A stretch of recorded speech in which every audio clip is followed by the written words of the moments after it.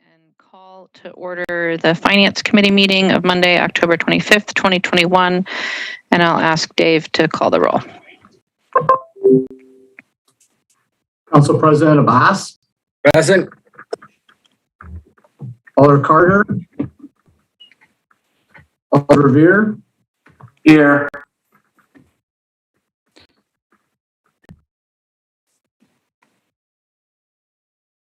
Alder Revere. Here. Alder Furman. Present. Alder Figueroa Cole. Here. Alder Curry. Here. Mayor, you have quorum. Thank you. We have no general public comment. So are there any disclosures or recusals on today's agenda? Alder Abbas? Quick disclosure on agenda item number 20. I work in a research park. My company have an office in research park. And also with this lab project, one or two engineers from my company is working on that project as well. So just a disclosure that should not impact my judgment or decision on the project. Thanks. Thank you, President Abbas. Any other disclosures or recusals on today's agenda? All right, seeing none, we'll move to the consent agenda. We have registrations on items 16 and 17, and we'll separate out our closed session items 18, 19, and 20. Are there any other items that alders wish to have excluded from the consent agenda at this time? I'm sorry, but I do Alder have Figueroa one. Cole? I do have one. Hold on, please. The one for the low income or the low income housing in downtown. I can't remember what number that was. I'm sorry, guys. Let me look it up. It's item 15, authorizing an agreement to support low-cost student housing. Exactly. Thank you. We'll exclude item 15 as well. Are there any other items that alders wish to have excluded from the consent agenda? All right, not seeing any then. So on the consent agenda then are items 1 through 14. And I'll note that the motion on 2 is to move the substitute. President Abbas, can I get a motion on the consent agenda, please? Move motion to approve. Is there a second? Second. It's moved and seconded to approve the consent agenda and the recommendations therein. Is there any objection to recording a unanimous vote in favor? Seeing no objection, we'll record a unanimous vote in favor of those items. And that will take us to item 15.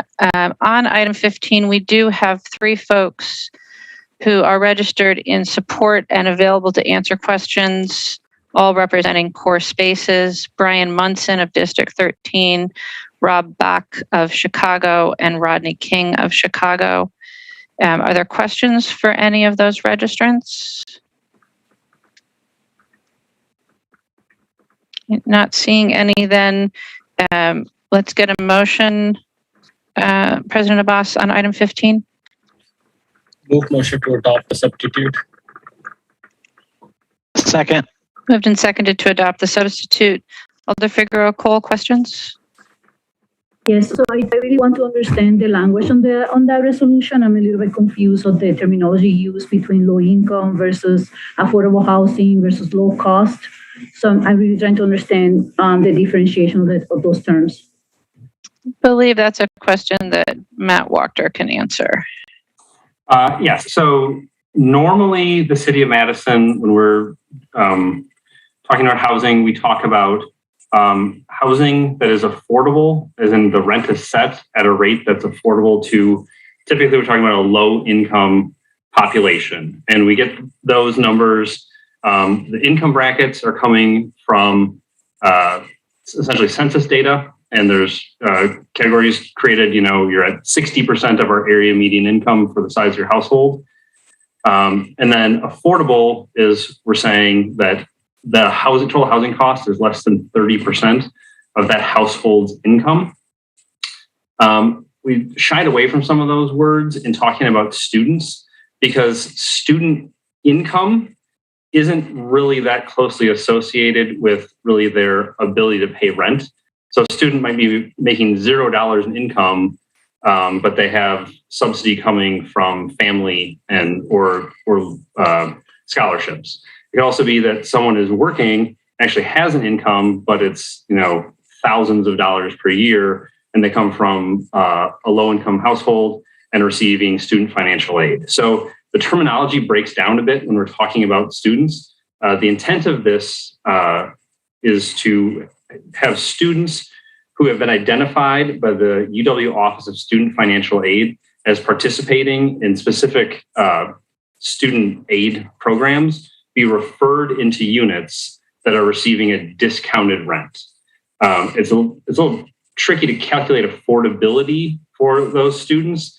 It's really part of a budget that UW Office of Student Financial Aid puts together. And the rents that we're talking about here are through conversation between Core Spaces and UW Office of Student Financial Aid are designed to be kind of below that budget threshold that office sets.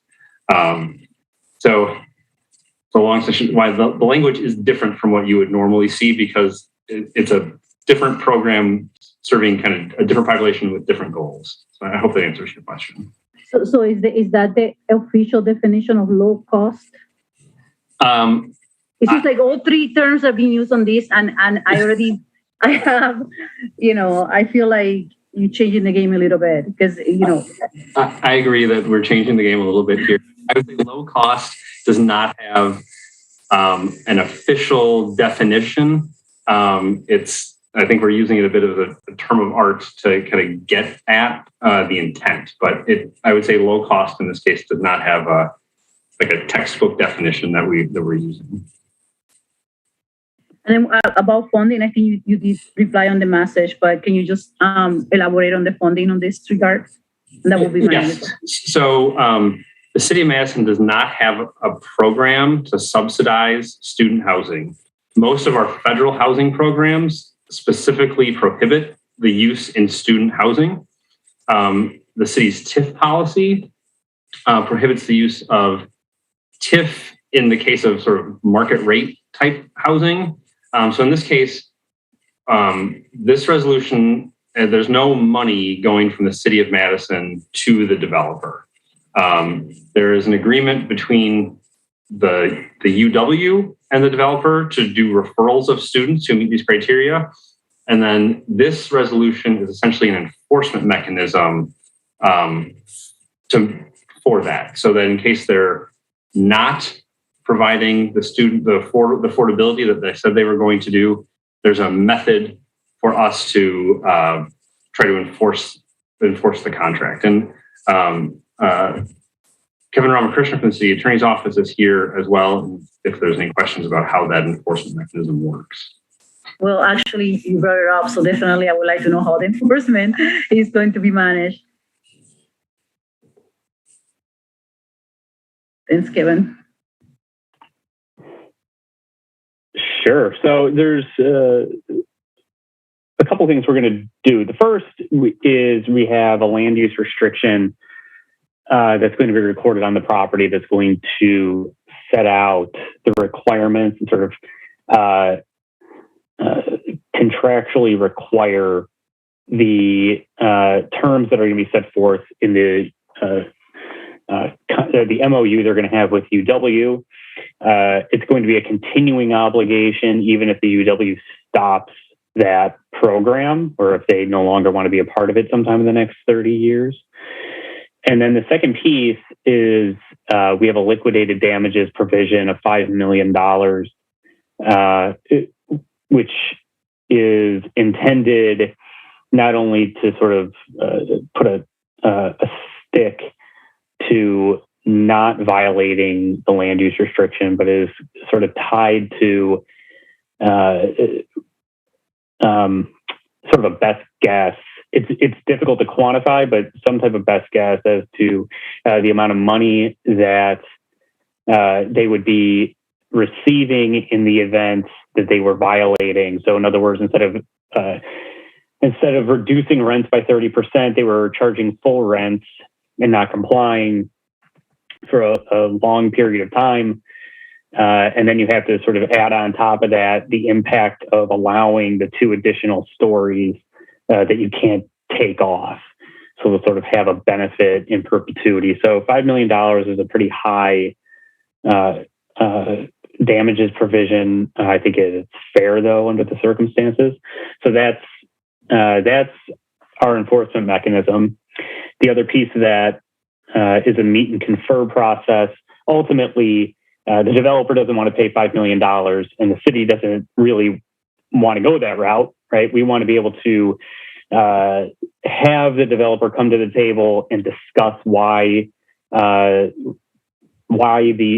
program is working or not working, and what can be done better or different. The particular concern that they have is, as I mentioned before, UW for some reason not doing this project or not doing that program anymore, and suddenly they are in a position where they can't comply with the requirements of the land use restriction. So everyone wants to just be able to come to the table and work out how it's going to look going forward. Thank you, Bo. I don't have any other questions. Thank you, Alder Figueroa Cole. Alder Bennett, do you have questions for staff? Yes. Go ahead. Okay. So, kind of going more into the enforcement mechanism, should CORE decide they no longer want to comply or are in non-compliance for several years, like, I don't know, like worst case scenario, who does it come down to? Does it come down to the city or UW to do that enforcement mechanism? What even is that? Because I know you said you want to bring them to the table. What if they're unwilling to do so? Like, is the city of Madison willing to bring legal action towards CORE if they do not meet this? This was part of the problem from the beginning. Is UW expects to have an MOU with no meaningful enforcement against the developer, other than to add beds for any deficiency sort of going forward, and that's fine. But it's not, it's not something that's going to prevent a willful developer who is making a business decision to violate the terms, right? So at some point you have to have a contract and a requirement that this is going to happen. You're going to have a penalty of some type. That's why we have the $5 million liquidated damages provision. We can also go to court, right, and force a specific performance so that they actually comply. Are we willing to do that? Yeah, because it won't be a very hard case. That's why we do our best to wrap it up in a contract as clearly as possible. With any luck, we wouldn't have to go to court. We'd be able to show you are violating this provision, and your option is to pay $5 million and release the land use restriction, or to comply. It is going to be the city that is the enforcer. Okay, yeah, that makes sense. Additionally, what happens as CORE has done with many of its projects downtown is like they build the project and then sell it to a different company. So what should happen if in the next 30 years CORE decides to sell its property? So the benefit of recording a land use restriction is that it goes with the land. So if they sell it, it doesn't go anywhere. The only way, other than a foreclosure, which would be a very different set of circumstances, the land use restriction is not going to go anywhere unless we release it. Gotcha. And okay, my next questions are for Matt. I know I came in late, so I hope I'm not asking you to repeat something you already have. But could you like go over like a breakdown of like the financials of the issue? So the average unit cost is $1,100, and they're getting a 30% discount on that. Am I understanding that correctly? So, so it's a bit complicated because it's another quirk of student housing versus the rest of the housing market is that these in this project, it's likely that that beds will be rented, not units, which also just doesn't comply with the way we normally would do things. So as you can imagine, someone has a 1-bedroom, that bed is going to rent for a lot more than a bed in a 5-bedroom unit. So the way that they've structured it is that the discount is not tied to certain units throughout. It's just a certain number of beds, depending on how the referrals come in. But yes, it's not uncommon for a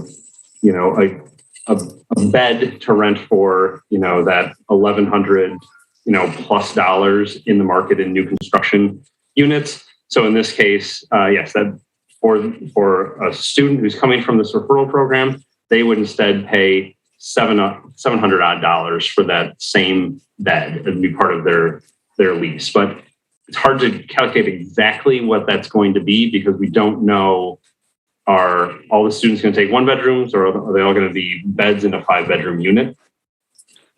But the 30% discount is part of a conversation that came out of talking to UW, where UW talks through sort of how they create budgets for students who are in these specific programs.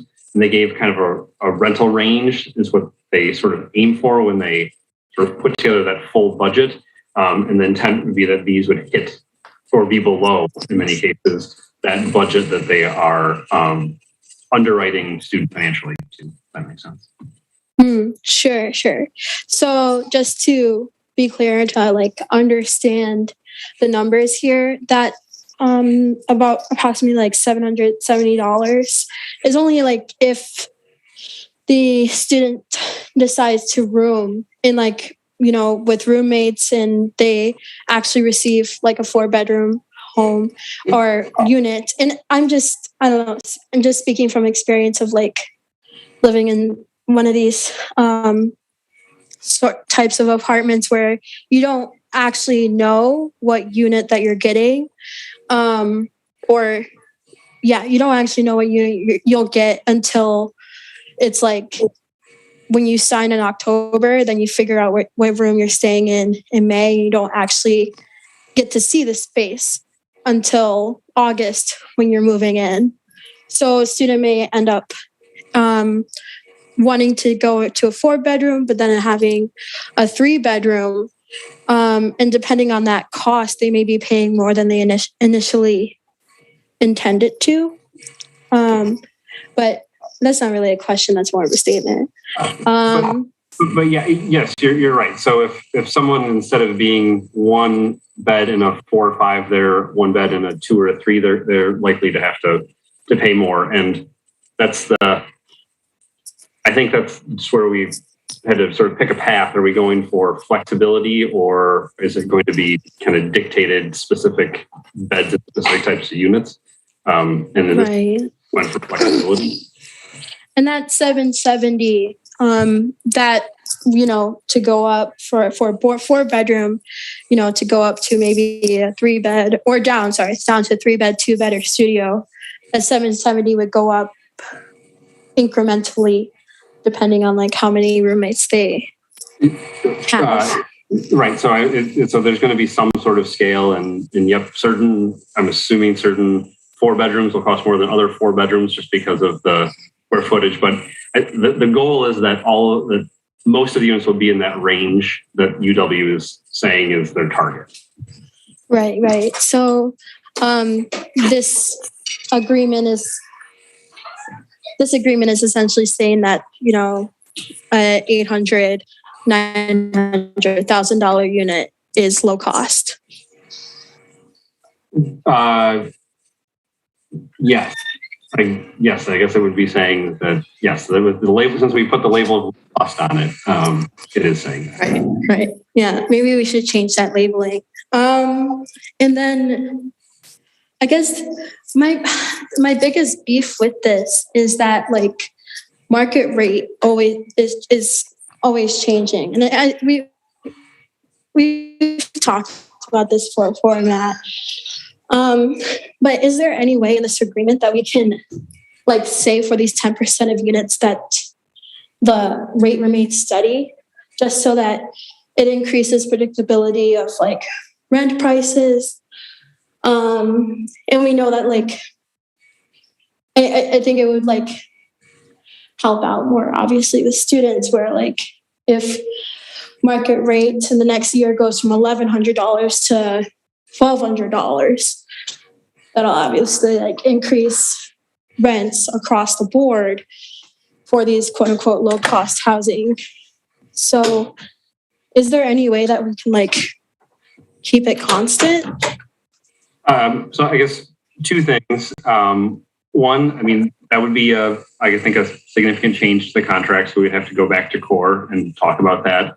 And then number two, I do just want to point out that this is the first time that we've done this. There's not a lot of national models for delivering lower cost, try out that language, lower cost student rentals in new construction units. This sort of concept is based on a paper that the Housing Strategy Committee wrote 6 or 7 years ago. And this is the first time we've had a developer really sit down at the table and try to figure out the mechanics of it with us and sort of where the right number of units at the right discount to still be a viable project without subsidy was going to be. So something super magical. We're not basing this off of a federal program. So we are kind of figuring this out as we go, just to be honest. Yeah, definitely. I know it's been a while since we've been in these discussions. So yeah, I appreciate it. I think I'll just wait until it's like discussion time. But yeah, thank you. Thank you, Alder. Alder Carter, we're on questions for staff on item 15. Welcome to the meeting. You're muted, Alder. Thank you. Is our legislative liaison on the meeting today? You mean council staff? Like Nick, I think his name is. No. Okay. Then I'll take council staff. I don't believe Wisconsin is a rent control state. Is it, Attorney Haas? It might be Attorney Ramakrishna. Oh, okay. I'll take him too. Well, I'll start asking you questions. What do you mean by that? We don't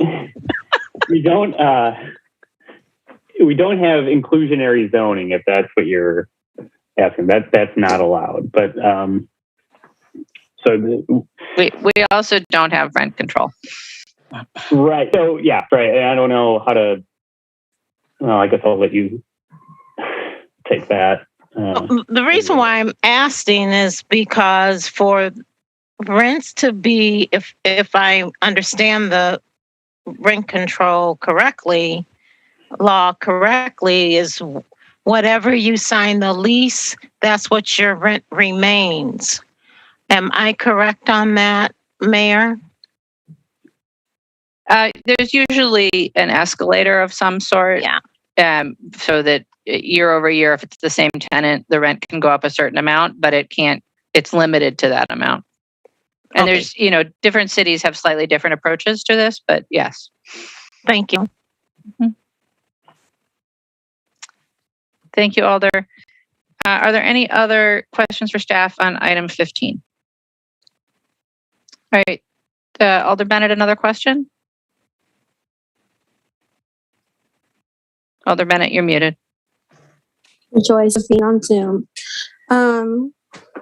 Yeah, and just like to, I guess, to clarify, this agreement is like trying to help out with finding a more, what am I trying to say, like creative solution, given we don't have rent control or inclusionary zoning, correct?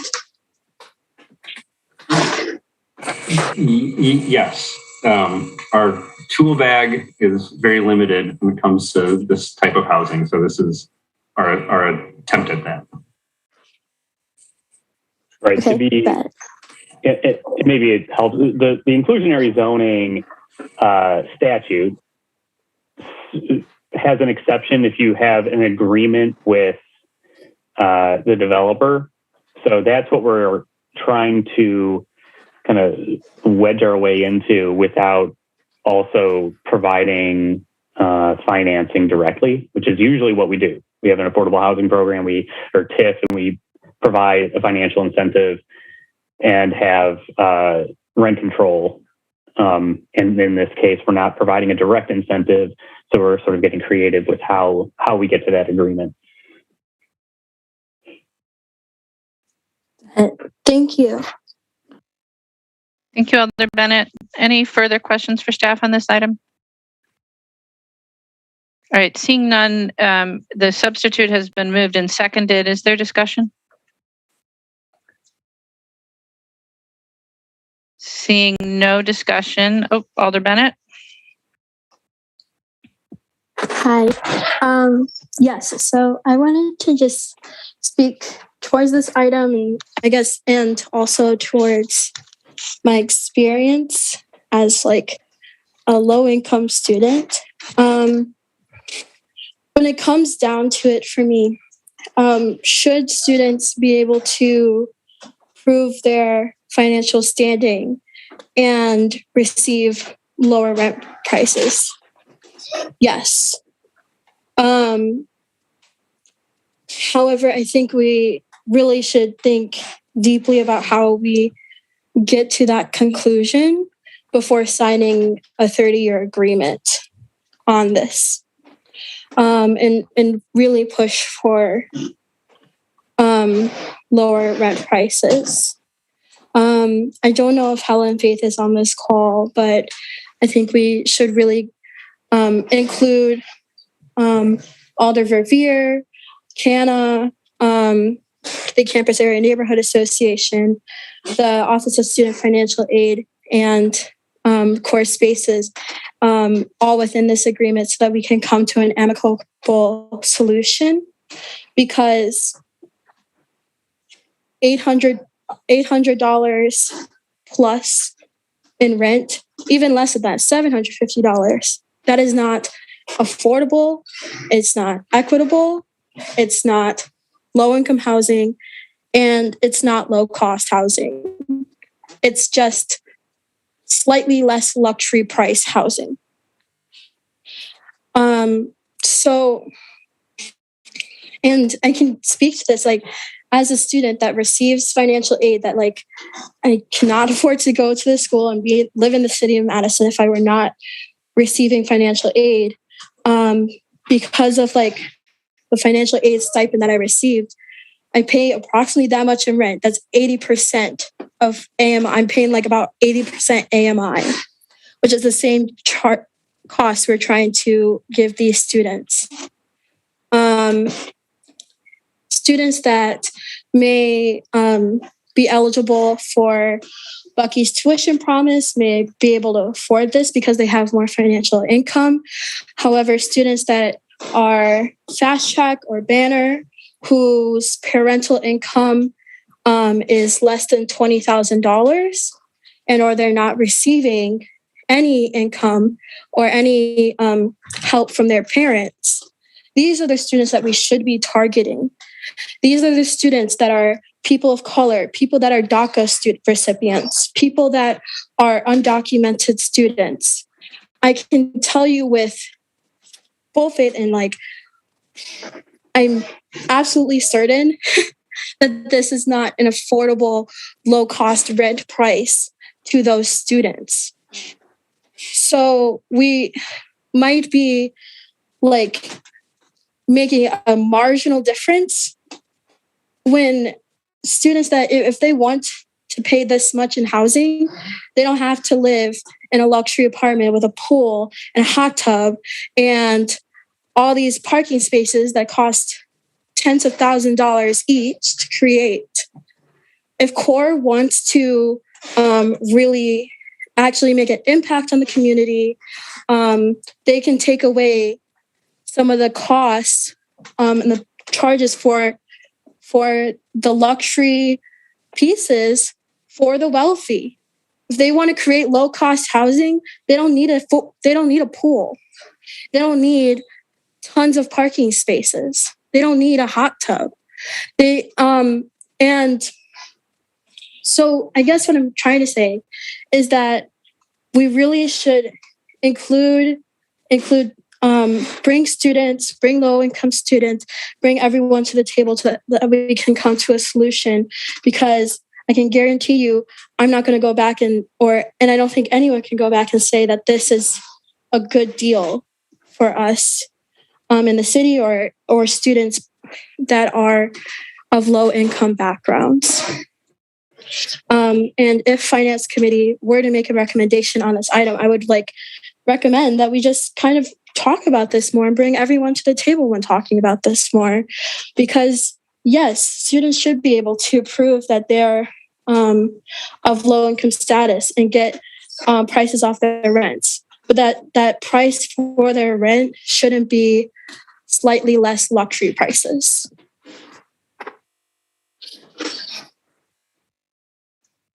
Thank you, Alder Harrington McKinney. Madam Mayor, I would like to yield my space and hear what Alder Revere has to say, and then I'll come back if that's permissible. Absolutely. Thank you, Alder. Thank you. Alder Revere. Thank you, Mayor, and thank you, Alderperson McKinney. I would like to, although we've passed this point, Mayor, I would like to, without objection, ask one or more of the registrants to respond to the question, please, if that's permissible. Is there any objection to bringing in one of the registrants at this point in time? I'm not seeing an objection, Alder Revere. Thank you. So I'd like one of the representatives of Core Spaces to please respond to the following question. Most likely it would be Rob Bach or Rodney King, whichever chooses to respond, or both of them. But anyway, the question is fairly simple. Is that they have obviously heard Alderperson Bennett's concerns articulated here, and she obviously speaks of great experience, given that she is a university undergraduate and a former resident of actually one of the projects that they developed downtown, specifically the James. So my question of the development team is this: would they be willing to agree to do what Alderperson Bennett is suggesting, and that is have a conversation about the specifics of this agreement? I, for one, was not a party to any of the negotiations, and that was left up to the city attorney's office and the planning director and the UW Office of Student Financial Aid. So that's my question: is would they be willing to continue the conversation about the aspects of this agreement? Rob and Rodney should have a prompt to unmute yourselves. Brian, you are unmuted. Sure. Thanks, Alder Revere. This is Rodney King of the Core Spaces. We've started and continued those discussions with the Campus Area Neighborhood Association. So we set up a steering committee to have these discussions, and we're presenting this information to them and getting real-time feedback. So I think we're doing what Alder suggested already, and Rob can add on to that if necessary.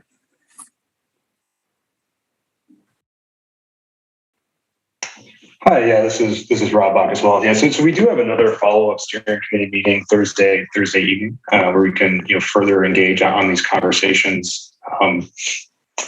So you can definitely continue the conversation. I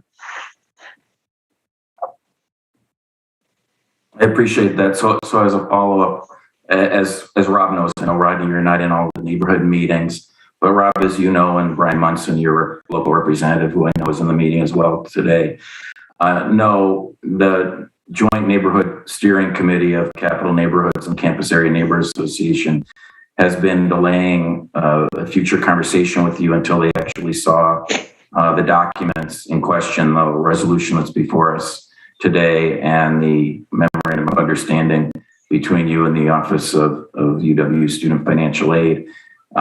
The latter of which apparently has not been finalized yet. The last draft I've seen is from over a month ago, September 22nd. So would you object to us referring this matter tonight to the next Finance Committee meeting so that we can have fruitful conversations at the neighborhood level at the previously scheduled meeting this Thursday night? Because we obviously have not really gotten into the details of either this agreement or the MOU at those meetings yet.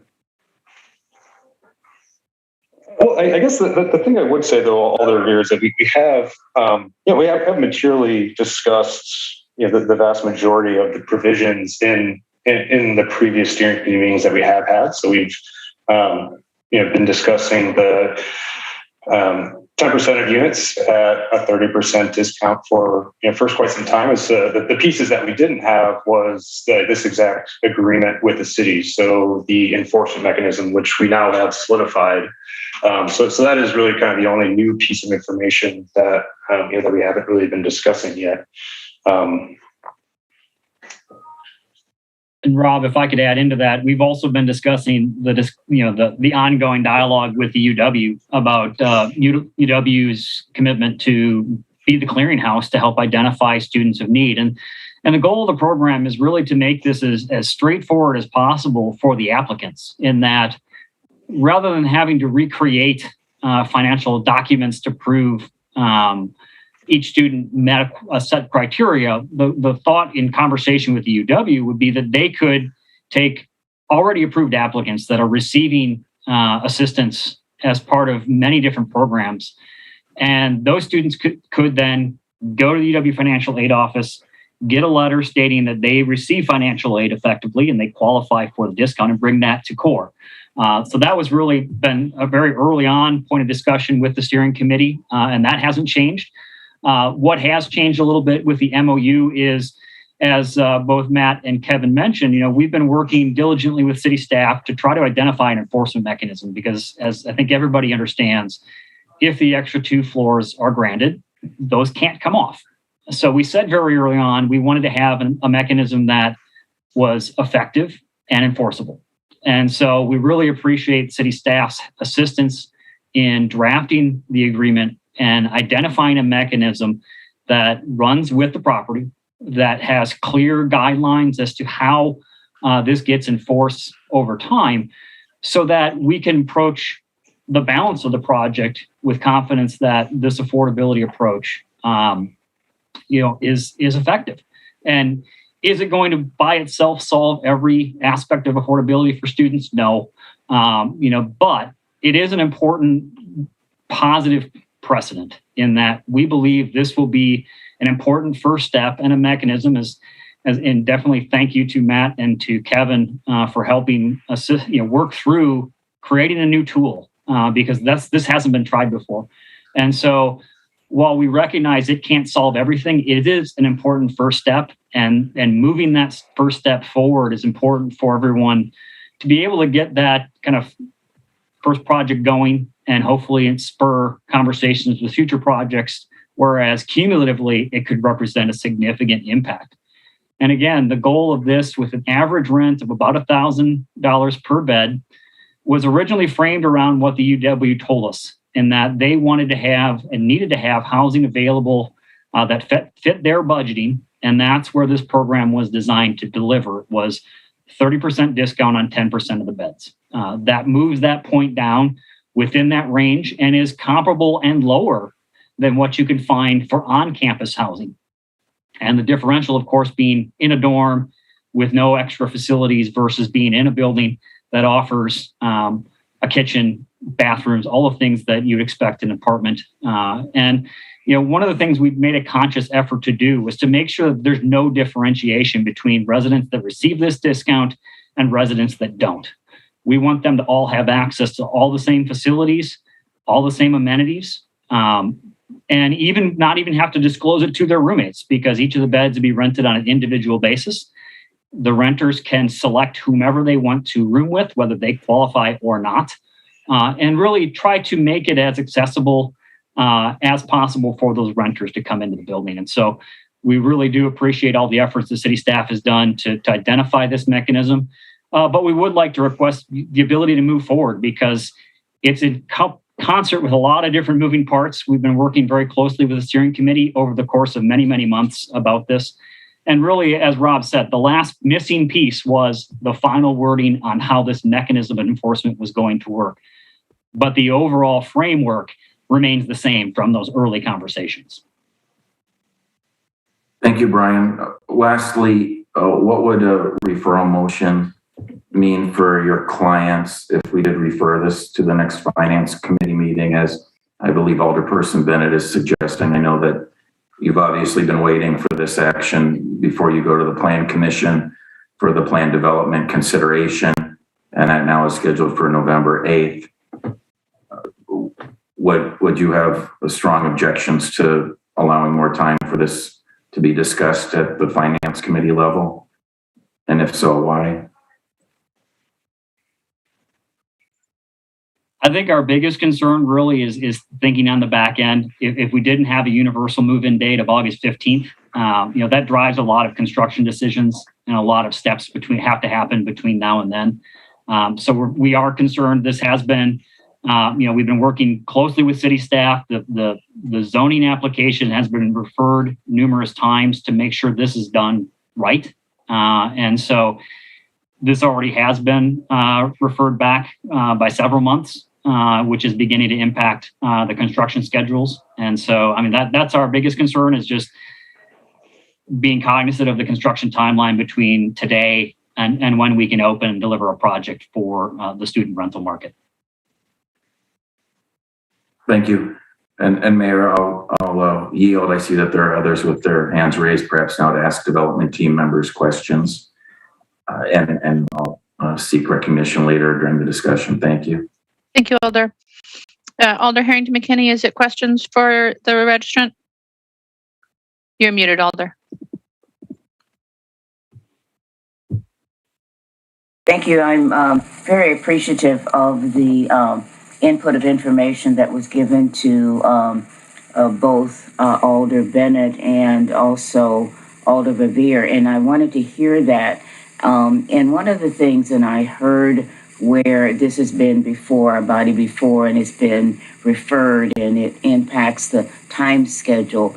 And I also heard getting it right. And so I will ask, and I don't know if this goes to Brian and who this question goes to, is that if a referral is in line to really get the voices at the table to get it right, rather than having to put something in place that really won't be a fit. That timeline, and I heard August timeline, is there a possibility that, as Alder Verveer recommended, this would be referred to the next finance committee meeting to be able to get that right? Would you be able to work within those timelines to make sure that we get all the information and all the voices heard, so that when you come out of that meeting, we will have an opportunity to say that we made every attempt to get this right? I hope that there was a question tied into that. So, Alder, just a point of information, because our registrants may not know, our next finance committee meeting, I believe, is November 22nd. Just somebody, Brian, perhaps from the development team? Well, I can speak to briefly the schedule that this has been on. This has been introduced. The zoning component of it was introduced many, many months ago. We have continued to have steering committee meetings throughout to address and talk about everything from design to parking to circulation to the historic facade integration to the design of State Street. And all along the way, we've been sharing the information about the mechanics of this agreement being 30% discount at 10% of the beds. from a scheduling standpoint, the track that this is currently on was to try to deliver the affordability agreement components get that set. That would be, of course, going to next week's Common Council, followed by a Plan Commission on the 8th for the zoning components, and back to the council on the 16th. A referral to the 22nd would be effectively another month, give or take, to be able to then bring that back to the council, back to the Plan Commission. And so I think, the nice thing about this, where we sit today, is that, this agreement effectively was drafted by staff. Core Spaces has agreed to the components outlined therein and agreed that it is an important first step to deliver a piece of the student affordability. And I guess the question I would have would be more about what would change, because we know this works without having to request any TIF subsidy or any tax credit subsidy, that this is effectively internally funded. And borrowing a page from inclusionary zoning, which many of us remember from way back when, that talked about bonus density being a mechanism to help support, affordability. And in this case, the Urban Design Commission agreed that the extra height was appropriate.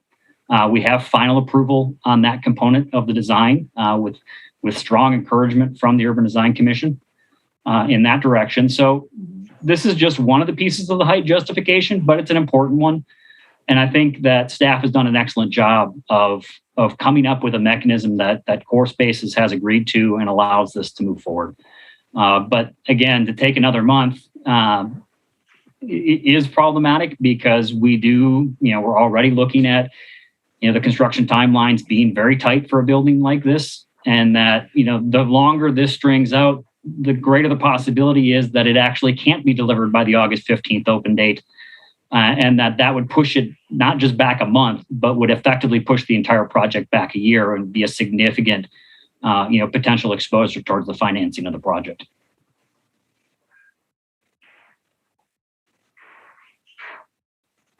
Alder Bennett, questions for the registrants? Yes, if I may, I understand I'm not a finance committee member. However, Amal Goyal, former president of the Campus Area Neighborhood Association, is on the call. And I would ask if it's permissible if they would be able to speak towards this matter, as I believe they would be able to provide valuable insight as well.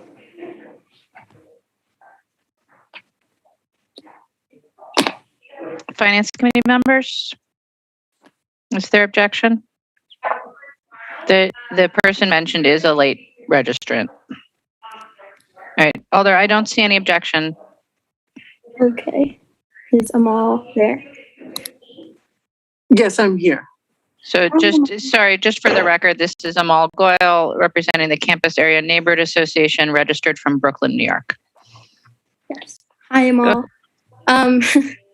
I was hoping you could lend some insight into the conversations that we've had in the steering committee. I know it's been lengthy.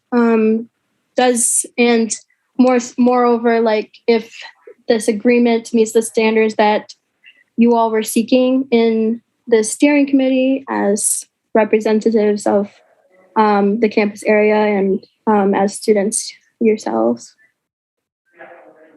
Sure. Thank you for asking me to speak on this issue. I can definitely say that we have worked quite a bit with the developers over the past several months on this aspect of the development. Now, one of the things that has been a pending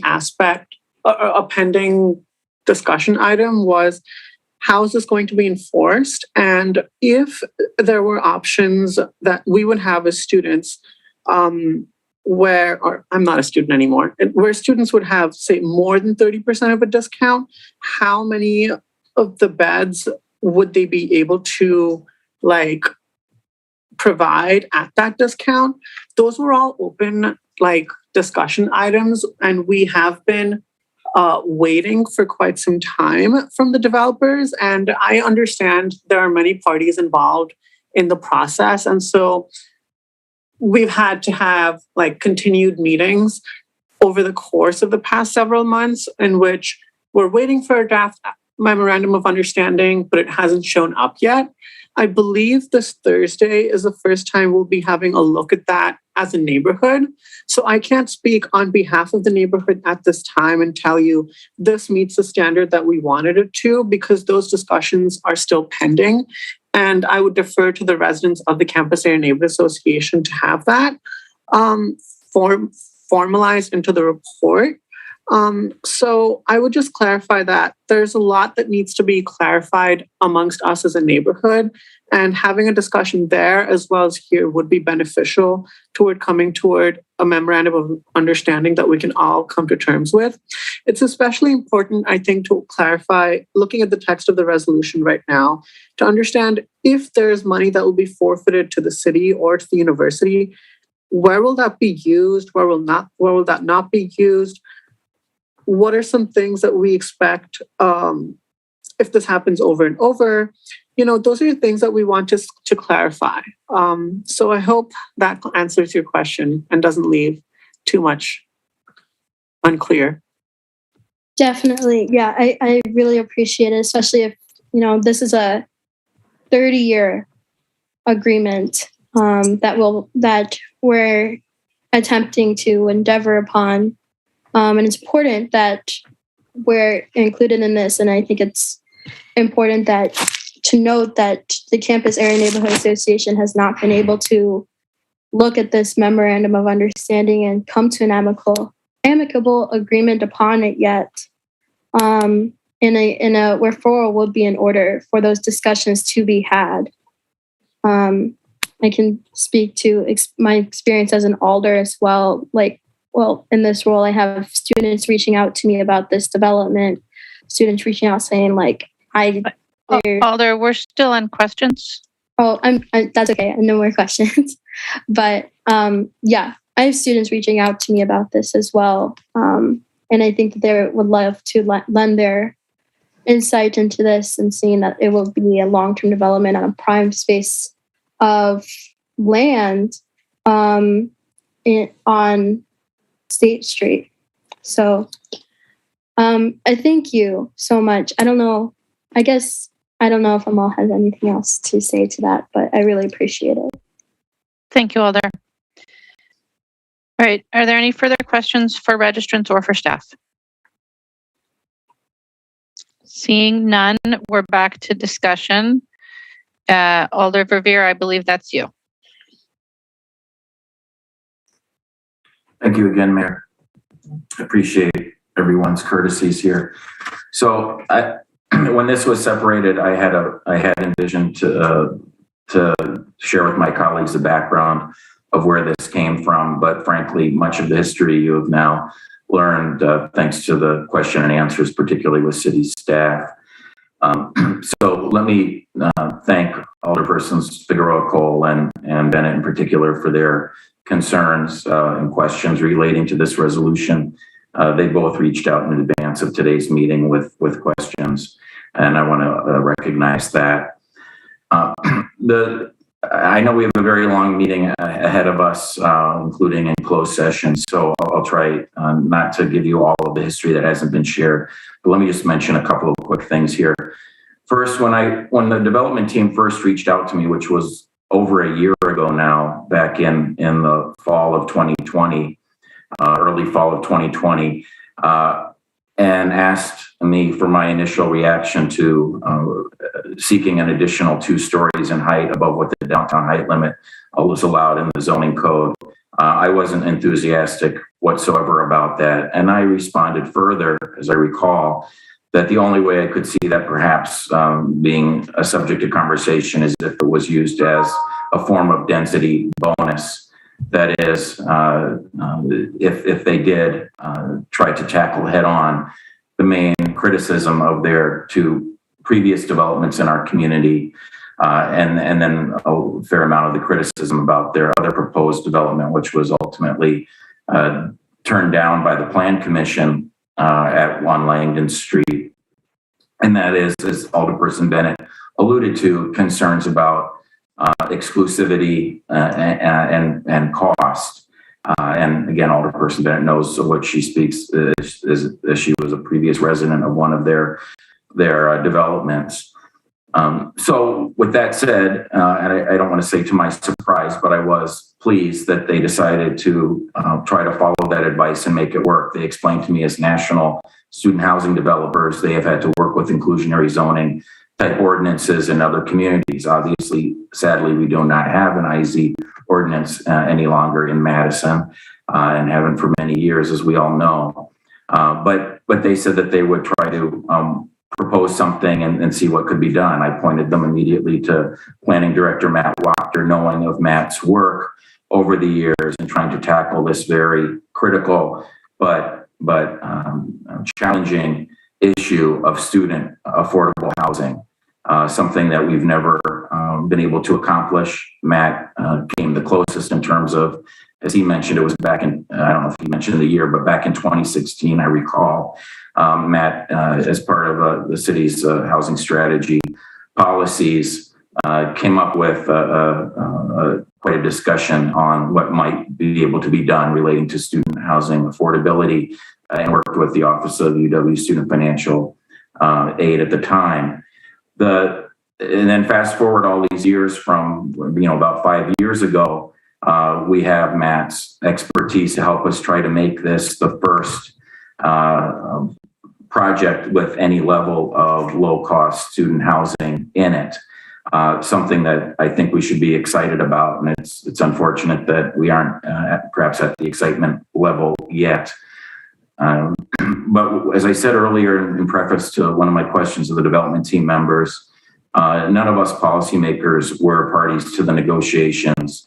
Indeed, it is true that the general concepts were discussed at neighborhood steering committee meetings that both myself and Alderperson Bennett have attended, but we were not, parties to the actual agreement that's before the members of the committee this evening.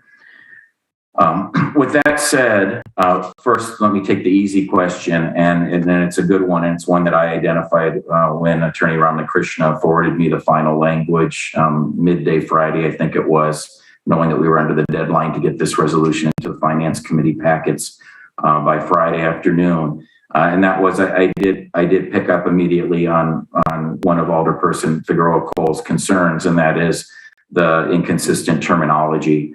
And it's one that I think many of us have struggled with discussing our affordable housing crisis in our community is what is the definition of affordability, low cost, lower cost, and other terms.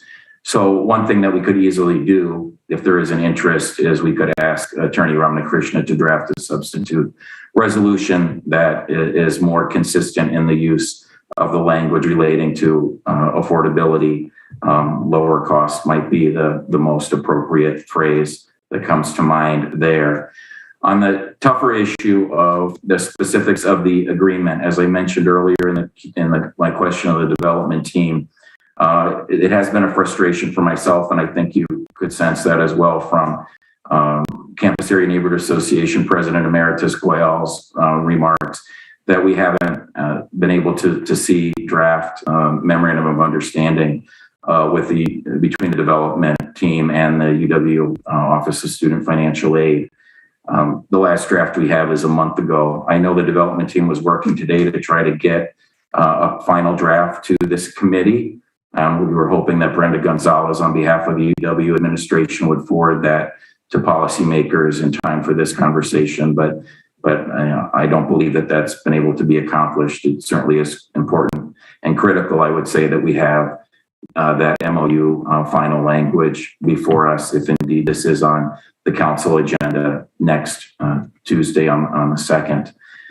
With that said, given the development team's objection to referring this to the Finance Committee, I would support proceeding today with this resolution. But it's important that between now and the council meeting on the evening of the 2nd of November, that we have a thorough vetting and conversation at Thursday night's neighborhood steering committee meeting with the development team on this. If anyone that's listening to my voice has an interest in participating in that conversation, it is a Zoom meeting this Thursday at 7 p.m. Yes, it conflicts with the Packers game, but if anyone's interested, I can certainly forward you the Zoom link to join that meeting. I consider it a public meeting, and anyone that's interested is welcome to attend that at 7 o'clock on Thursday. So I do support moving forward today with this resolution. But as I say, between now and the council meeting on the 2nd, I hope that we can work to address all the unanswered questions, try to perfect the agreement, certainly on an easier sense of what can be accomplished over the coming days as a substitute resolution, making the language more consistent. In closing, I was excited when I received word that the city attorney's office had found a way legally to try to make this notion of more affordable student housing available to us. Because frankly, in the first conversation I had with the city attorney's office, and it wasn't with Attorney Ramakrishna, by the way, but rather our departed colleague, Attorney Strange, there were really tough concerns that legally we could make this work given the state Supreme Court ruling invalidating our inclusionary zoning ordinance and the statute, the Wisconsin statute going back many decades now, prohibiting rent control, that we could make this work and make it binding through a deed restriction, through a land use restriction. So I am excited in the sense that our legal team and the development team's attorneys agree that it is lawful for us to do this, to enter into a land use restriction, a LURA, as the acronym is known, because frankly, core spaces record in our community is one of developing buildings downtown and then pretty quickly selling them or flipping them to an operator, an holder of student housing. And so I was concerned that although assurances from CORE to the contrary, that their business model had changed and they would be holding this project, if approved and built for the long term, that it easily could be sold at any time. And this affordable housing agreement, again, excuse the terminology, but that this agreement could be easily refused by whoever the successor owner is, or for that matter, could be dropped at any time by CORE. So legally having this as a land use restriction eases my concerns substantially that this isn't just a trust me sort of density bonus sort of thing when this goes before the Plan Commission, again, most likely on November 8th. So I do support moving forward at this time and hope that we can work over the coming days between now and the next common council meeting where this will appear on the agenda to perfect the resolution that's before us. Thank you. Thank you, Alder Furman. Thank you, Mayor. I'd like to put forward a substitute motion to refer this to our next finance meeting. It's a substitute motion to refer. Is there a second? Second. It's moved and seconded to refer. Alder Furman. Thank you, Mayor. I think this is just too important for us to be rushing this. I appreciate all the work that everybody's been done on it, has done on this, but do feel like it needs more public feedback as well and input, as well as involvement of the alders. I think I understand that this was not easy to put together, but I think the fact that I'm hearing that alders were not really told about much or seen the final until Friday, and then obviously the community hasn't had an opportunity to talk about it, is just a strong sign that this needs more time. We can't do this over if we do it wrong, and since this is the first time we're doing something like this, I think we need to get it right. And so I think with that additional time, there'd be an opportunity to do that. Thank you. Thank you, Alder. So the motion then is to refer to the next Finance Committee meeting. Alder Figueroa Cole. I do understand the timing concerns, but we're talking about a month versus a 30-day project. So I just don't see what the big deal will be to just take our time to do this. And obviously, staff has come up with very, very creative ways to get this done, which is kudos to them. but we have heard live experiences that cannot be should not be minimized, and I think this is an opportunity to just make sure that we put the tweaks in needed to make this even better than what it already is. Thank you. Thank you. The motion is to refer to the next Finance Committee meeting. Is there any further discussion? Seeing none, is there any objection to recording a unanimous vote in favor of referral? Seeing no objection, we'll record a unanimous vote in favor of referral. That item is referred. And that brings us to item 16. Item 16 is Legistar 67975, resolution by title only authorizing an agreement with the county regarding non-congregate hotel sheltering. Just so all know, the recommended motion on this item is to place on file, but we do have one registrant, Maddie Reese of Wanakee, wishing to speak. Can you repeat that, Mayor, about having it on file? I didn't hear that. The recommended motion tonight is to place this on file, which means to not pass it. Oh, so you won't be passing it? Oh, okay. I can yield my time then if it's not going to be passed today. All right, thank you. Thank you. All right, so on item 16, President Abbas, a motion, please. Move motion to place on file. Is there a second? Second. Moved and seconded to place on file. Is there any questions or discussion? Seeing none, is there any objection to recording unanimous vote in favor of placing on file? Seeing no objection, that item is placed on file. And that brings us to item number 17, which is Legistar 67496, the 2022 Executive Operating Budget. We have a number of registrants on this item. And so I'll ask folks, as they're speaking to this item, we do have the full budget in front of us, but we also have a number of different amendments. And so if you are speaking to a particular amendment, if you could please let us know what number amendment you're speaking to, that would be helpful. All right, so we'll start with Dan Steiber from District 1, to be followed by Kim. Thank you, Mayor. I'm Dan Steiber. We live on the west side of Madison. And about a week and a half ago, we had a break into our residence that fortunately I was alerted to with our cameras. I was able to confront the individual and verbally force him back into his car. Nobody was hurt and nothing was stolen, as opposed to some of the unfortunate other incidents around the city. The police that I called and that were extremely helpful over the telephone, but they told me they were too understaffed to investigate since nothing was stolen or anyone hurt, which I can understand. For background, we retired from Appleton to Madison after 40 years up in Appleton. We came down here for the quality of life and the natural beauty in the area. We were aware of the crime in this area, but not to the extent that we experienced when we came down here. And after we did arrive, we built a home in the area. We were really surprised at the amount of crime, poverty, homelessness, and drug activity in the metro area. Considerably more than we ever encountered when we came down here as guests to the city. And we moved in here with all this going on around us. We were really confused with the current city administration and some council members' anti-police view and statements.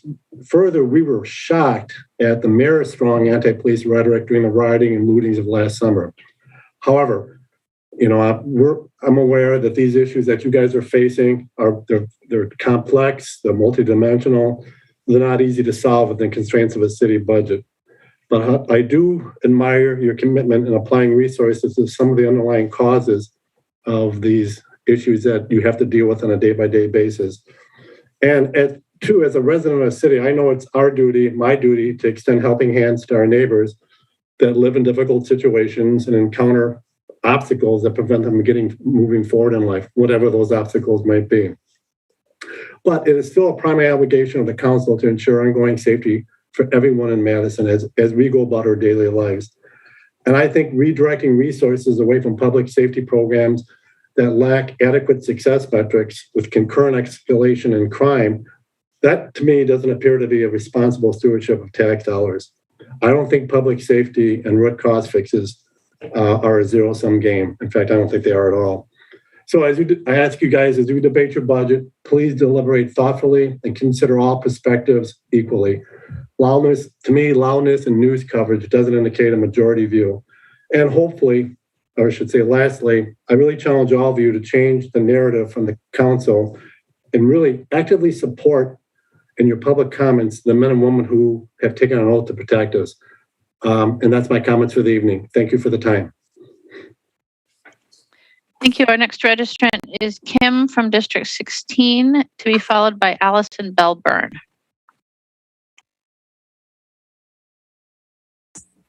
Good afternoon, Madam Mayor and Finance Committee officers. I support the operating budget as written, but I oppose the irresponsible amendments of number 17, 18, and 19, which make no sense. I'm an advocate for safe neighborhoods and overall safe communities. I see this as a serious community safety issue. The Madison Police Department is already severely understaffed. They're working extended shifts, and they are being called in early to work shifts because of staffing shortages. Attrition could be the highest ever, yet at least four of you alders have introduced these three ridiculous amendments, openly asking for more staffing reductions. Even though the mayor authorized 8 new MPD staffers to cover the annexation, the annexation of the town of Madison, these irresponsible amendments would wipe them out, and in addition, costing 3 more officers. And this is at a time when violent crime and reckless driving is increasing. According to different sources, Madison has grown anywhere from 13 to 16% in the last decade. Near me, on the Far East Side alone, in an area between Cottage Grove Road and Milwaukee Street, no less than 10 major multi-unit complexes have been built in the past 2 years or are now under construction. That accounts for well over 1,000 new units, equating to 1,000 to 3,000 people. And that does not include the hundreds of new homes in the Grandview Commons, the Meadowlands, and the Autumn Lakes neighborhoods. Now think about that citywide, and then add in the 5,000 residents of the town of Madison we're about to attach to the city of Madison. One can only stretch a rubber band so thin before it breaks. This is not about not funding CARES. The CARES pilot has some promise, but it's not a replacement for MPD, and it needs to be funded by other means than taking from MPD. Gain the respect of city residents, and especially your own constituents. Do the right thing, do the intelligence thing, do the safe thing, do the responsible thing, and oppose amendments 17, 18, and 19, and ensure appropriate funding for the Madison Police Department to keep us all safe. Your votes will be officially well documented and shared, and have a good evening. Your next registrant is Allison Bellburn of District 12, to be followed by Fabio Mora Arietta. Looks like Allison is not with us. Right, so then Fabio Mora Arietta of District 12, to be followed by William Sales. Can you guys hear me? Yes. Thank you. Thank you for your time, and thank you for the previous 2 participants in the meeting. Is very welcoming to have this type of debate. I will change what I was planning to say, because I think the first participant illustrate perfectly what is being discussed here. Even though that I understand that right now we have to make a decision, right? Should we pour more money into policing and incarceration? The big number over there is $25 million. Or should we defund this money from police and incarceration and try to address the root causes, right? So the first participant today in this topic, at least, mentioned that he already experienced some crime, and what his solution, which is very understandable. I probably, without reading a documentation from experts in the area, is, well, let's put more money in police, but let's push pause there for a second and let's just go back in time. We have been putting money into police and incarcerations for years. Nevertheless, your house and your family were at risk, or at least you perceive they were at risk, and you have to confront someone to go back to your give back your property. Or I didn't quite understand if that was something being robbed or not, but you have to act. And then your natural reaction is like, well, let's put more money into police. Well, we have been doing that for years, and that doesn't prevent those crimes. We have to start, and we can keep doing this. Let's push now instead of going back. Let's push forward. Let's invest $25 million in a bigger jail. Almost 200 million. I don't even know what is the new number now for the jail.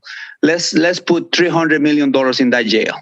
Let's put more money into police, which is what we have been doing. Then what?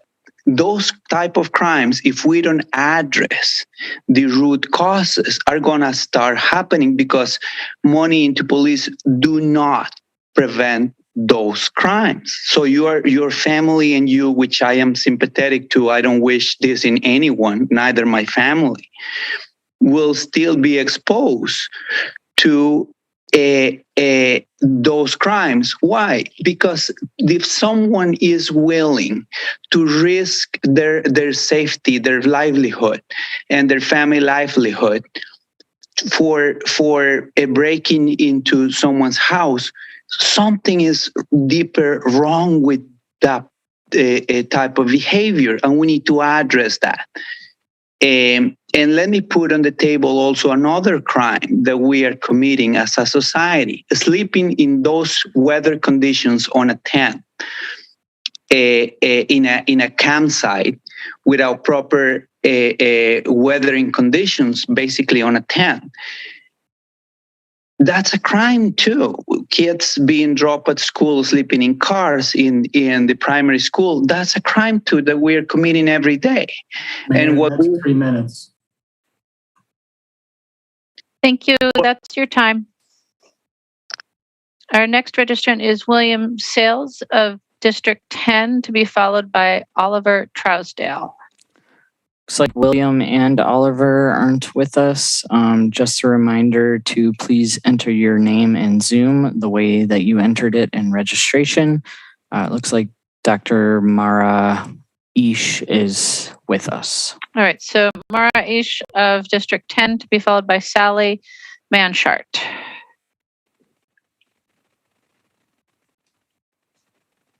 Mara, you should have a prompt to unmute.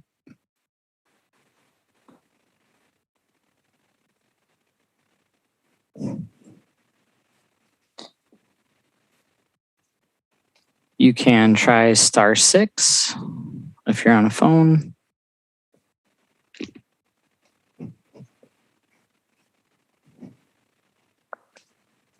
All right, let's come back to Mara then and go to Sally Manshart of Oregon, to be followed by Greg.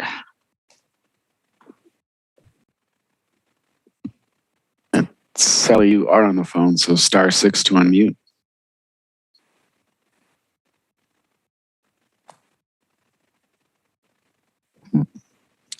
Looks like we lost Sally. Okay. Then Greg from District 4, representing Reshaping Madison Together, to be followed by James Steinbach. Looks like we do not have a Greg with us. I appreciate our tech staff. James Steinbach from District 9, to be followed by Nicholas Lumos. Good evening. Is it evening? Yeah, almost. Almost. Yeah.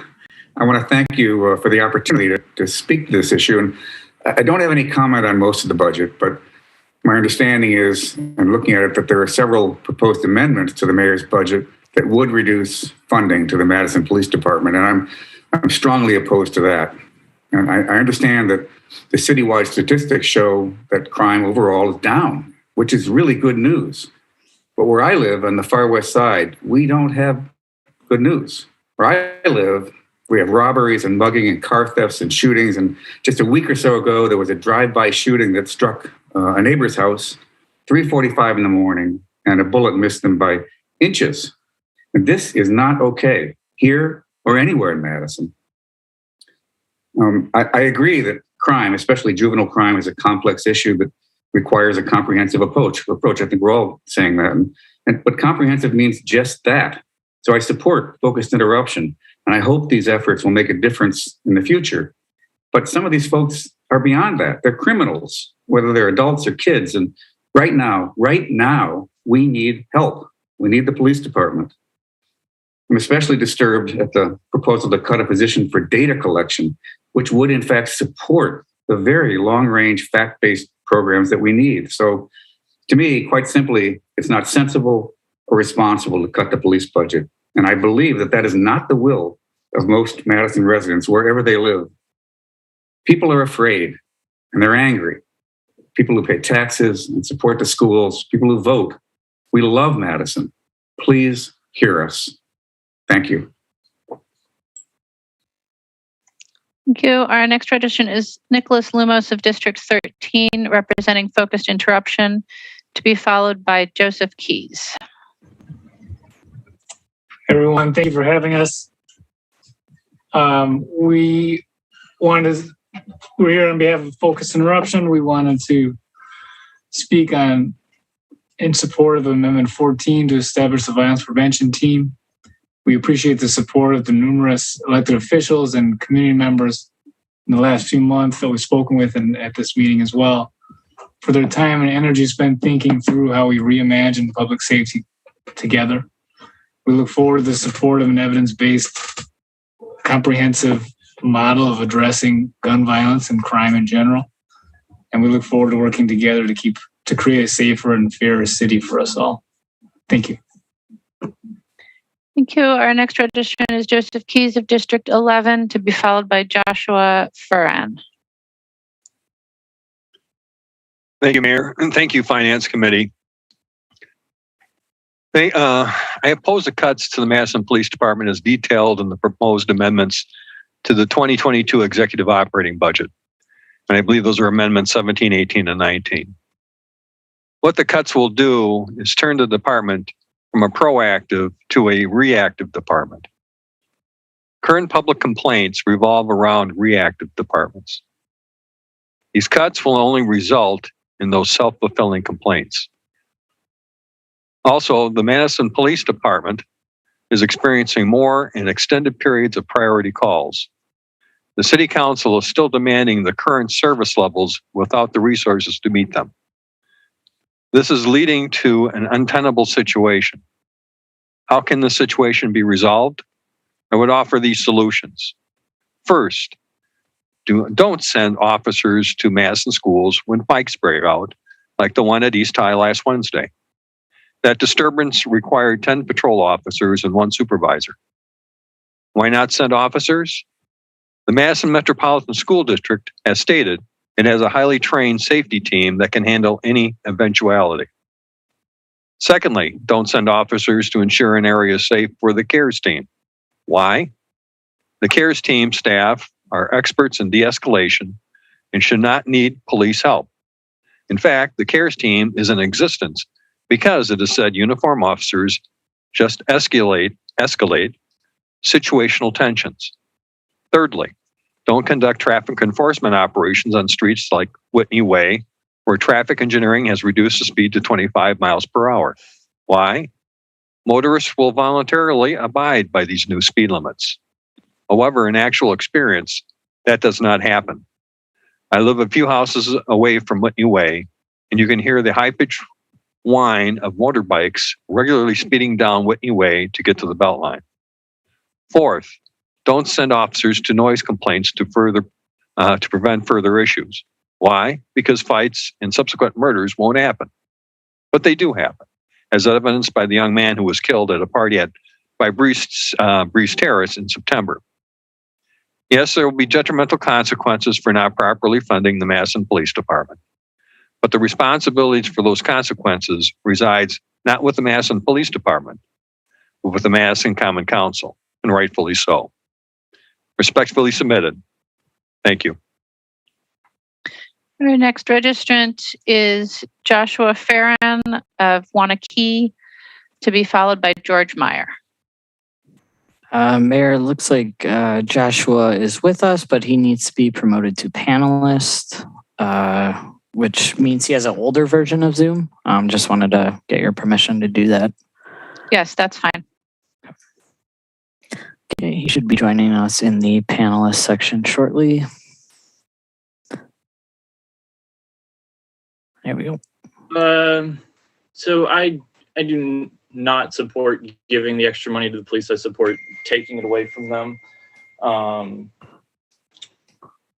The Madison police are already overfunded. The officers on horses, they ride around these horses all the time and don't do anything while they're on these horses besides look big and tall. Yeah, there's a lot of all these issues that people have brought up would have been fixed if increasing the police budget would fix them, because we've done that every year forever, basically. So should take more money away from the police, basically. And that's all I got. Thank you. Our next registrant is George Meyer of District 9, to be followed by Anthony Cooper. Good evening, Mayor and members of the Finance Committee. My wife and I live on the corner of Tree Lane and Randolph Drive on the far west side of Madison, in a wonderfully diverse neighborhood we love. We are asking you not to approve the budget amendments reducing funding for the police department budget. Let me give you our recent experiences.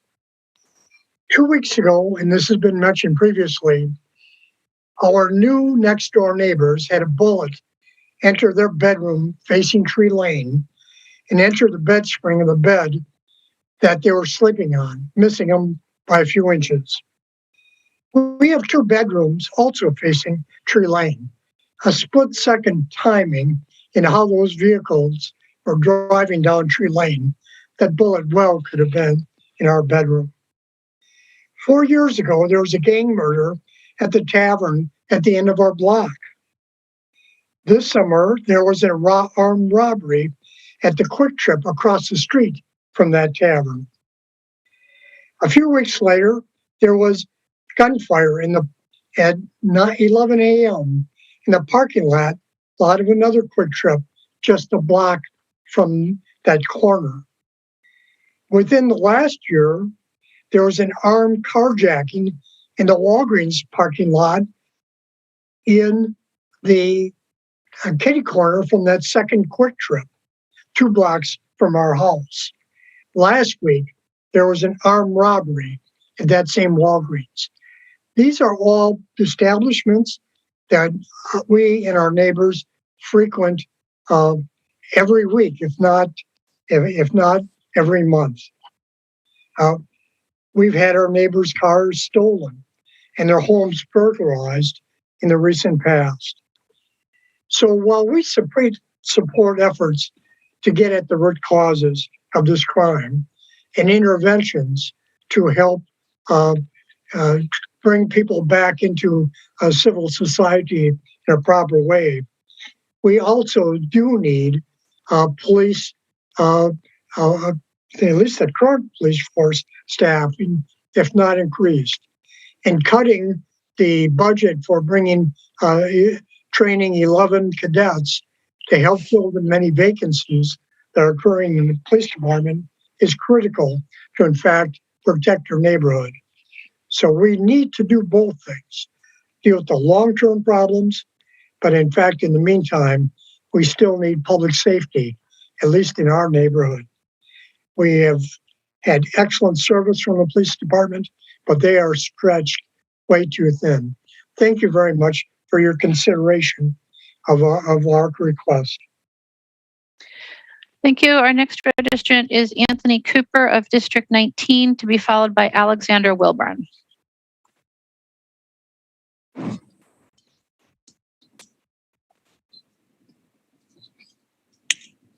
Hello. Sorry, can you hear me? We can. Oh, thank you. Hello, Mayor. Again, just like my colleague, Nick Loomis has mentioned, just want to make sure they wanted to say thank you for the support, but then also here in support of Amendment 14. You know, as the young man that was just on the phone, just on the Zoom call just a second ago, just saying as far as all the things that are happening in our community, us as our organization, we want to make sure that we're here to support as much as possible, but knowing that we have to, in order to combat the situations that are going on in our community, that we have to be able to do this together and being able to push forward. Thank you so much. Thank you. Our next registrant is Alexander Wilburn of District 2, to be followed by Shael Akins.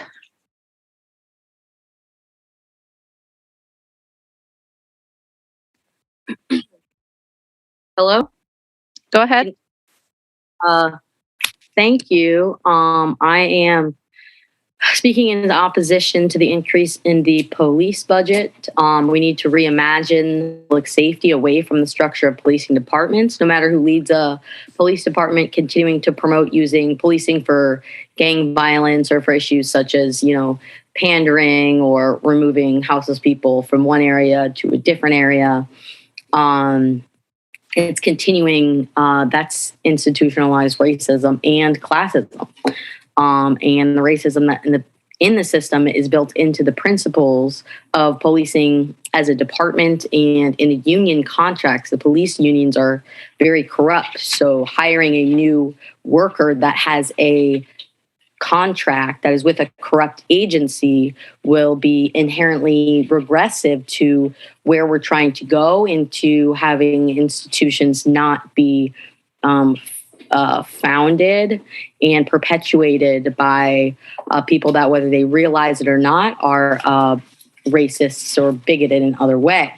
To address the policing the tough on crime narrative, it doesn't work. It's never worked. We can look back at the 1994 crime bill, or we can look back to the Reagan and Nixon administrations and the federal administrations, and then how that transcribes to the policing procedures in our cities. And gun violence is tragic, but more police and continuing to arrest people for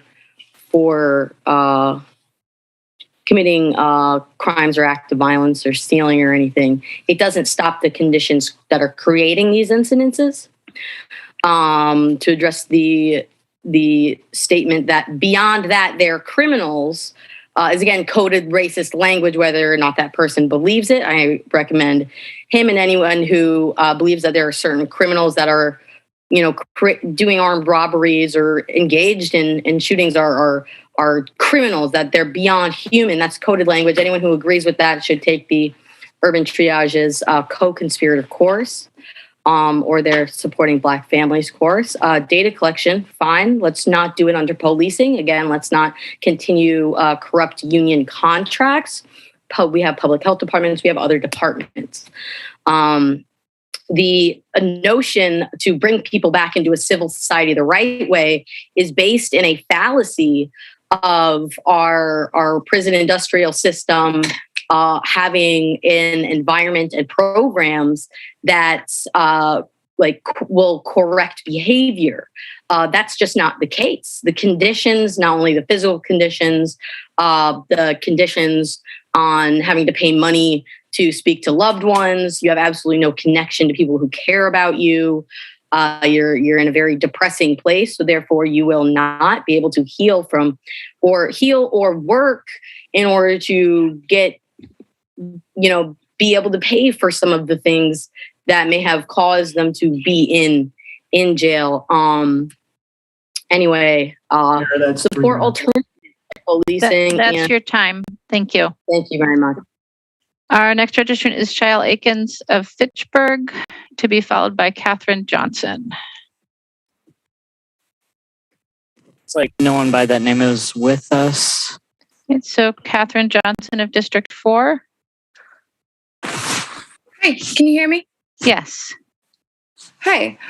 So my name is Catherine Johnson. I'm a Madison community member, and I oppose the budget as written, and I support those last amendments. So I support the proposed amendments 17, 18, and 19 to defund the police and put that money towards CARES. So I also want to say that I want to see police funding moved away from police into CARES. I also support any motions to move that funding into other public health initiatives. I would support moving that into housing, into safety, into jobs, into healthcare, any of those things, because those are what actually prevent crime. Those are the systemic problems that actually create crime. So when we're looking at funding the police in response to seeing more violent crime, that doesn't have any actual connection. When we see more violent crime, we sort of forget that it's coming from somewhere, I think, when I'm hearing people talk about this. So people say, I've seen this crime in my neighborhood, this crime, and this crime. That must mean that the police don't have enough funding. That must mean that our systems of protection aren't being sufficiently funded. And that's just not true. Violent crime does not go up when police funding goes down. And police funding has not gone down in Madison, and that is not where violent crime or just generalized nonviolent crime in Madison comes from. It comes from systemic issues. It comes from people being in desperate positions. It comes from people being incarcerated. People being incarcerated doesn't, in fact, improve crime rates. It temporarily pulls people into an institution that perpetuates the activities that they're then re-incarcerated for. Incarcerating people, we know, leads to them being re-incarcerated. And that's not because, that person would have been re-incarcerated anyway. That comes from the fact that they were incarcerated. That comes from the fact that our system of incarceration systematically breaks down someone's ability to function outside of that system as well. The system is built around penalizing people who have nothing. The system is built around ticketing people for behaviors that came from them not having money in the first place, for example. So if you are picked up for something that you did because you were desperate, because you didn't have enough money, because you couldn't feed yourself or you couldn't feed your children, or something like that. When you go to jail, every punishment you get for those infractions is going to be in the form of money, as well as the time of incarceration, which is also money, as well as in the form of damaging your ability to operate socially, both by taking you out of society and by the fact that stigma of having been incarcerated makes it more difficult for you to reintegrate socially. Incarceration and by extension. That's your time. Thank you. Our next registrant is Angela Cleary from Pensacola, to be followed by Jacob Rogers. Hello, can you hear me? We can. Hi, thank you for hearing me. I am calling in from Pensacola. I was a lifelong Madison resident up until a few years ago. I'm in my 40s. I think Catherine explained the system very well, that people don't commit crime unless their needs aren't met. People need housing, food, healthcare, education, and transportation. It's very hard for me to speak on this subject because I have suffered a lifetime of trauma at the hands of Madison Police Department, and I'm going to try really hard not to get into that. I want to appeal to you as human beings.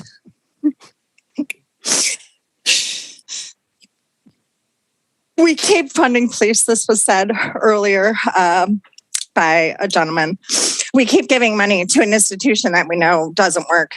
Police reform has been around as long as police have been around.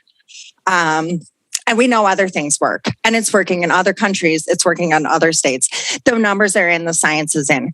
Fiscally, it only makes sense to move to the future. And I just want you to remember that everything we do nowadays, everyone is starting to become held accountable for things.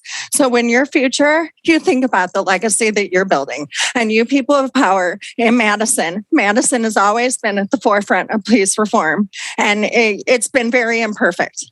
So it's time to try the next thing. So this is your opportunity to start moving in that direction and actually put some teeth in it instead of just talking about it. I appreciate you all listening today, and I'm sorry for being so upset. And thank you. Thank you. Our next registrant is Jacob Rogers of District 6, to be followed by Bob Schaefer. Looks like Jacob is not with us. Then Bob Schaefer of District 17, to be followed by Nino Amato. I want to thank you for this opportunity to address you. And I've been listening to the people who come before me, and that as a person who has 81 years of life experience behind me, that I acknowledge that some of the people have concerns. I also know a number of police officers who have a high regard for doing the best job that they can in protecting people. And that I want to remind you that you are all responsible for the safety of the community. And the concept of defunding the police is not working in terms of retaining some of the officers who have served very well in terms of providing protection for the community. So that if we want to take defunding of the police to the level that certain people want to have that happen, then my recommendation is that when calls come into 911, that those calls be directed to the mayor and to the alders whose districts they occur in, to let them take care of the problem. If you have all the answers, then you have all the solutions as well. So unless you decide to be sensible about maintaining a good police force, Madison has been known nationally to have one of the best police schoolings in the country. And that I think that it ought to be a requirement for every person in the Common Council to go down to the police academy. If you're going to make decisions about what they're doing, you need to understand the training that they're getting and the level of responsibility that they take upon themselves. Right now, you're cutting the funding, which is requiring police officers to work extra shifts at overtime pay. And so what are you gaining by that? So it's costing more, and it's giving less the thing. The people who say that there is no crime in Madison, or that the crime is a result of other situations, yes, we need to deal with those.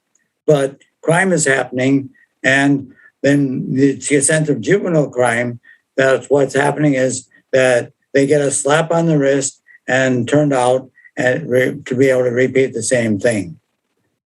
That we need to work on making a good community, and making a good community is providing the safety and helping to educate people in how to be good citizens.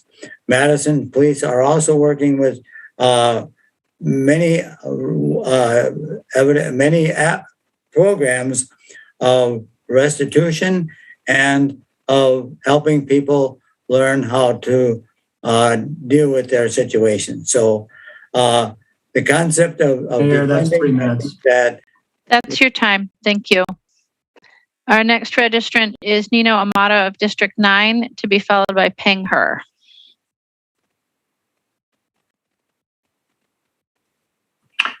Thank you for the opportunity to speak. The last 20 years, I have been a proactive advocate in making things move forward relative to crime reduction, supporting restorative justice, more extensive police training on de-escalation, and was very critical back 20 years ago when I started to see the backdoor militarization of our police departments through the Bush-Cheney administration. I'm also one of the founding members and charter members of the NAACP Dane County, and was elected 2 consecutive terms as the vice chair.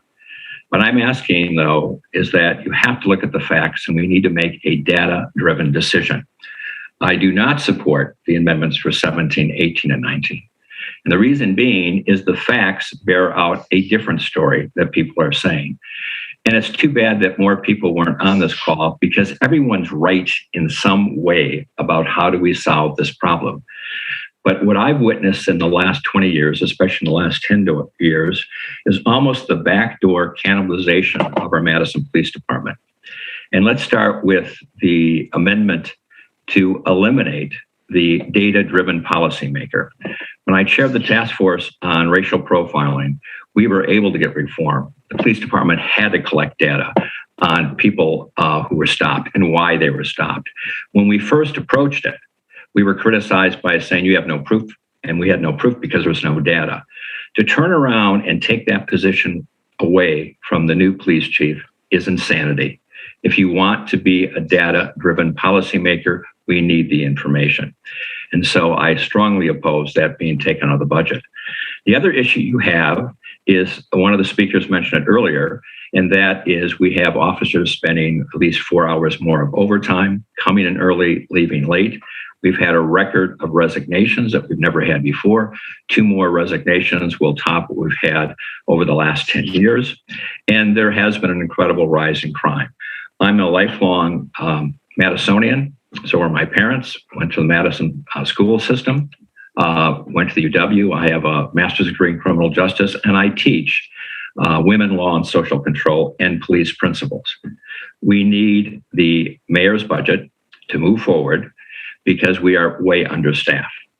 And Madison is hardly recognized anymore because of the increased crime. Now, some of the speakers are absolutely right. Putting more police in the street does not necessarily going to reduce crime, but we are so below the basic levels of response time. One other thing I need to add is that we do not have a mental health institution in Dane County where police officers can take people with mental health issues too. They have to drive all the way up to Fond du Lac. And it takes 2 squad cars and 2 police officers to do it. It's an hour, 15 minutes up, hour, 15 minutes back. It's time for the city and the Dane County to get together, put on the back burner the $500 million for improving the Coliseum, and come together and build a first-class mental health institution. So police don't have to travel from Madison to Fond du Lac, that we can service the people that are in need. And secondly, we can sell those services to the county around us. Thank you for listening. It's a complex issue. Everyone has a tremendous amount of truth, but we've got to follow the facts. Our police department needs those extra resources. And let's not forget, the town of Madison is now part of the city of Madison. And without those 8 additional officers, Mayor, that's time. we're in big trouble. Thank you. Thank you. Our next registrant is Peng He of District 18, to be followed by Benji Ramirez Gomez. Good evening, and thank you, Mayor and the Finance Committee, for the opportunity to address the committee members. My name is Peng He, and as someone who has been working in the Hmong community for over 20 years, I wanted to encourage members to support Amendment number 6 to the 2022 Executive Operating Budget that would allow the hiring of 2 part-time community connectors, one for a person who is bilingual in Hmong and the other position for a person who is bilingual in Chinese Mandarin. There's a real need to assist many in the Hmong community and the Chinese and Asian American community to have access to city services and also how to navigate city services. Whether it's getting a downed tree removed from their terrace or navigating the process on how to get a shed permit, these things that may seem trivial for you and I is not so trivial for those who don't speak English or read English. Just because they don't speak English or read English doesn't mean they're ignorant or that they don't have needs. I get calls from the community about when their trash doesn't get picked up, when's the next leaf collection, or also how to file a complaint about discrimination. Not having a Hmong person at the city to help connect and help them navigate for city services has been really challenging for the Hmong community. The Hmong community is the largest of the Asian American community here in Madison. I have not seen the 2020 census data yet, but I've been told that in the 2020 census, Asian Americans will make up the largest ethnic group here in Dane County. As the community continues to grow, it only makes sense to have a Hmong and a Chinese-speaking person working in a role that helps connect and allow the community to better gain access to city services. In the City of Madison Language Access Plan, the policy statement says, the City of Madison ensures meaningful access to city services, shall not be denied or restricted to any individual because of limited proficiency in English or any disabilities which may limit the ability to communicate in English. The city is committed to providing equal opportunity to all programs, services, and activities to LEP, limited English proficient individuals. This commitment stems from our overall city goal of being a welcoming and inclusive city for all members of the community and to provide access to the city. The plan also states that the Madison's primary non-English language groups are Spanish, Hmong, and Chinese Mandarin. These were identified by city staff and using data from the past 4 years of language assistance provided by the city. So it makes sense to have these 3 languages represented as community connectors for the city. Please support the amendment number 6 in the 2022 executive operating budget to include the Hmong and Chinese community connector positions to guarantee equity and access to those communities. These positions will provide equal opportunities in all programs and services for LEP Hmong and Chinese residents. In doing so, we'll show that the language access plan adopted by the city shows that the city is a welcoming and inclusive city for all members of the community. Recently, the Hmong community celebrated its 45th year of the Hmong diaspora to reflect and honor our past as well as to celebrate the future. It's time for the Hmong community to have a voice and equitable access to the city's services. Let's not wait for another 45 years. Thank you. Thank you. Our next tradition is Benji Ramirez Gomez of District 2 to be followed by Larissa Joanna.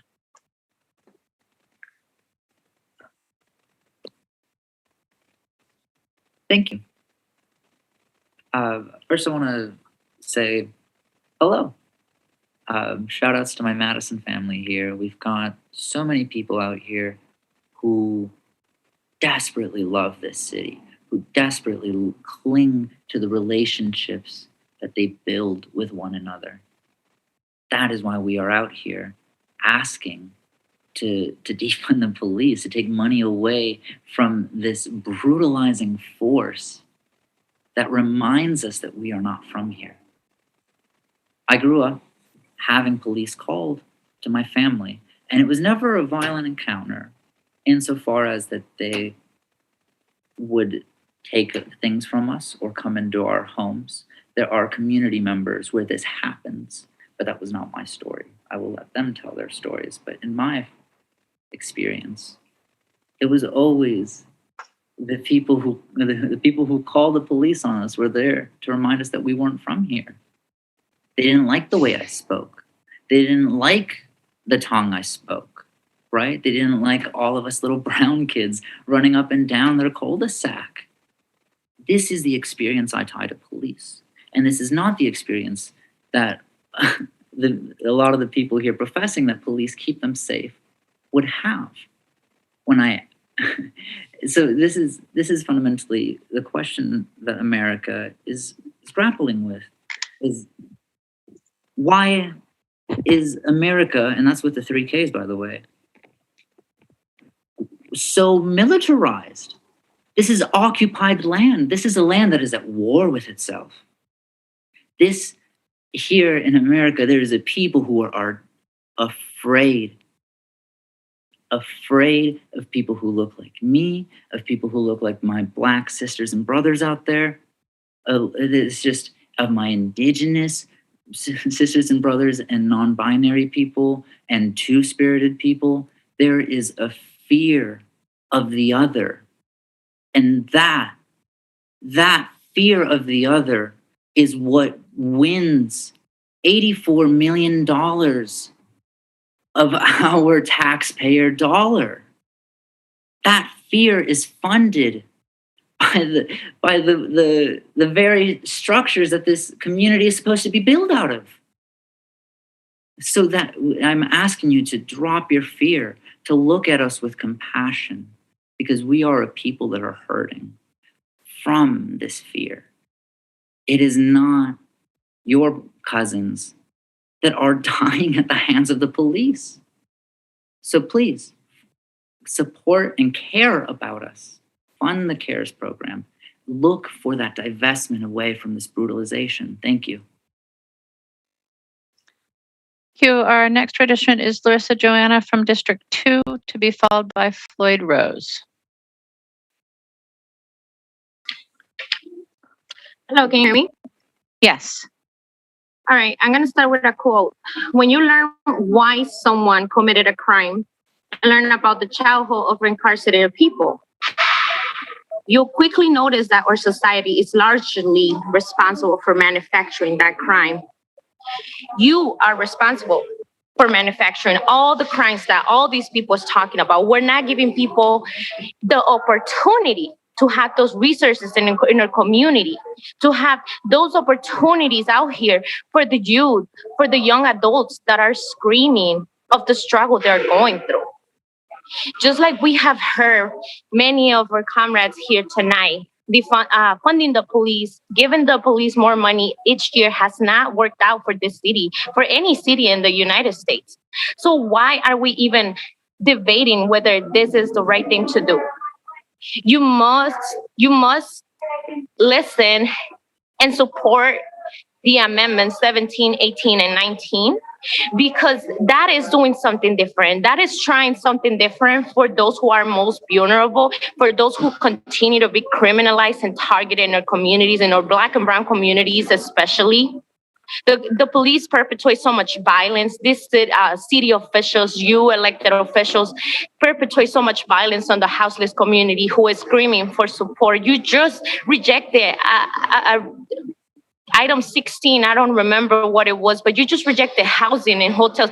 And we continue to reject all these opportunities that will decrease the crimes in our city, the crimes that all these people is talking about. The police is not there to prevent the crime when it's happening. The police comes 20, 30 minutes after the crime is happening, after the crime has happened. So why do we think the police will be there to prevent, to stop every single crime in our city, when the reality that could prevent these crimes will be those resources, these funds allocated into programs that are working in other cities across the country, in other countries where police doesn't even carry any weapons, for instance.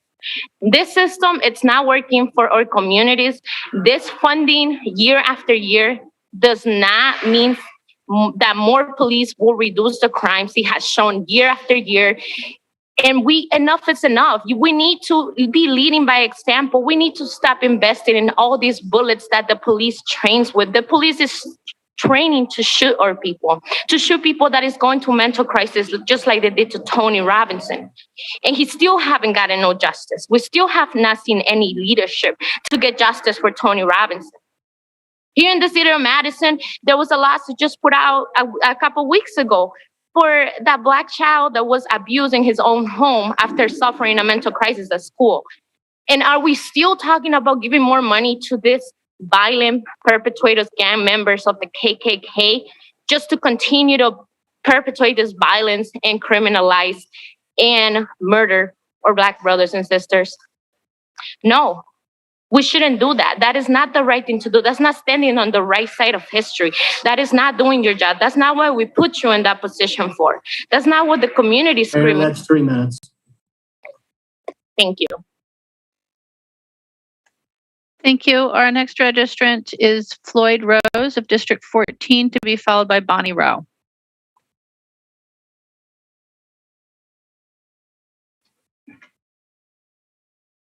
Good evening. Thank you, Mayor, and the members of the Finance Committee. I will be fairly short in my commentary, purely through the lens of racial equity and inclusion. The question I have is, how does the proposed reduction in the police department budget advance efforts of transformation and accountability?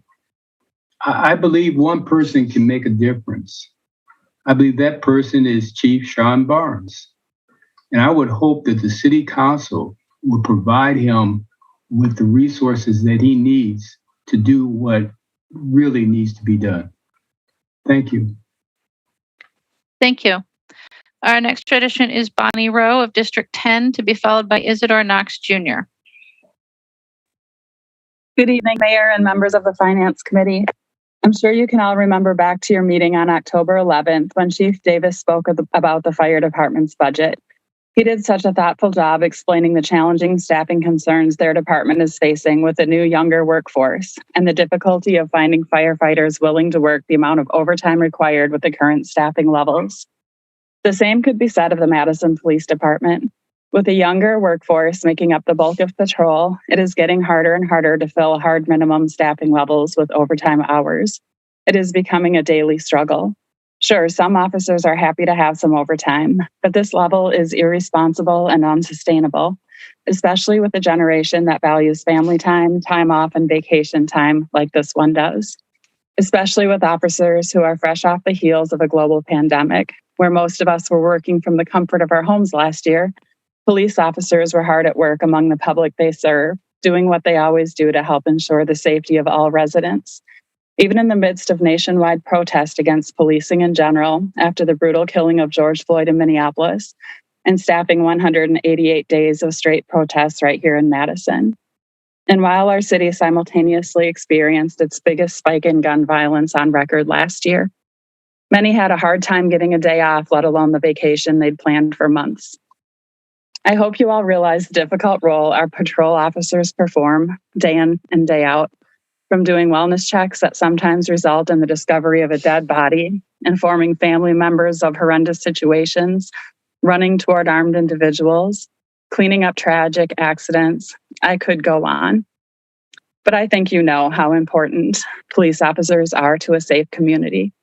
It does make it difficult to understand the rationale behind Amendments 17, 18, and 19. As we've heard, MPD is struggling with staffing levels. As a taxpayer, I don't want to have to pay overtime costs of time and a half just because the city doesn't want to resource our police department with the number of officers our growing city needs. 2 of these amendments will lower the amount of officers we have by capping the pre-service academy, the only way that MPD hires officers.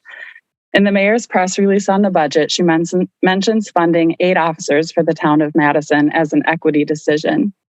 As the city prepares for the town of Madison attachment, we must ensure equitable city services to new residents. The town attachment will increase the diversity of city residents. Over 27% of the town's population is Hispanic or Latinx, compared to just under 7% in the city. The town's Black population is over 13% compared to 7.3% in the city. To ensure equitable service, the executive operating budget includes funding to add staffing and supplies to numerous city agencies, including the police department.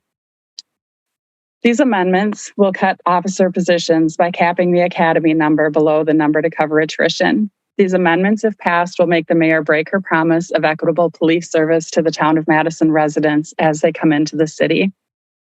At your October 11th meeting, Chief Davis also warned about increasing the CARES team too fast. As important and exciting as this new CARES team is, these amendments to fund CARES to the tune of nearly Thank $800,000. you. That's your time.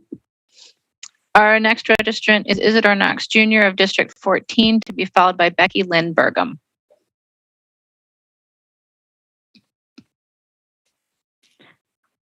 Isidore, you should have. Thank you. There you go.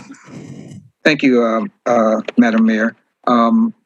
First of all, I want to say that I oppose the amendments 17, 18, and 19. And I want to make it plain that I'm speaking on behalf of myself and as a resident of the city of Madison. I live in South Madison, and it's important that we maintain reasonable public safety resources, particularly in an area where we will be servicing over 5,000 new residents from the town of Madison in the near future. In a time when we are trying to address police misconduct, why would we remove the mechanism that we need to address police training? That's just a poor idea. And we need to continue to try to make sure that our officers are well trained and have the resources to do their job. And if we're trying to reform or transform our police department, then the police department must take that job on internally as well as the citizens to address this problem externally. And that's one reason why we need a director to lead that effort for our city. You know, as a resident and a former city alder, I have to say that these amendments are irresponsible and short-sighted. And we have had several incidents recently that draws out the fact that we need more public safety resources to a growing city. So do not think that we should give in to chaos, and we need common sense, reasonable policy. So I urge orders to oppose those amendments as well. Thank you. Thank you. Our next registrant is Becky Lynn Burgum of District 1, to be followed by Maddie Reese. Like Becky's not with us. Right, then Maddie Reese of Wanakee.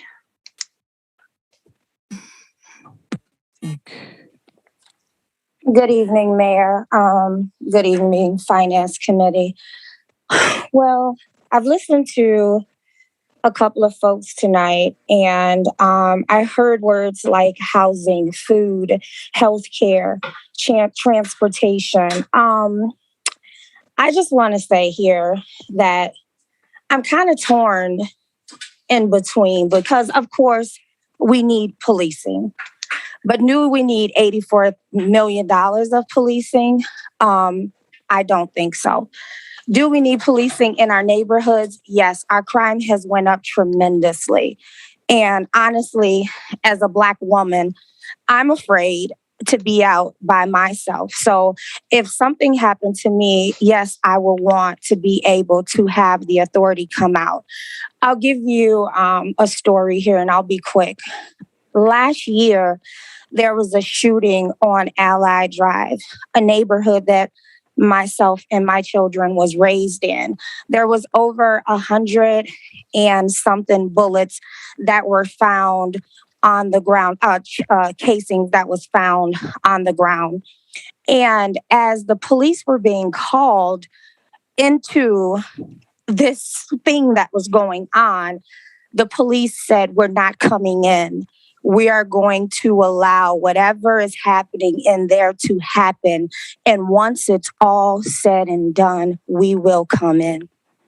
That brings tears to my eyes because that's a community of folks that I know, that I love, that I commune with.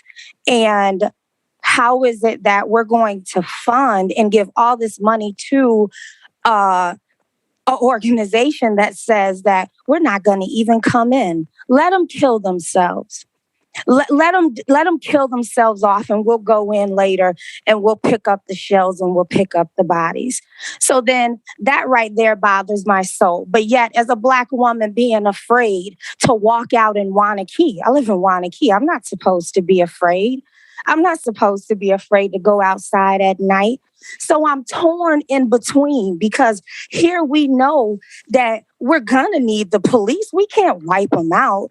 But yet are we giving them the fair amount of funding? So here I want to say, when we think of housing, some of that money could go towards the homeless. We know that we're only spending $2 million on the new encampment at Dairy Drive, and then we're going to do the housing to hotels because this is what the Common Council has put together underneath, behind closed doors. So if we're going to spend $2 million on the homeless folks, but take 84 million and spend it on policing, we got an issue here.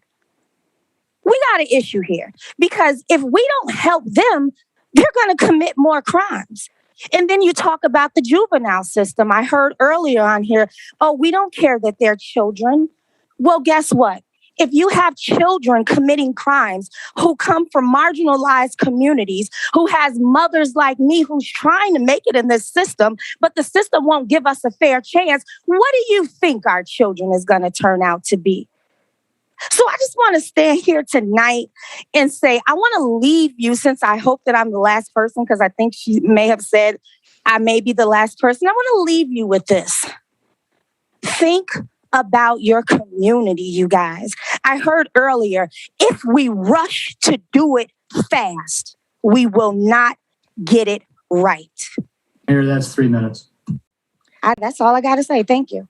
Thank you. Let's circle back and see if we have Mara Aish from D10 or Sally Marchant from Oregon. Hello. Good evening, everyone. Mara. Go ahead. Can you hear me? Yes. Okay. Thank you. And thank you for circling back. Tonight we have heard a lot of comments about what is causing the crime in our community, and it is mental health, opportunity, poverty, education, and a whole myriad of other things. But these amendments are targeting only to take money from the police department and give it to the CARES program. The CARES program is an emergency mental health response team. Last June, we were told that this team was going to gather data for several months. We're only 7 weeks into this program, and we're already trying to expand it. We were told we would gather data to determine if we needed to advance it geographically or with time. We're only into 7 weeks.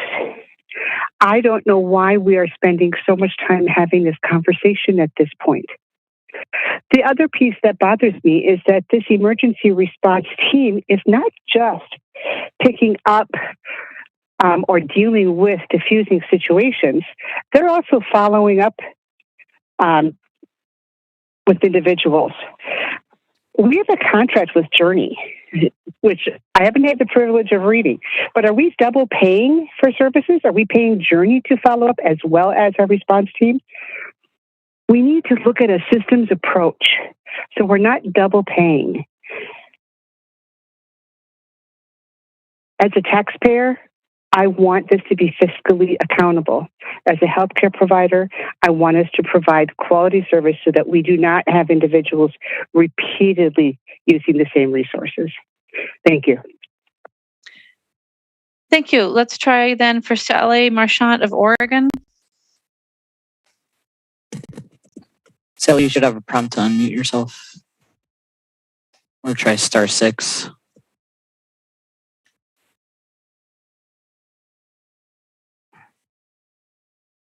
While we're trying for Sally, I'll just remind folks that in order to get called on, your name in Zoom must be the name that you registered for under the city system. There's at least one person in there who does not have an individual name. Sounds like we might have Sally. Sally, can you hear me now? Yes. Oh, good. And again, thank you, Mayor, for circling back. I don't know how I got disconnected, but I did, and I'm very grateful to be able to talk. I think what I want to add is I am really opposed to 17, 18, and 19 because, first of all, I think people are not understanding that we've been cutting the police budget, and there are cuts in the mayor's budget. They're just not this $795,000. And the thing is that when we don't work with big numbers, or big of people, of employees, of all the things that support that, we don't really understand those big numbers. And I'm okay with, I understand that, but I was interested in the whole housing for students that Alder Furman said that he agreed we have to do it right, and we can't do it once we've hurried something along. And one of the things he was asking for was more inclusion of citizens' voices. And I think that we need that more. People don't always know how to speak up. They don't, regardless of who they are. And so I really want to say, please, let's give it more public the time to talk about 17, 18, and 19, and the critical low staffing we have of police, because I know it's one of the best police departments in the country. There are I'm a nurse. There are bad nurses. Don't brush us all with the same thing. Again, I thank you for circling back and letting me speak. Thank you. Thank you. And I think that I checked, but I'll just ask staff to check for me. The other folks that we had not heard from were Allison Bell Byrne, William Sales, Oliver Trousdale, Shael Akins, Jacob Rogers, and Becky Lynn Burgum. Yep. And none of those people are with us. Okay. Thank you. So that's our registrants wishing to speak. Are there questions for any of our registrants? Seeing no questions, then President Abbas, a motion on the executive operating budget before we get to the amendments. Move motion. Second. Moved and seconded to adopt the executive operating budget. And then we will go through the amendments. And I'm going to ask the indulgence of the committee. Public Health is monitoring our meeting and the Dane County Finance Committee meeting at the same time. And they're a little worried about needing to be called at both at the same time.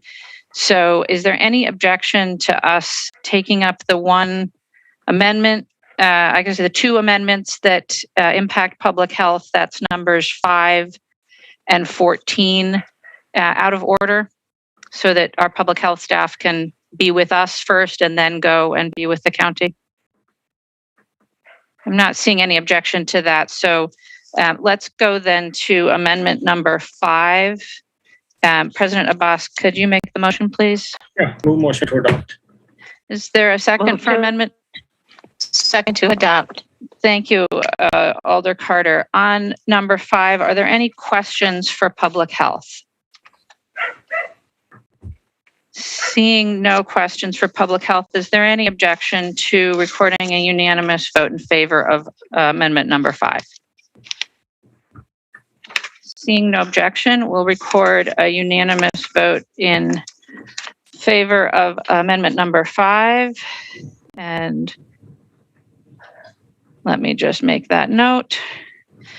And then we'll go to amendment 14, which is regarding the violence prevention team. Alder Figueroa Cole, would you like to make the motion? Motion to adopt. Thank you. Second. Moved and seconded to adopt amendment 14. Are there questions for public health staff on amendment 14? Seeing no. Alder Carter? You're muted, Alder. Yes, I don't know who's here from Public Health, but can you tell us a little bit about what this money is going to be used for? I can speak to that. Good evening, everybody. My name is Ariel Smith. I am the Director of Policy Planning and Evaluation with Public Health. This funding would be to support the integration and addition of violence intervention services. So this funding specifically would go to create a violence prevention outreach and intervention coordinator position. It would also go to support 0.75 of a clerk position and 4.5 FTE for outreach and intervention response specialists who would be directly responsible for intervention programming. So that includes crisis response, hospital violence intervention type work, and also case management services for those identified through our crisis intervention systems, as well as the accompanying supplies, mileage, and training cost. Okay, thank you. Thank you, Alder. Are there other questions for Public Health on Amendment 14? Seeing no other questions. Alder Figueroa call. I have questions for staff, but not for Public Health. Thank you, Ariel. Go ahead. Cool. Proceed with the staff. I don't have questions for Public Health. That's okay. Go ahead. Okay. So this question is for Chief Barnes, if he can help here. I would like for you to speak on your experience and existing collaboration with FIC and the importance of this amendment. Thank you, Nicole. Thank you, Nicole. First, good evening, everyone. We work with Focus Interruption on a variety of issues, including response to violent crime, but we also work with them on prevention of violent crime.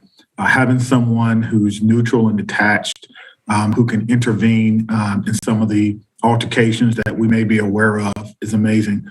Being able to work with Ms. Smith on data is amazing, and also being able to share that data and ensure that we are in the best position to prevent crimes before they happen.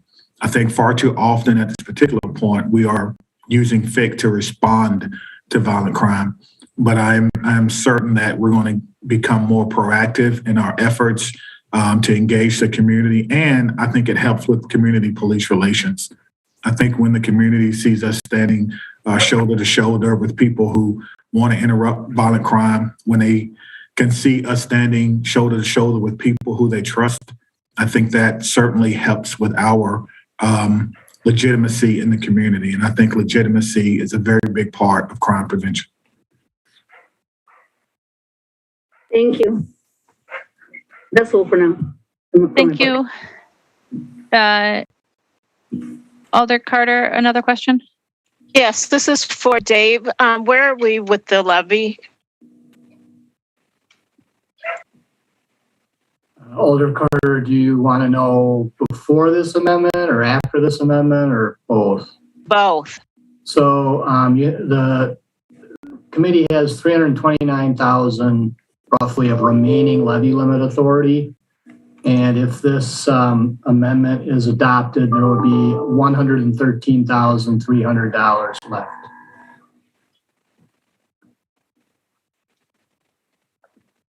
Thank you, Alder. Any additional questions for staff? All right, seeing none, it's been moved and seconded to adopt. Is there discussion? Seeing no discussion, is there, Alder Figueroa Cole? Not a discussion, just adding a couple of comments. It's the program that has already existed for the city that is functional, and really the biggest drawback for this program is funding. We are definitely haven't properly funded over the years, and moving it to the public under the public health umbrella is an excellent move in our part. It does belong there with all the other violence prevention initiatives that we are working on. But without the funding, really, it really is just moving one struggling program to another, from one agency to another agency. So really hope that you consider passing this amendment and allowing public health and FIC to collaborate along with MPD on getting this program to be at the scale that it should be functioning. But it's not at this time because of the lack of money. Thank you. Thank you, Alder.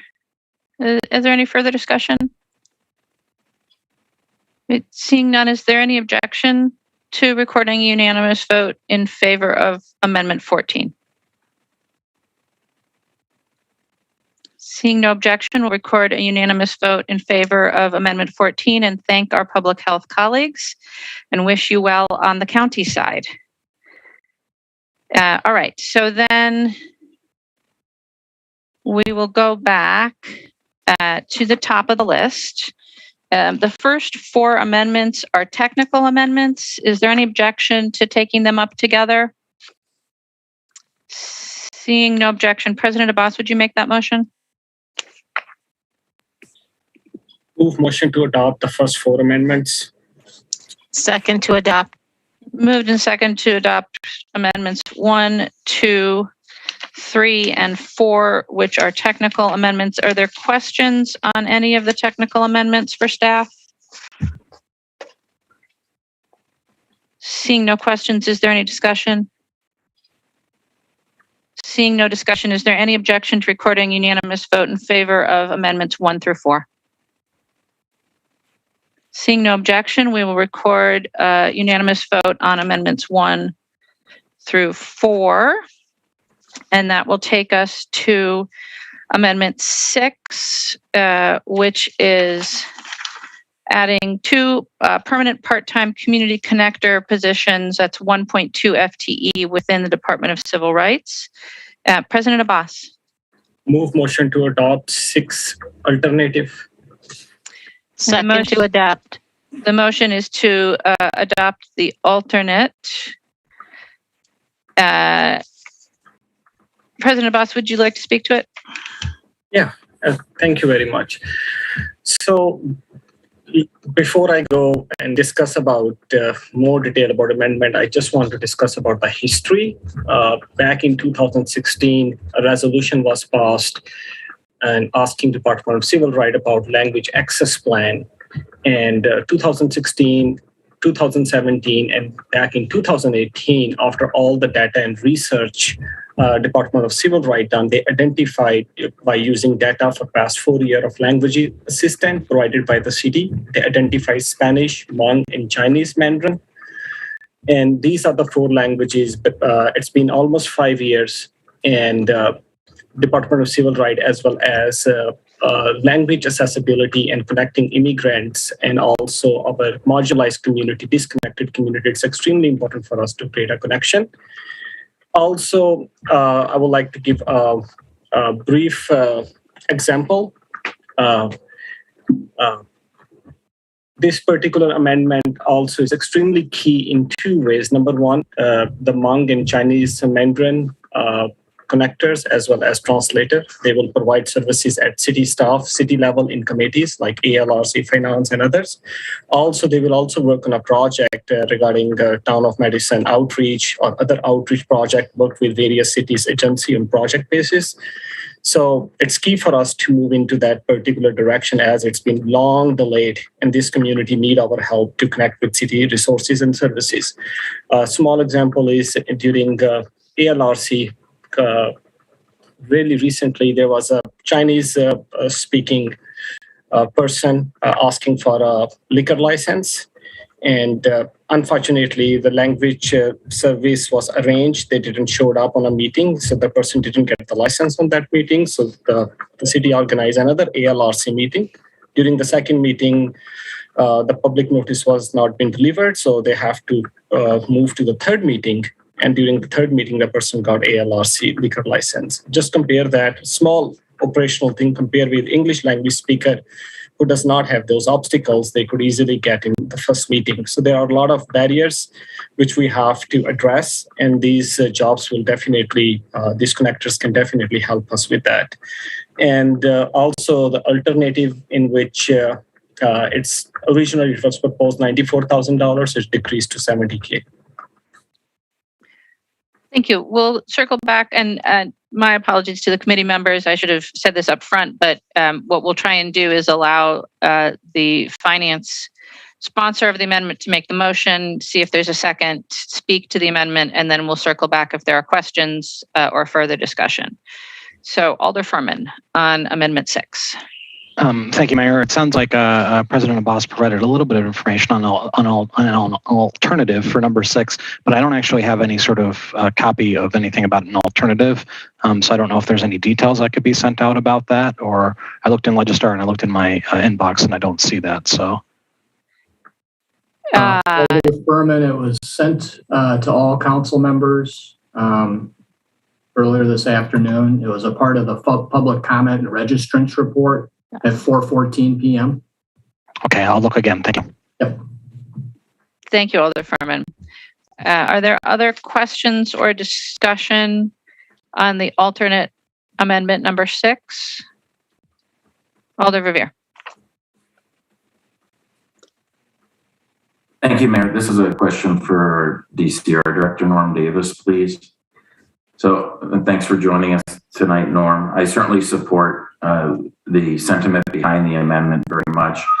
We're just keeping our eye on the remaining levy capacity we have under the state imposed levy limits. I'm asking this question, so I don't want my question to be misconstrued. But when I was talking the other day with President Abbas, and appreciate President Abbas sharing with everybody the frustration we had at a recent ALRC meeting where a Mandarin interpreter was very much needed and did not appear. I wanted to ask you, and I have read the supplemental budget request, Norm, that you submitted this summer for these positions, but I was curious if indeed this amendment is adopted, if we could see additional savings in interpreter services that you currently contract out for that possibly could be recognized in perhaps a further amendment to the alternate tonight. And if I'm reading the executive operating budget correctly, it looks like there's $132,000 recommended by the mayor for interpreter services next year.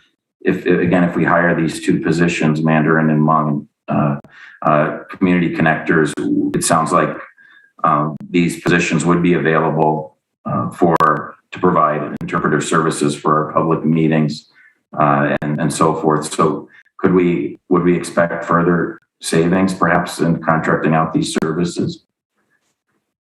Thank you, Alder Verveer. I guess the first thing that I want to mention, and I appreciate the question, is that we consistently exceed that $132,000 budget every year for our language access services.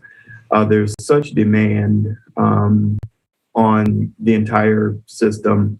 We've even tried to cobble together some hourly funds in the last few years to try and meet the demand, and that's actually part of how this idea was generated, because we were able to pull together some hourly funds because we had these regular overruns, and we were able to start to build these relationships, these connective relationships with communities that were not proficient in English. And so I think that even with the community connector positions, we're still going to see this need for language access services. We've not had the in-house staff, as many other of our peer jurisdictions or others that provide in-depth language access services. And so we've had this model of contracting out. And as President Abbas pointed out, there are times where we're not able to procure those services in time for the request. And so this will help us to stop that gap to make sure that we have dedicated in-person resources to be able to provide those language services, whether it's interpretation, whether it's translation that's needed urgently. But, you know, the pandemic has really shined a light on this benefit of providing not only that personal connector, but also providing language access in a culturally authentic way that you know we might not see as someone that's a native English speaker because it's all provided for us in an authentic way. But those that don't speak English not only just need a translation, but they need that relationship and need that connector. So to answer your question, I anticipate that this will be able to address more language access needs, but I don't see those needs diminishing at all, and that we would still need those contracted services. Thank you. I appreciate that. As a follow-up question, so as you and your colleagues in DCR were working on your agency budget request, obviously you asked for these 3 additional positions. The mayor proposed funding the Spanish language community connector. If I'm reading again the executive budget correctly, you requested $132,000 for interpreter services next year, assuming that those positions wouldn't be funded as a supplemental request. So you're quite sure, Norm, that you will utilize that full or close to that $132,000 next year in contracted services, even if we do provide these 3.6 FTEs in the new year? Right. Yes. So these are 3 languages. These are our top 3 languages, but we provide language access in many languages. We're here to ensure that anyone, regardless of the language that they speak, receive meaningful access to city services. And so these positions, while we're yet working with our neighborhood resource teams and our Latinx community engagement team to craft the right usage of these hours, and we'll continue working with other city departments and staff. We know that some of the best practices are allocating these community connector hours toward projects that are sort of outside some of the day-to-day interpretation and translation needs. I anticipate that these individuals would still be available to do that work, but if they're sort of earmarked for specific committees on a regular basis, these are part-time positions. They're not full-time, and what we tried to do is we tried to right-size this. There are many examples, well, I shouldn't say many, but there are a few examples across the country where community connectors are, used in different ways. But we really tried to right-size it and create these positions where there was some built-in equity, where these individuals weren't just sort of used for, 4 hours a week and not able to access benefits. We wanted to make these important connectors whole by providing them with benefits, even though it's a part-time position. So I believe that the limited hours that they're able to provide are going to be meaningful for the communities that they serve, but they're certainly not going to account for the breadth of services that we have to provide in a year. Thank you, Norm. Appreciate it. Thank you, Mayor. Thank you, Alder. Lots of questions for staff at this point. Alder Carter? Yes, thank you, Mayor. I think that, Norm, and I think you'll agree with me on this, part of being inclusive is being able to address people in the language that they prefer to be addressed in. I've used language access many, many times. And can you just describe how language access works? It's been very beneficial for me. Sure, I'd be happy to do that. We assist with providing interpretation services as well as translation services. When we started out a few years back with the city's language access plan, we had a top priority of identifying vital documents. Those documents that were absolutely critical to make sure that they were available to the public in at least our top languages. Besides English, that would be Spanish, Hmong, and Chinese Mandarin. And we also even heard from the Tibetan community that there was a need to ensure that translation services, translated documents were provided. And we've worked to expand that, catalog of documents for the Tibetan community as well. Those vital documents are key for individuals that want to use city services. It's daunting, even for an English speaker, to sort of understand everything that the city provides in terms of services, and that's something that we heard repeatedly when we conducted our focus groups in different languages. Individuals, for example, in the Chinese Mandarin speaking community were very surprised, but yet excited to hear that that we have a senior center and that they're able to access those services. So when those individuals want to go and access senior center services, we're happy to provide interpretation to our city agencies. And we do that in a couple of different ways. We're able to do it through Language Line, which is via telephone, where the city staff can call and have an interpreter within seconds on the line to be able to provide access in the language of the individual receiving the services. And then we also contract with a couple of in-person interpreter organizations, excuse me, so that for special meetings where there are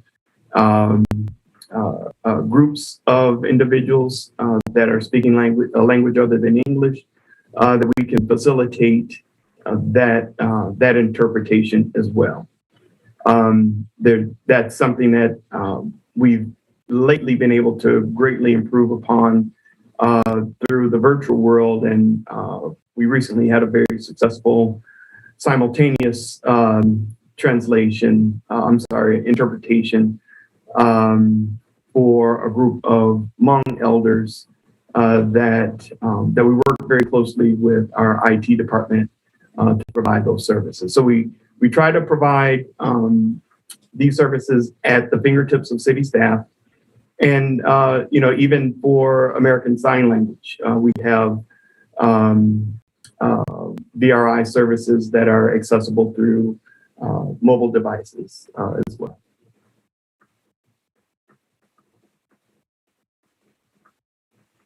Thank you very much, Norm. Thank you, Alder Curry.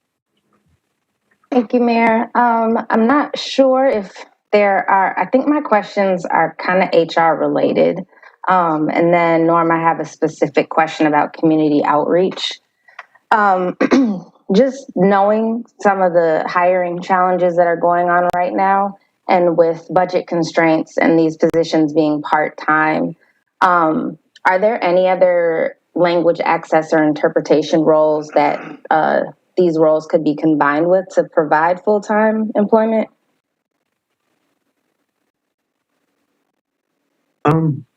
If they could be combined with, we don't have positions like this in the city that I know of. We've as I mentioned, we've sort of cobbled together some hourly funds that we had to try this out on a very limited basis. And it's been very successful. We've been able to get Chinese Mandarin interpreters to the meetings because we have people that can provide those services. But we don't, to my knowledge, there aren't other positions in the city that this could be combined with. When we reached out to our colleagues across the country in Boulder, Colorado, and Somerville, Massachusetts, we've learned quite a bit about how these roles can function. And some of the best practices seem to be that that these individuals are really focused on the needs of the community, that these individuals may not have standard, typical first shift work hours, but that they're made available to community members to access city services or to understand city services.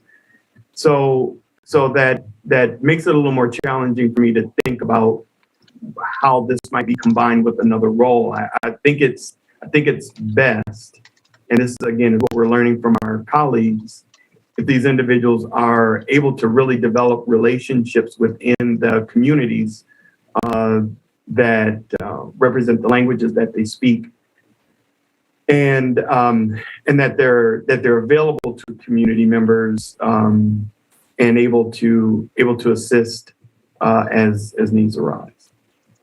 Okay, thank you. Is there an assessment or some type of test that applicants applying for a position like this would need to take in order to verify their bi or multiple lingualism? There is, and that's something that we are actively working through with some of our we have a steering committee, a language access steering committee that's helping us think through some of these things. And there are actually different levels of testing or certification that we could require. At the same time, we want to try and be as inclusive as possible. So we want to right size that and make sure that we're setting that bar at an accessible level, so that we can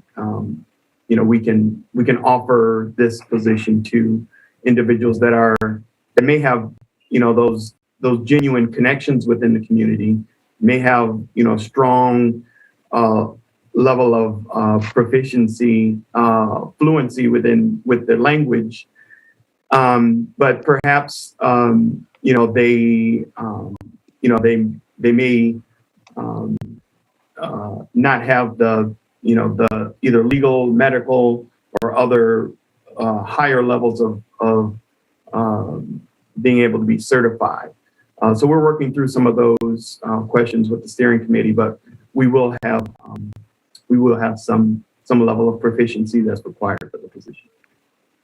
Thank you. Yeah, I'm really happy to hear that, especially with Spanish and the dual immersion programs going on, not just the bilingualism or multiple lingualism being intentional, but also that bicultural or multicultural aspect that is coming to that too.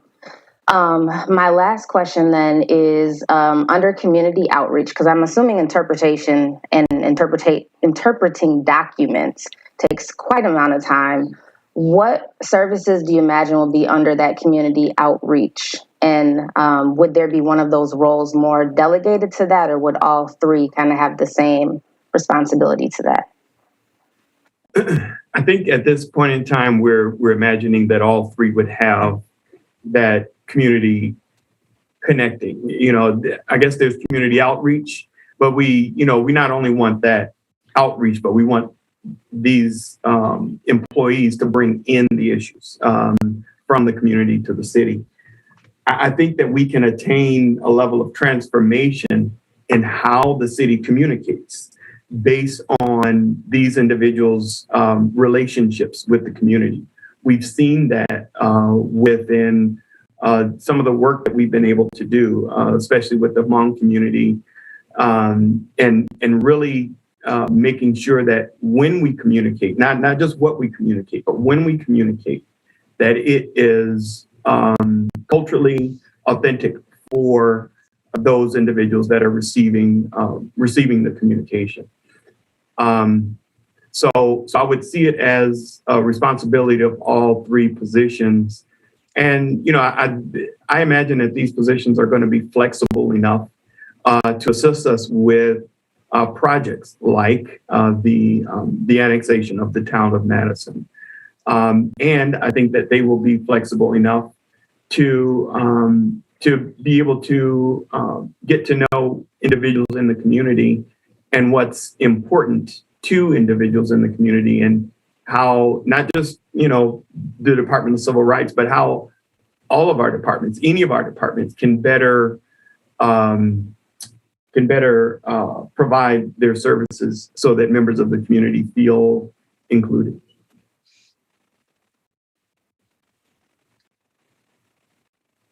Thank you. That's it for my questions, Mayor. Thank you, Alder. Alder Furman. Thank you, Mayor. This question is probably for planning, so maybe Matt Wachter, if you can help. This new alternative removes $24,000 from funding for communication-related activities for the Town of Madison final attachment. And I just wanted to know, is that money that your department no longer needs, or this might just be a trade-off? I don't know the answer to that question, but I can try to find it pretty quick. But you're not, so at this point, you're not aware of your department not wanting that money, I guess, at the very least. You'd have to clarify that, it sounds like. Yeah, I think that's a Heather question. I'm going to try to see if I can get a hold of it quickly. Okay, thank you. Thank you, Alder. Alder Figueroa Cole. You're muted, Alder. Yes. Hi, Norm. Thank you for being here. So you keep on making reference to the top languages. Can you please give me an idea what are the percentages that those top languages refer to? What is the, you know, I know we have a enormous amount of Spanish speaking people in town, so I would imagine that will be a large number. How does that compare to this need?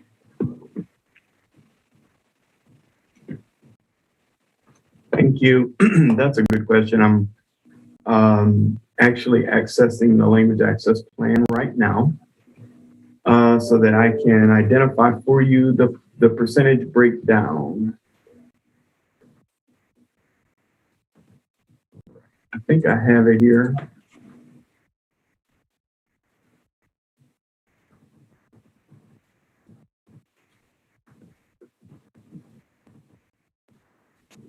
All right, so, and this is out of the original plan.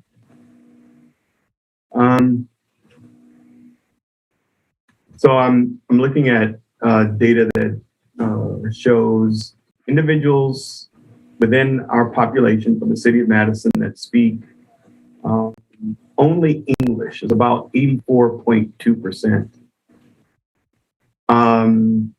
Individuals that speak Spanish, this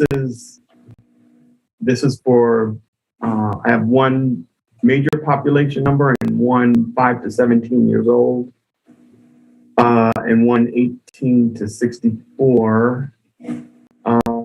So that total population for Spanish speaking is at right around 6%. And this is as of the 2017 language access plan. And I have Asian and Pacific Island languages at 6% as well. I think we have those languages broken out in this plan. I'm sorry, I'm just searching for the statistics for you. Just a moment.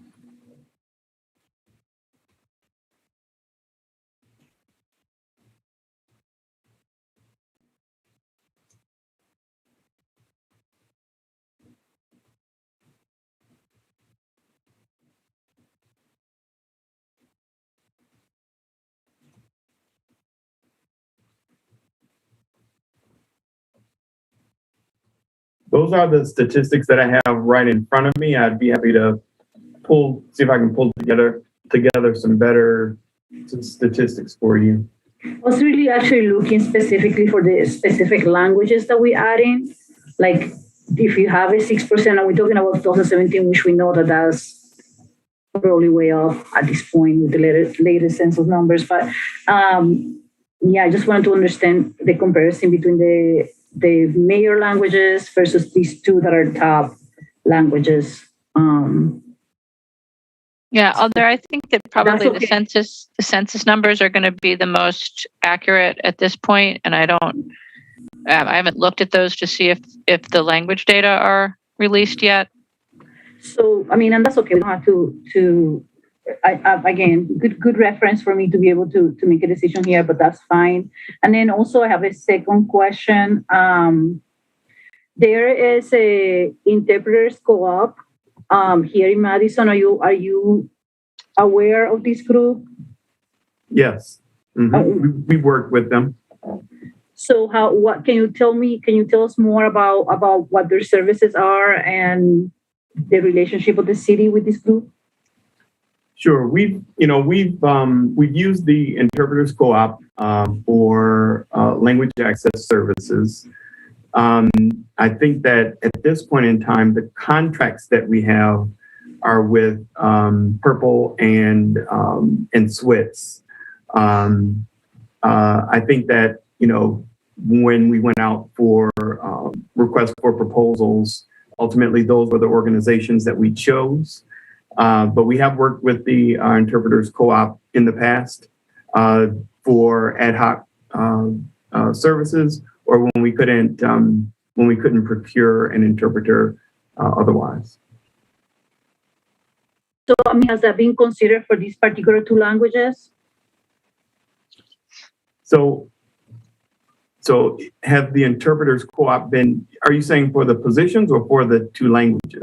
For the two language contracting with them. So the interpreter languages, yes. So when we contract for services or when we hire interpreters, we're looking for any interpreter that meets the needs of the resident or the individual receiving the service. So by and large, that's going to be Spanish, Chinese Mandarin, and Hmong.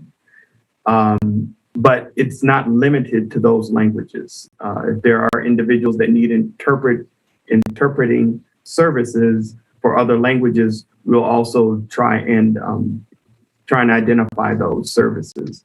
If someone needs Japanese interpretation, we've struggled to find a local Japanese interpreter at times, and so we've had to go outside of Dane County sometimes to find an interpreter. Thank you. I mean, as a person who obviously English is not my first language, I totally sympathize with this amendment, and I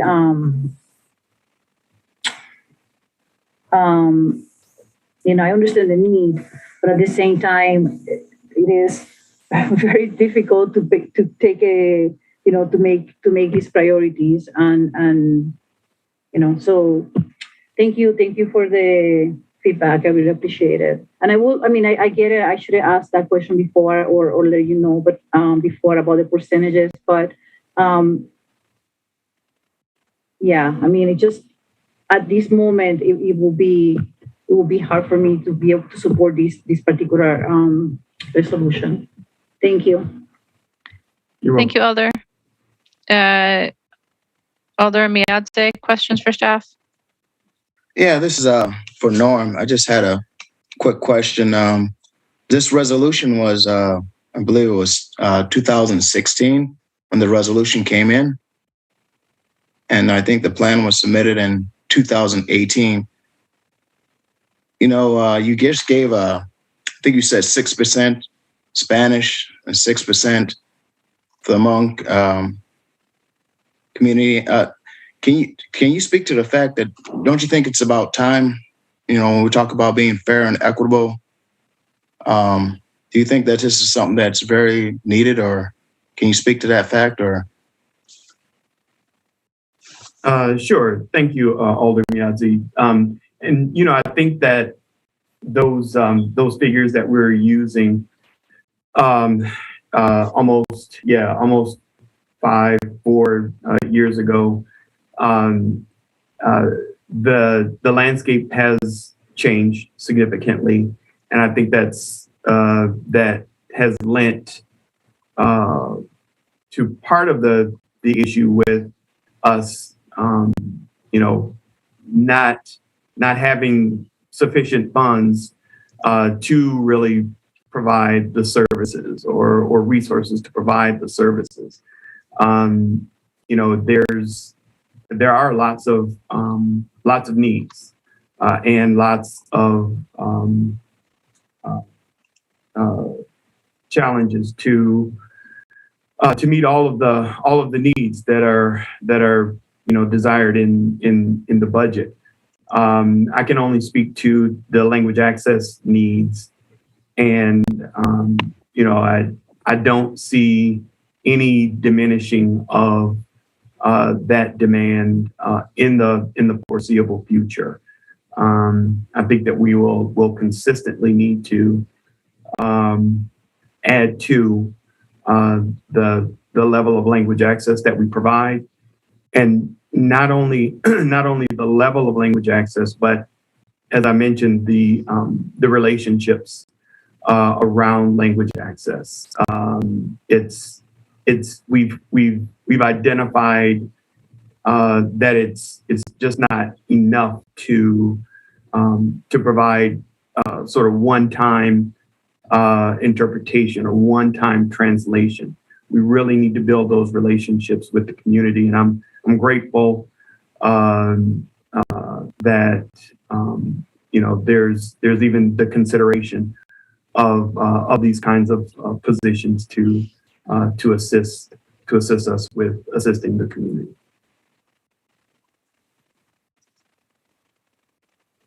Thank you. Alder Wahilahi. Thank you, Madam Mayor. Thank you, Norm. My question is, this particular two positions will have two purposes, and some of one purpose is the language interpretation and translation. And the other aspect of it is community connection, which is, like you said, just connecting with those community, the Hmong community and Chinese community in terms of how the city conducts its work and outreach.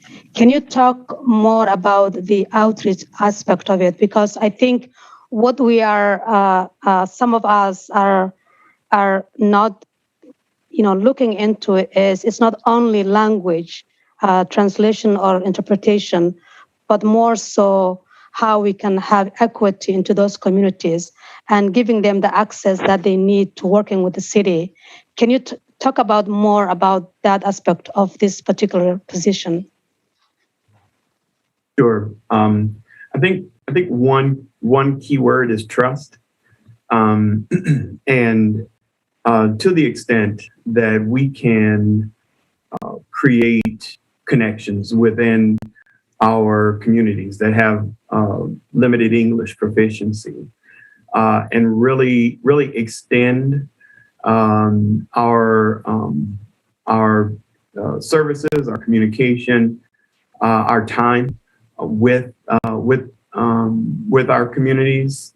I think that that will help us to establish a greater level of trust within our communities.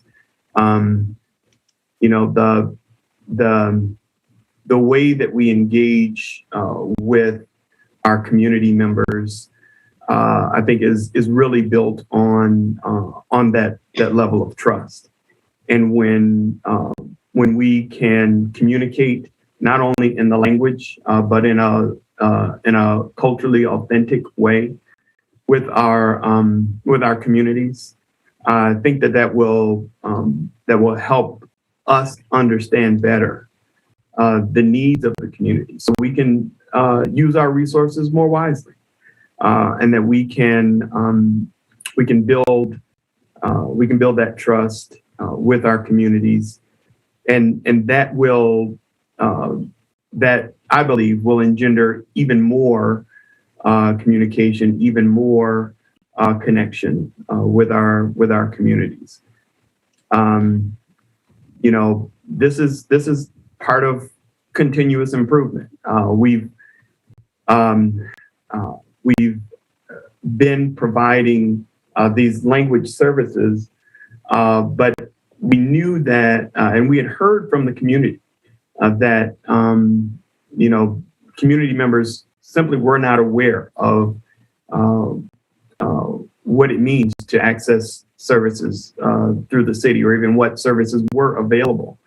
And so this is our plan to provide these services in a way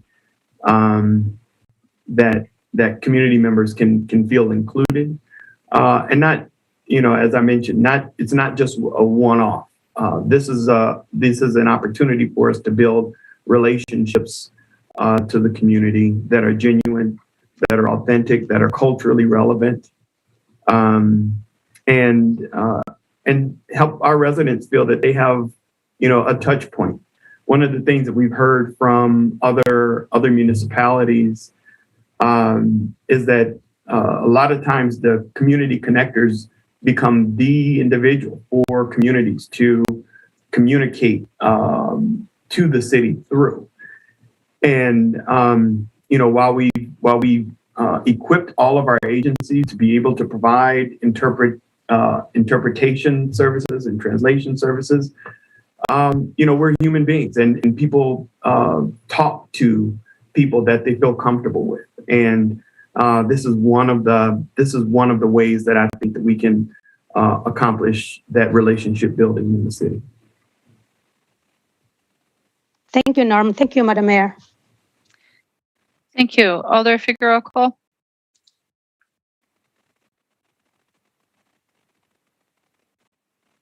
You're muted, Alder.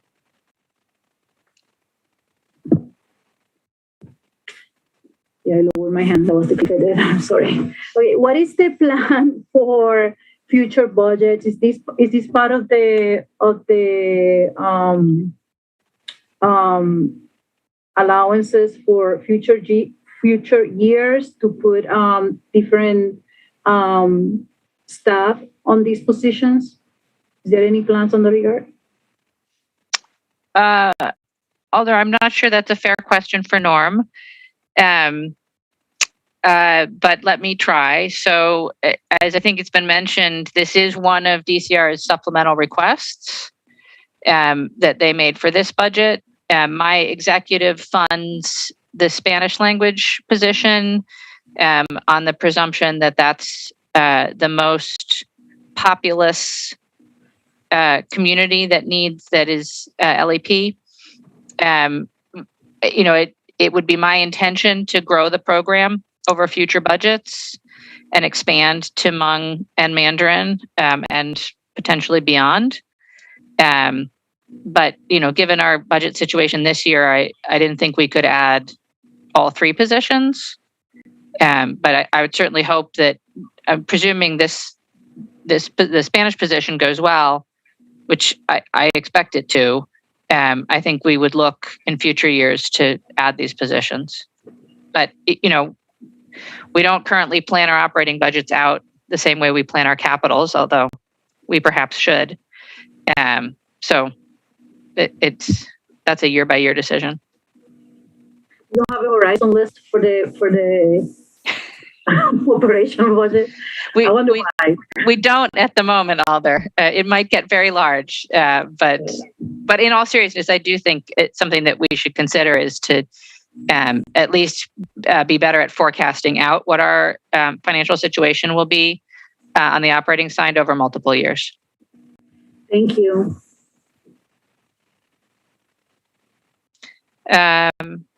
Alder Abbas has a question.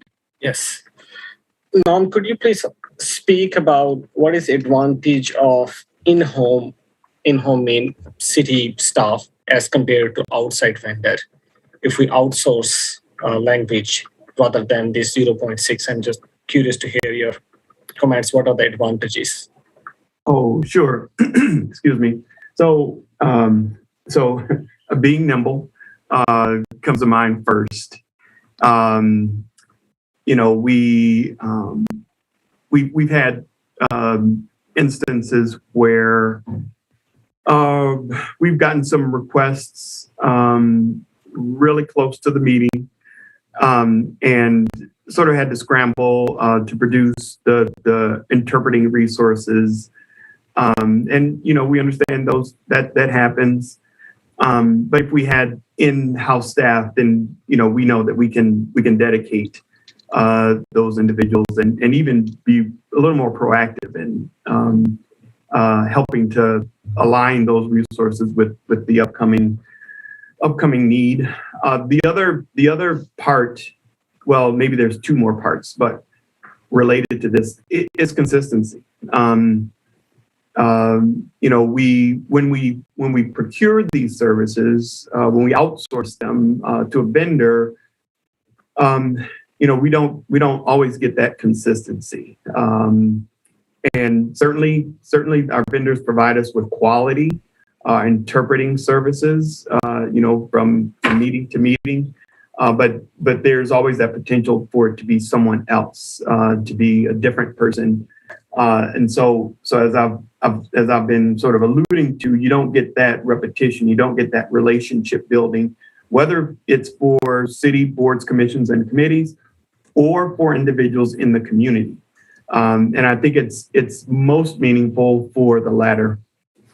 Like I said, individuals in the community build trust with those that they know, and I think that's it's something that we have heard works very well in other jurisdictions. It will be new for the city of Madison, but I think that the benefits and the dividends are going to pay off more than just these individual engagements. Thanks. And Norm, last question is about your language budget. So could you talk about every year your budget situation? I heard you guys spend more than what is allocated. And also, how many languages did you provide services, number of languages? Very good questions. We are, because these are purchased services, every year we're typically within our purchase services budget, we're looking for where we have achieved savings in some line items to fund the expenditures in excess of $132,000. We work very closely with our agencies. We monitor our spending, but there's just such demand, and a lot of the services come through our for example, our language line, which all of our agencies have access to, and we're not there to to approve every call. It's just sort of added to our bill. And for example, I was just looking at our Q3 budget, our Q4 end of the year, and we're projected to be right at 132. If maybe it was $131,000, but still, I think that's the projection. I think we're going to hit that. We have a multitude of languages. I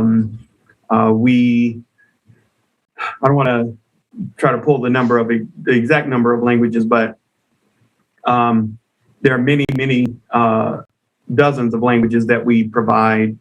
And we don't express, let's say, a preference or non-preference for any languages. If someone comes to the city of Madison, we're going to try to find that language that they speak and make sure that they can access our services. Thank you.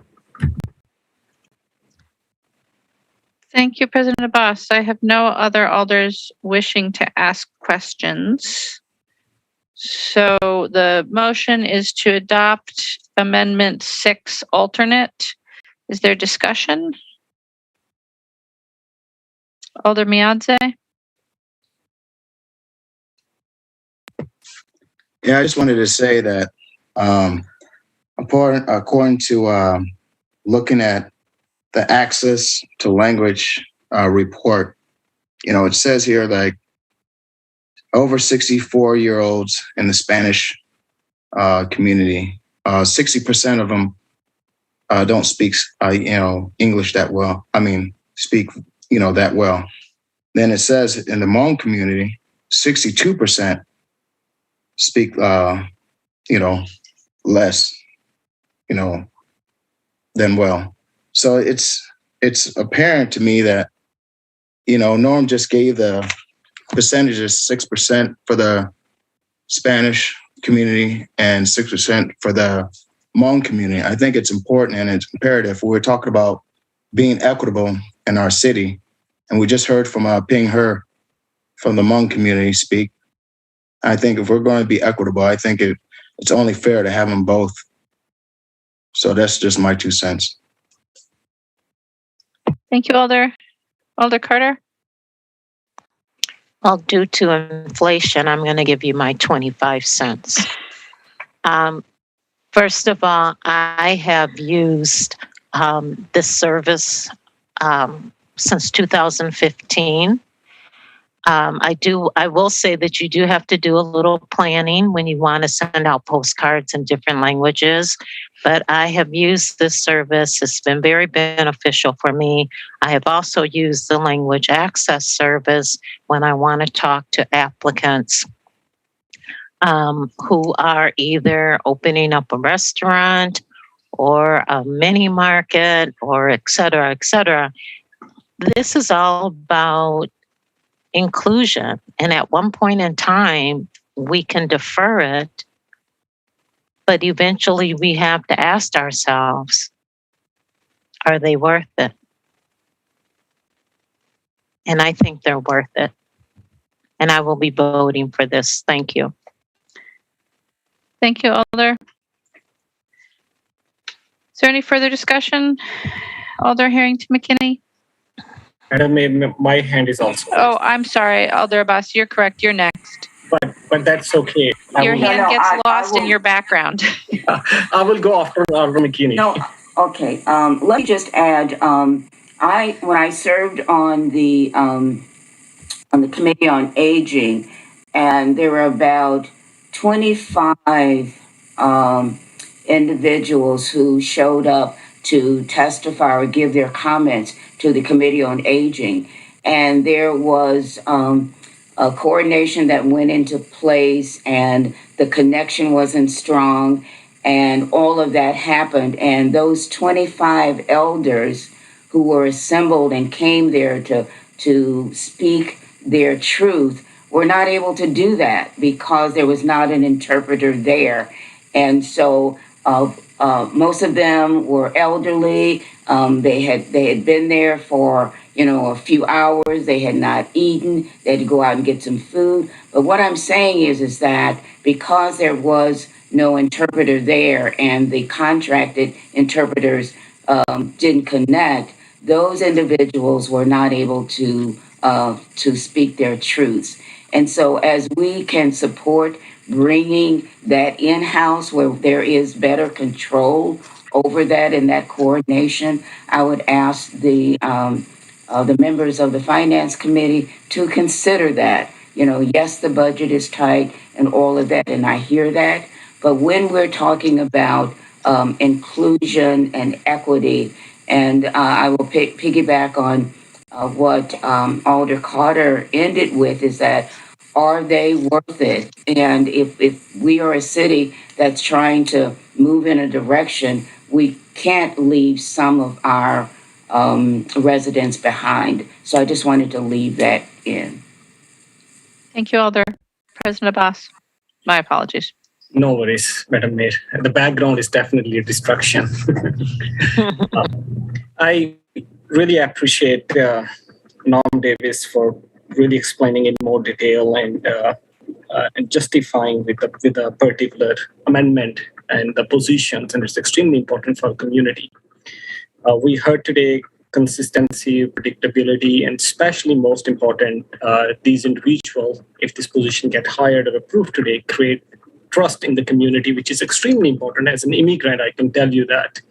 When I moved to US, I prefer to hear from my native speaking people, and because there is a relation with them, to understanding and trust relationship is extremely key. So it's very important for us to understand that. I also understand it is a difficult financial time, and we have many competing interests and many amendments are in front of us. I also acknowledge that the city departments are struggling due to actual and projected revenue reductions because of obvious reasons. Even all those reasons, I still urge my colleagues, all of these finance committee members, to maintain equity as top priority in your decision making and our decision making as a city. Our city often outstrips available resources to provide meaningful language access. Spanish-speaking, Hmong, Chinese, Mandarin residents also pay taxes and bills, contribute to our economy, and make Madison a strong and more vibrant community. We have a moral and legal obligation to ensure that our critical programs and services are fully accessible to them and to other residents who prefer the language is not English. So with that, I will encourage you all, please vote for it. Thank you. Thank you, Alder Abbas. I don't have anybody else with their hand up. So it's been moved and seconded to adopt Amendment 6, the alternate. I'm going to anticipate a roll call vote. All those in favor, aye. Those opposed, no. As your name is called, and I'll ask Dave to call the roll. Council President Abbas. Aye. Alder Carter. Aye. Alder Verveer. Aye. Alder Furman. No. Alder Figueroa Cole. No. Alder Curry. No. Mayor, the vote is currently 3-3. Thank you. With 3 ayes and 3 noes, the motion fails. And that takes us to item number 7. Alder Furman. Move adoption. Second.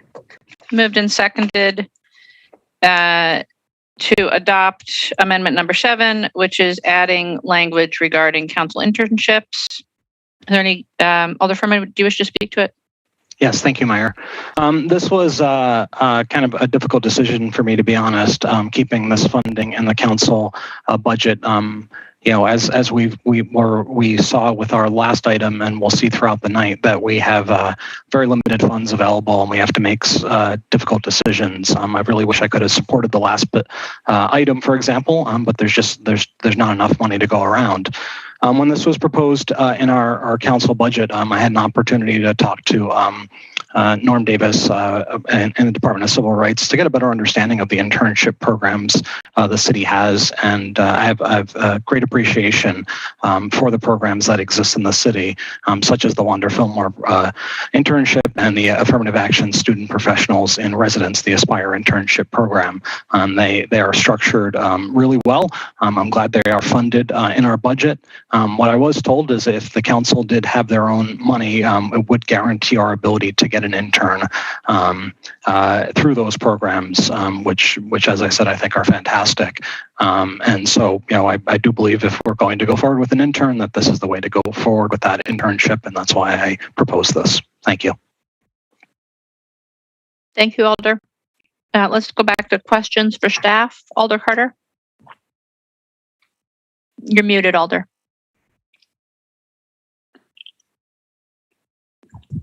I don't have a question for staff, but I do have an amendment to this amendment, and I think it's pretty friendly, and I can give a history of our interns that we've had in the council office since 2015. I can't go before that because I wasn't an alder before that. Alder, you're the only hand raised, so I think you can go ahead. Oh, okay. Thank you. Since 2015, we've had interns in the office. I would say that we did have wonderful more interns, which are high school students. I do believe that the type of research that we have asked the interns to do, it would be more appropriate for our office to have the Aspire interns that will be able to not only do the research, perform the duties, but also work with our staff and possibly the community engagement specialists a little bit more fluently because they are college students. Thank you. Thank you, Alder. So I didn't hear an amendment in there. The Aspire interns are included in the amendment. I would take out the one. I would take out the wonderful more and say the Aspire. Right. So your motion is to strike the Wanda Fillmore internship program and that language. Is there a second for that amendment? Second. Moved and seconded to strike the language. So it would read, internship is administered through the affirmative action student professionals, etc.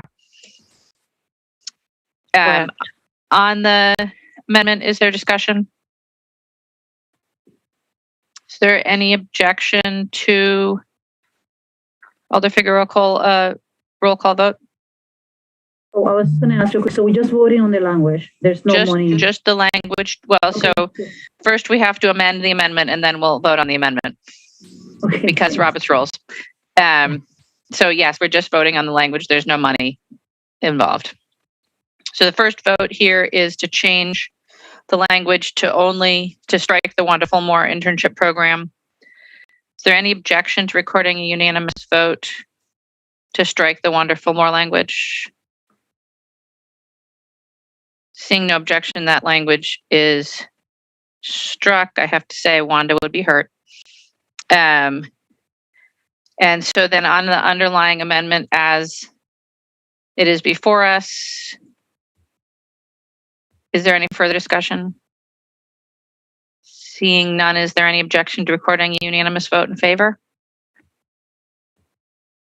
Seeing no objection, we'll record a unanimous vote in favor of amendment number 7 as amended and move on to amendment number 8. Before we do, Dave, could you give us an update on where we are with respect to the levy limit?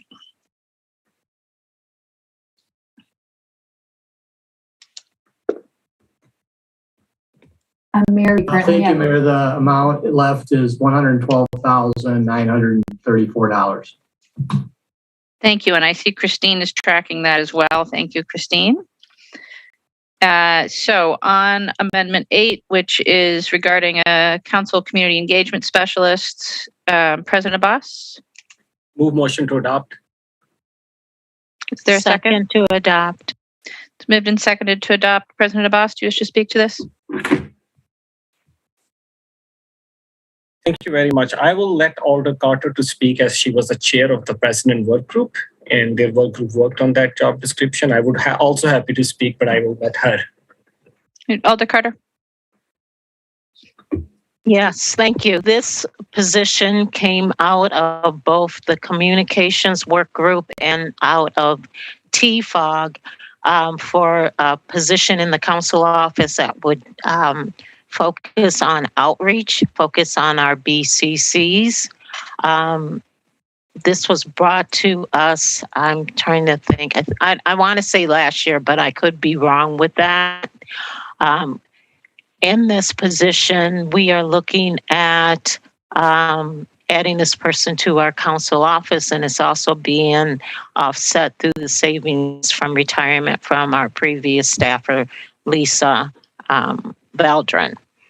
Are there any, do you want to add anything else, Alder Boss?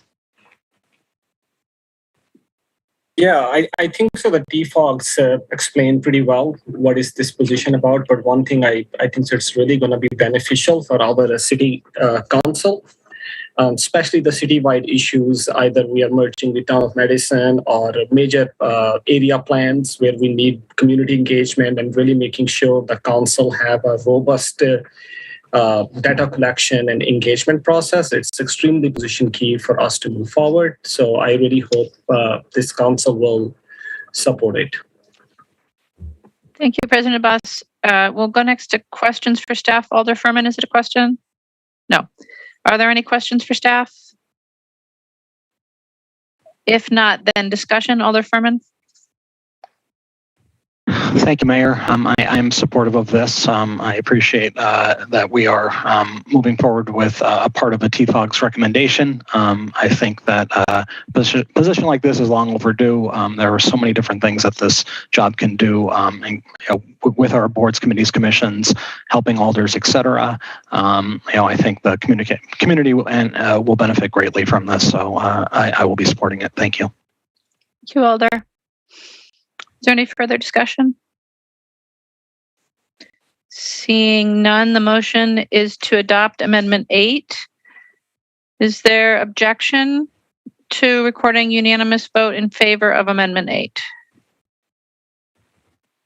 Seeing no objection, Amendment 8 is adopted unanimously. And that takes us to Amendment 9. Dave or Christine, an update on the levy limit, please. After that amendment, there is $55,724 left.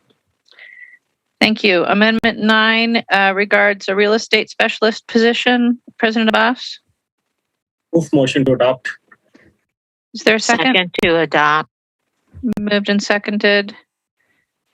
President Abbas, did you wish to speak to it? I will let Alder Evers to speak to it as he's the original sponsor. Alder Evers, are you with us and do you wish to speak to this? No, I'm not seeing him. I'm here. Oh, you're here. Okay, go ahead, Alder. All righty. Thank you, everybody. In 2020, the council, or this common council, increased the land banking fund from $1 million to $3 million. And we are looking to increase it to $4.6 million in the 2022 budget. The planned investments around the land banking fund involve acquiring property, holding property, running RFPs or requests for proposals, to develop land ourselves. And this, quite frankly, involves thousands of hours of staff time. We recognized this last year, this challenge during the last budget cycle, and we directed staff in the 2021 budget to develop a strategy to address this staffing need. It was kind of a policy-oriented budget, and I was admonished by the mayor that's not where this belongs, but nonetheless, it was passed. This amendment does what the amendment last year called for, and it provides an additional position to support this work with just a modest increase in the operating budget. 2021 has shown us that our staff's capacity to manage the work required of them is stretched to the limit.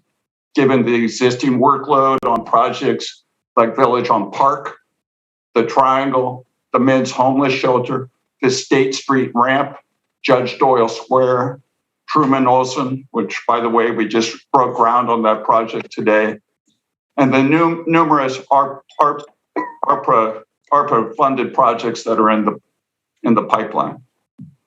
And if the city wants us, or if we want the city, if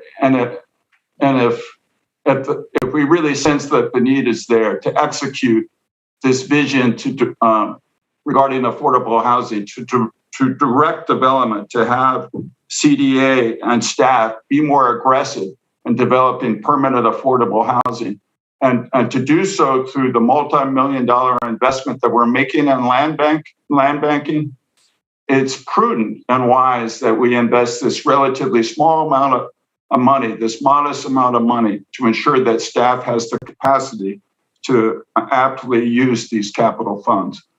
So I am calling upon my colleagues on the Finance Committee to put our money where our mouth is. We ask staff to do all these projects, to be aggressive, to do more affordable housing. We have to create the capacity for them to do so. Thank you. Thank you, Alder. Are there questions for staff on this item? Alder Carter? You're muted. Thank you, Mayor. Is this position exclusively for the land banking? Is who's here?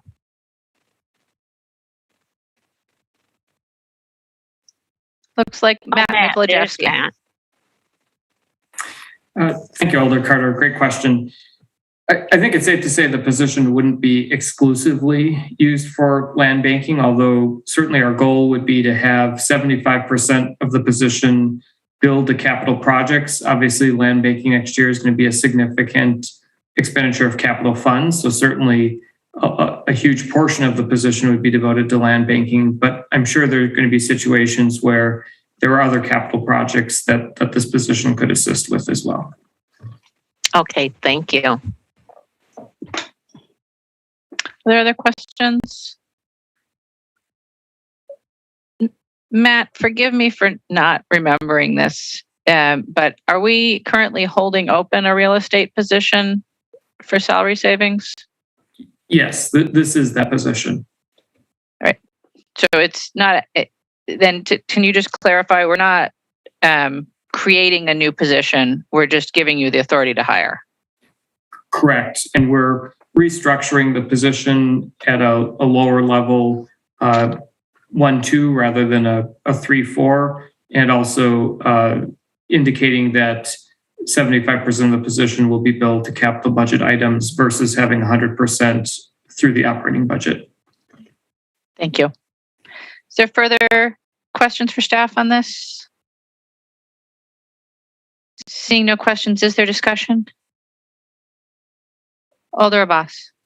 Yeah, as one of the sponsors with Alder Evers, I think so he summed up very well. I don't need to say all the things which he said. I will support this. I think so. My experience working with the staff regarding homeless shelter, I first-handedly noticed how much work it put and how much they need capacity for this particular position. And also Alder Evers mentioned really good examples. I think so that will be the right step in the right direction. So I will encourage my colleague to support that.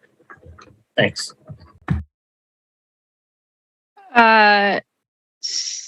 It looks like Sarah Edgerton wants someone to ask her a question about this. Sarah? Is your hand up? No. Okay. No, I just got excited there, Mayor, with other Hey, we're not quite there yet. All right. Is there further discussion on amendment number 9? Right, not seeing any further discussion. The motion is to adopt amendment 9. Is there objection to recording Alder Furman? I'd like a roll call, Mayor. Thank you. Okay. So for Amendment 9, all those in favor, aye. Those opposed, no. As your name is called, and I'll ask Dave to call the roll. Council President Abbas, Aye. Alder Carter, Aye. Alder Verveer, Aye. Alder Furman, No. Alder Figueroa Cole, No. Alder Curry. No. Mayor, the vote is 3-3. Thank you. With 3 ayes and 3 noes, that amendment fails. Takes us to amendment number 10, which is regarding a digital equity coordinator. Alder Furman, Move adoption. is there a second?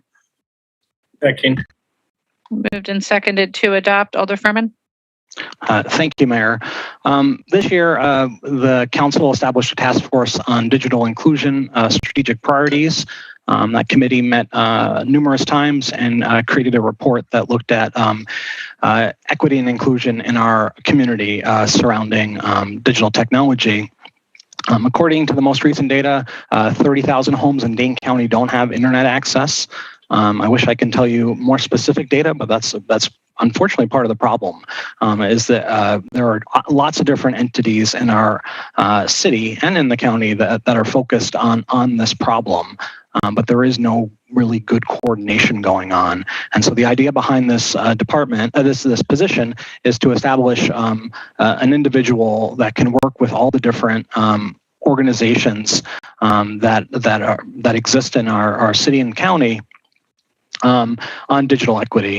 I think we saw during the COVID-19 pandemic that how strongly we needed internet, but in people's everyday lives, internet plays an incredibly important role.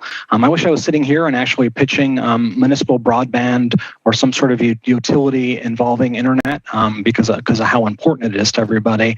But financially, that's just not possible. And so I really think this role will help us deal with the reality of our budget situation and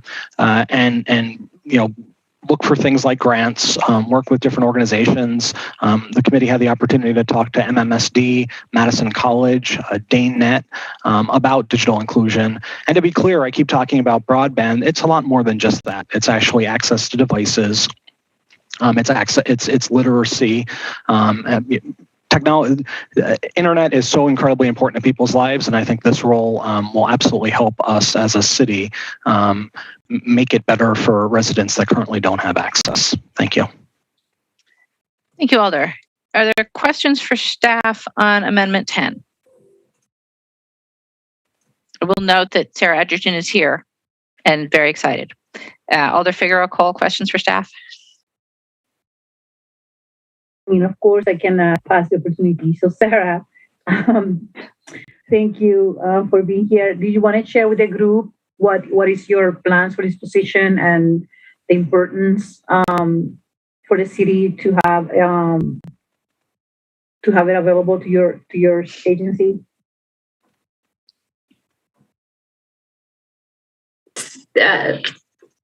Thank you. I think that one of the key pieces to this position, Alder Furman touched on a couple of them, is making sure that we have literacy training, making sure that that residents have access to devices. But we've also been seeing an increased need in technical support for residents, and we've been having community centers actually requesting that we coordinate with DaneNet so that we are creating that coordination between the community centers and DaneNet so that they're able to provide support for different services. And, as we're starting to see more and more of these requests where it's for little things in both being able to provide literacy training, being able to have devices, and then the technical support, it's becoming clear that we need to have this position help take the plan, the task force report that the task force put forward in July, and start developing out a strategic plan for how we can address this. So things like setting up volunteers to help with coming in and working with a community center and having DayNet be part of this project perhaps, or some other entity, and do fix-it clinics or do small projects that are in community centers or in our neighborhood centers for residents. That's one very simple project. There's also the bigger things where it's looking for grants, looking for those opportunities for fundraising that we don't have staff right now that are able to do that. There are opportunities for grants with internet service providers that we could be writing and requesting money for devices if we do matching funds for training.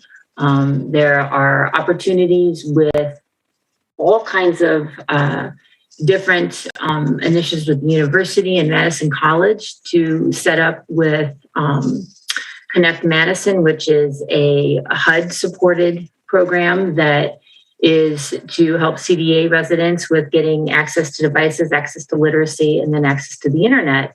But we need to have that coordination, and we need to have somebody positioned that can help to support that.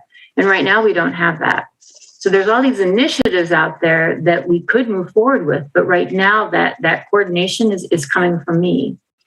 And so I'm running both the department and trying to help with this. And I think that this is where it's becoming more and more clear once we wrote this report that there is a really big need for this larger coordination between both the city and the county and our nonprofits and our community partners. I think Madison Public Library is a huge piece to this, and we need to be coordinating with them. They do a ton of digital literacy efforts, and we need to be working with them and helping them to coordinate with what they're doing with the community partners of our other agencies and with our other nonprofits and other institutions here in the city of Madison. One more question, Sarah, thank you. Is navigating our enormous website part of this training that you're discussing? So that's an interesting question. I think what this position could help with is, and that's actually part of digital inclusion, is also looking at all of the online services and making sure that the city has online services and is part of that coordination. So there's like 6 pieces to what digital inclusion is in the definition of the National Inclusion Program. And it's, like I've said, training, devices, literacy, technology. And the last one is that online coordination and just looking at what we have as services and making sure that we are bringing in more. So they would also collaborate with our web team and help to collaborate with other agencies and to move forward those initiatives. It would also work on the initiatives that are part of the comprehensive plan. There are definite digital inclusion efforts that are part of the comprehensive plan that they would be working on. Thank you, Sarah. Mm-hmm. Thank you. Alder Furman, questions? Thank you, Mayor. Sarah, thank you so much for that. You did a much more articulate job than I did. Could you touch on some of the state funding, grant funding, and federal government ARPA stuff that happened, and how a role like this could help in situations like that, and how the city responded to some of those challenges during COVID? Sure. So there is some funding that came through, and it was actually more geared towards the Madison Public Library. So Madison Public Library took that lead and has been moving forward with tracking some of that funding. But I think that, again, after talking to Greg and, working with him and his staff, that there are certainly opportunities where this position could come in and help with writing some of the grant opportunities when there is this funding. And it's also working with the PSC, with the state. They have grant funding opportunities that we have not had an opportunity to apply for. Sometimes it's because it's more for rural, but there are opportunities for cities of our size and being able to go out and do the research that needs to be done. I mean, there's very thorough research that needs to be done with grant applications and getting all of the data that needs to be supported as part of that. And that's what this position would do. And I'm sorry, Sarah, the broadband assistant programs that the federal government had as well. Yes. So that's an interesting program. So the emergency broadband program, I don't know how many of you know about that. It is, the funding actually is with the internet service provider. So what happens is residents actually apply through the internet service provider, and then the funding then is requested to the feds, if I understand the program correctly. And we had a lot of residents. We got feedback from Dana that we had residents that were having problems navigating through the application process. And that, in fact, case managers at CDA Housing were also having problems with it. So I had to ask staff to create a video that helped to navigate through the application process so that we could provide that for case managers. And that was just for city internal. But what we were hoping we could do is also share that out more with external if we had a position that would have been able to help with navigating that.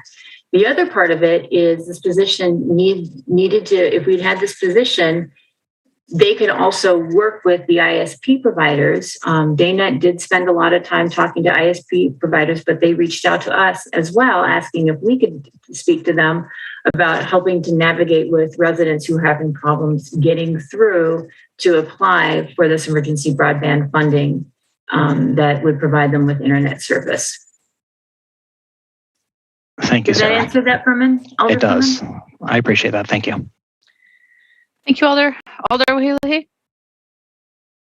Thank you, Madam Mayor. Sarah, I have a question, and my question is, the city has CDD, which has nonprofit that they support in terms of the communities who are really in need of broadband or internet.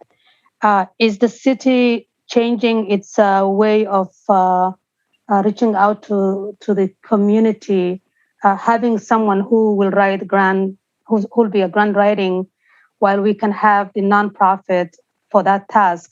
Is there any reason for this? So, Alder Wahili, I don't think that we would be changing the process. What would be happening is this position would be working with community development if there is a need to collaborate with them. We actually have worked with community development during COVID on trying to figure out ways to provide access to the internet, access to devices, and access to training. After nonprofits, especially community centers, reached out to them saying that they were having difficulties with both access of internet and then access to devices. We would not be taking away any funding or changing any processes that community development is currently doing. This would be different funding that we would probably be coordinating with Madison Public Libraries on moving forward. Thank you. Mm-hmm. Thank you, Alder. I have no other alders with their hands up for questions. Is there any discussion on Amendment 10?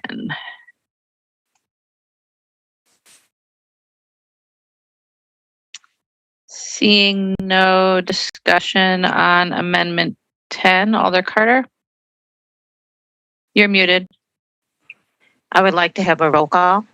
All right, we'll have a roll call then on Amendment 10. I don't see any further discussion, so the motion is to adopt Amendment 10. All those in favor, aye. Those opposed, no. As your name is called, I'll ask Dave to call the roll. Council President Abbas? No. Alder Carter? No. Alder Verveer? No. Alder Furman? Yes.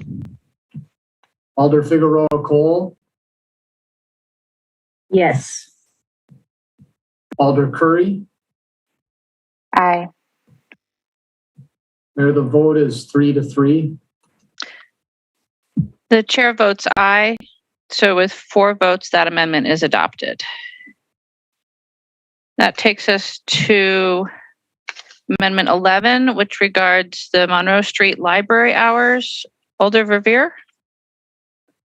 Mayor, would you like to know where we're at with the levy limit? Yes, I'm sorry. I keep forgetting to ask. Thank you, Dave. There's $10,724 left in the levy limit. Thank you. So on Amendment 11, Alder Verveer? I'm sorry, Mayor, could Dave repeat that? There is $10,724 remaining in the levy limit. So Thank you. I don't think unless there are amendments to these amendments, I think any of these will exceed the levy limit. Alder Verveer. Thank you, Mayor. I move adoption. The motion is to adopt Amendment 11. Is there a second? Second.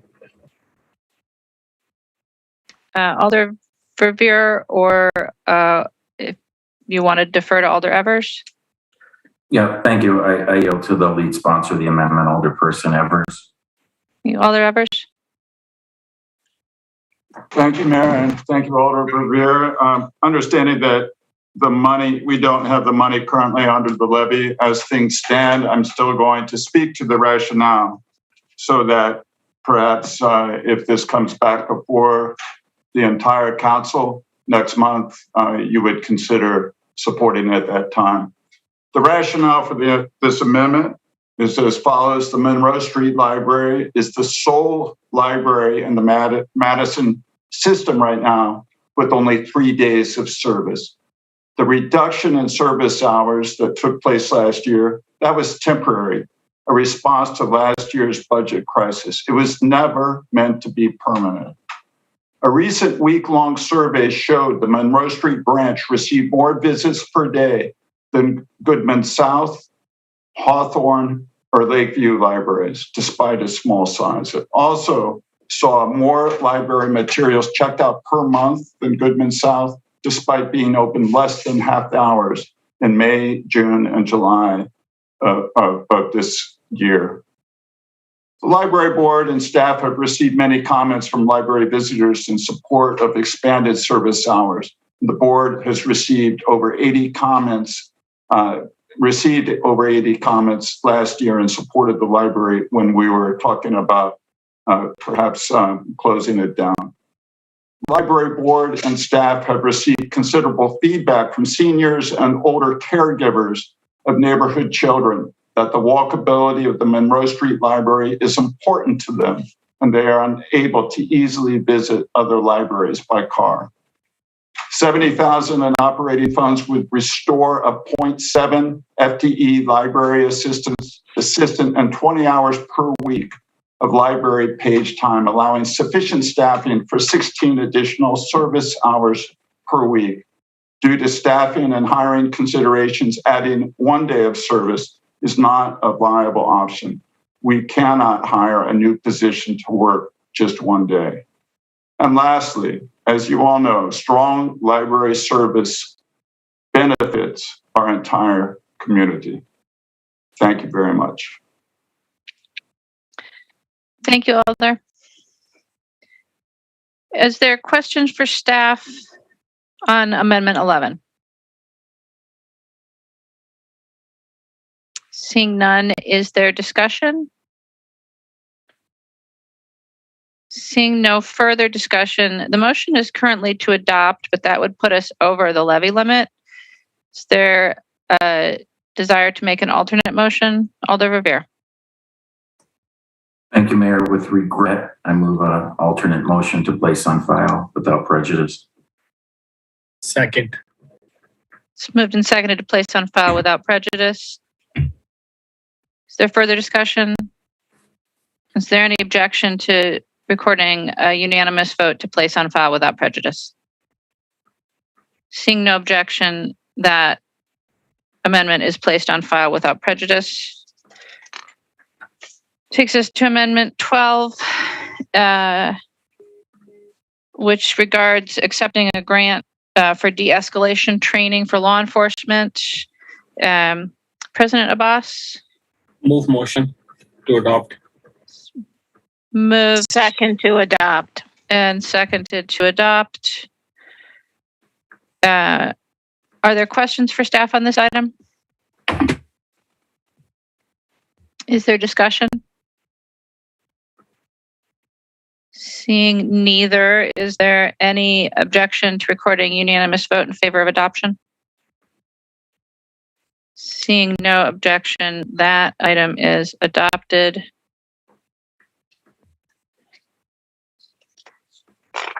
And, all right, just keeping track.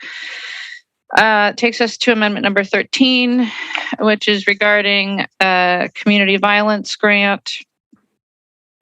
President Abbas. Move motion to adopt. Second to adopt. It's moved and seconded to adopt. Are there questions for staff? Is there discussion? Is there objection to recording unanimous vote in favor? Seeing no objection, we'll record a unanimous vote in favor. And we've already dealt with item 14, so that takes us to item 15. Alder Revere. Thank you. I move to adopt. Second. It's moved and seconded to adopt. Alder Revere. Thank you, Mayor. First, to begin, for purposes of amending the motion, could the finance director please remind us how much levy capacity is remaining at this point, please? Certainly, Alder Revere, there's $10,724 remaining. Thank you, Dave. So, Mayor, if I'm continuing to be recognized here, then I move to amend the motion to insert the remaining levy capacity of $10,724. Second. All right, moved and seconded to change the amount of the amendment to $10,724. On that, is there objection to making that the main motion? Seeing no objection, that will be the main motion. Alder Revere. Thank you again, Mayor, for your courtesy. So to remind my colleagues of the background of this amendment, and obviously the street superintendent is also with us, and Charlie can answer any questions that we might have. First, to acknowledge this is the pitfall of taking the amendments in alphabetical order, and I've seen this happen many years at this point in deliberations, thanks to state imposed levy limits. But to remind my colleagues the background of this, the Streets Division plans to close the longstanding Badger Road drop-off site next year to allow for construction of the salt storage barn over at Badger Road. The plan as of now would then leave all of our residents to use as drop-off sites, Sycamore Avenue on the east side or South Point Road on the far west side. You might remember I joked that I thought it was in the city or town of Middleton during our public hearing conversation with the street superintendent.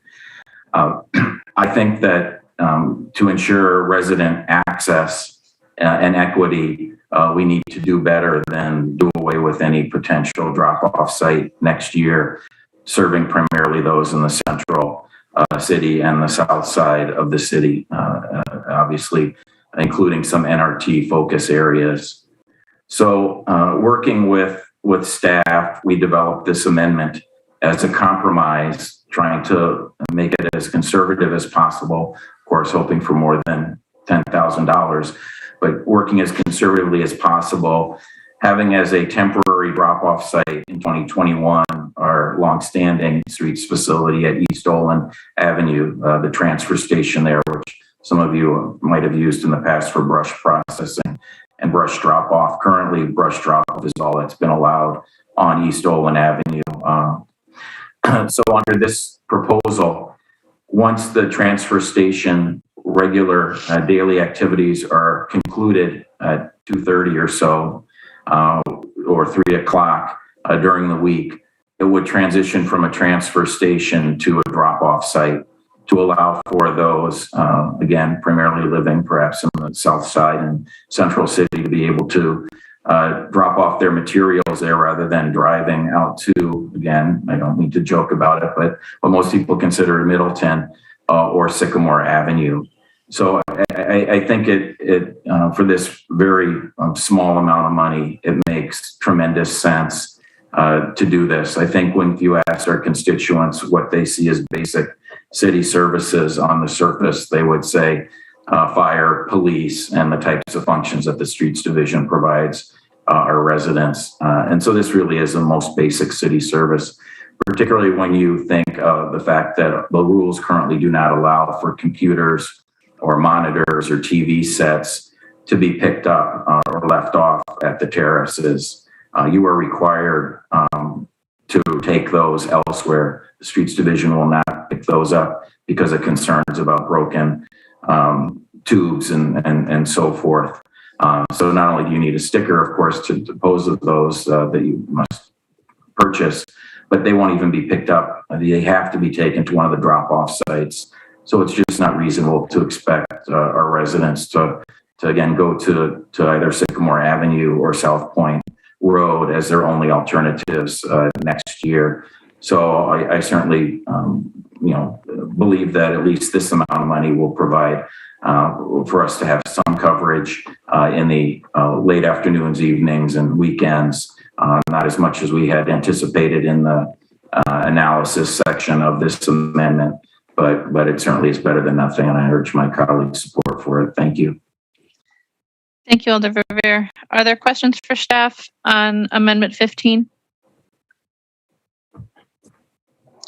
Is there any further discussion on Amendment 15? Seeing no further, Alder Figueroa Cole. I'm sorry. So I do have a question for staff. Go ahead. So given the fact that the budget had cut this almost to 50%, what does that do to the planning on how you're going to use these funds? Sure. I think that, I'm sorry, Charlie Romine, Streets Division Superintendent. So I think what we would probably look at is about 16 hours of availability a week. So certainly there's time for some conversation about what 16 hours could be. It could be the Monday through Thursday, 3 p.m. to 7 p.m. It could be 8 hours a day for Saturday and Sunday, or some combination thereof. But just doing some quick figuring, when I saw the numbers come through, I think it put us at probably 16 or 17 hours a week of being open and available. Again, with that caveat that it would have to be early evenings and weekends when the Olin Avenue site isn't otherwise in operation. So that will be 16 hours with the reduction? Based on the reduction? I think we would be able to have it open 16 hours a week for those 36 weeks from early April to the end of November. Thank you. Thank you, Alder. Are there any further questions or discussion? All right, seeing none, the motion is to adopt the amendment with a altered amount of 10,000 and change. Is there objection to recording a unanimous vote in favor? Seeing no objection, we will record a unanimous vote in favor of item 15 as amended and go on to item 16. Alder Curry? Move to adopt. Is there a second? Second. Moved and seconded to adopt. Alder Curry, do you wish to speak to this? I do, but I see Chief Davis also turned his camera on, so I would deflect to him first. Certainly, but if you, as the lead sponsor, if you wish to say a few words, then we can turn to questions for staff. Okay, sure. So I'm honored to be the lead sponsor on this. Thank you to many, many staff members who assisted me through the process, especially Chief Davis and Nicole Marie. We've seen the data. I know that much of the focus on budget hearings and deliberations this year for the upcoming budget have been about basic public services. We currently we purchased in the past, or a prior council purchased ambulances before that are ready to be used and be in service, yet did not have the staffing for that. I think this is of particular importance, especially during the extreme difficulty that the pandemic has placed on all of us, but specifically city services, and thinking about the paramedics who provide 24/7 coverage already on our 8 existing ambulances. Adding a 9th will not only increase response times, but I hope that it would also help with some of the efforts that Chief Davis and other leadership in MFD have headed up in terms of providing support and relief for the very hard work that they see every day, day in, day out.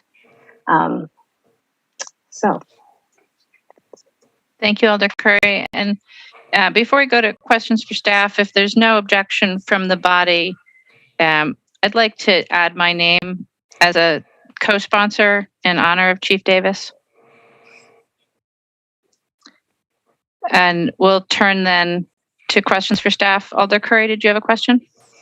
Sorry, I did not have a question. I got so excited I forgot to mention an important piece. Go ahead. So obviously we've all seen, and some of you, especially Alder Revere, have years of putting these puzzle pieces together. It wasn't the ideal way that I would want for this resolution to go forward, but considering the general funds that were left, looking at increasing the ambulance fee. And I know that I've received some comments about not doing that, but want folks to know that there is intention around looking at the hardship program that's available for those who are struggling to pay for medical bills, maybe underinsured, not insured, as well as those who are insured, knowing that insurance companies usually don't pay 100% of that rate.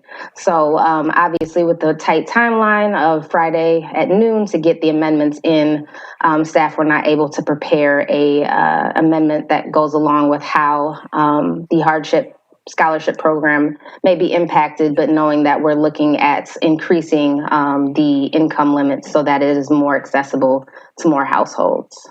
Thank you. Thank you, Alder Curry. All right, now questions. Alder Carter. You're muted, Alder. There you go. Thank you, Mayor. And this has been a long time coming. We put it in the budget almost every year, and it goes nowhere. But I do want to ask Dave first. What is the current rate? And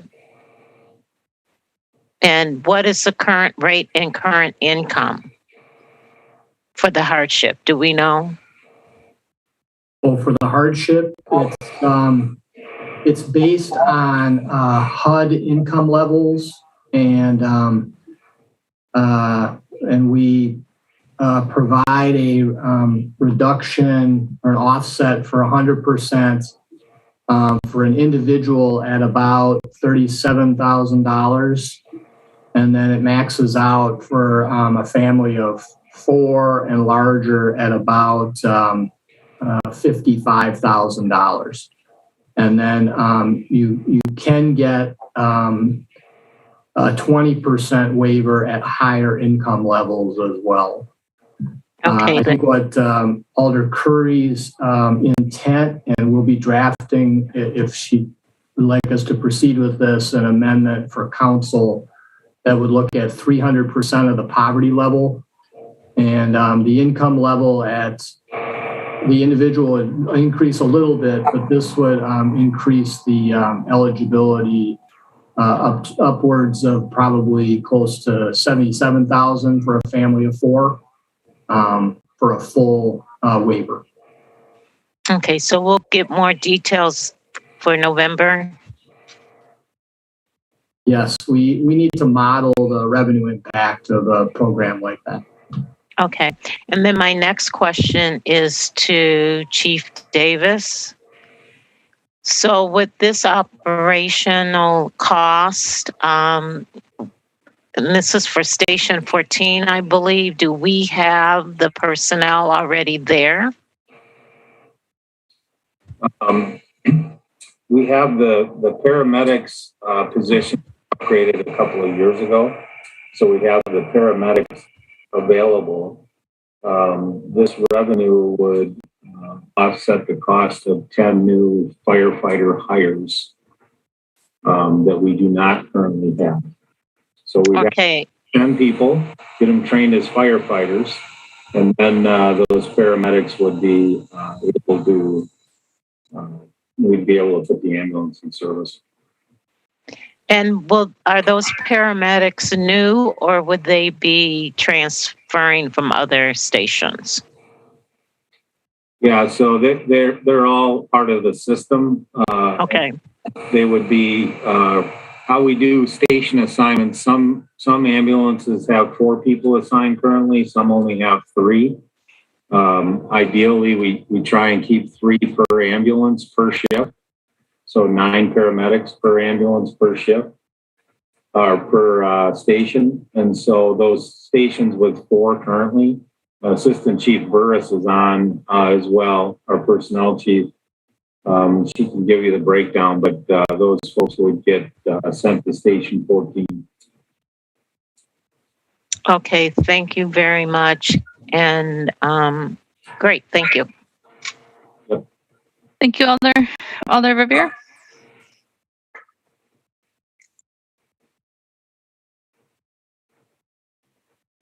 Thank you, Mayor. And a follow-up to Alderperson Carter's question, please, of Chief Davis. First, Chief, let me say, as I said to you on a personal note, I really want to congratulate you publicly on your well-deserved retirement announcement. And obviously, if this amendment is adopted, which I believe it will be, it just adds to your tremendous legacy of accomplishments, Steve, in so many areas.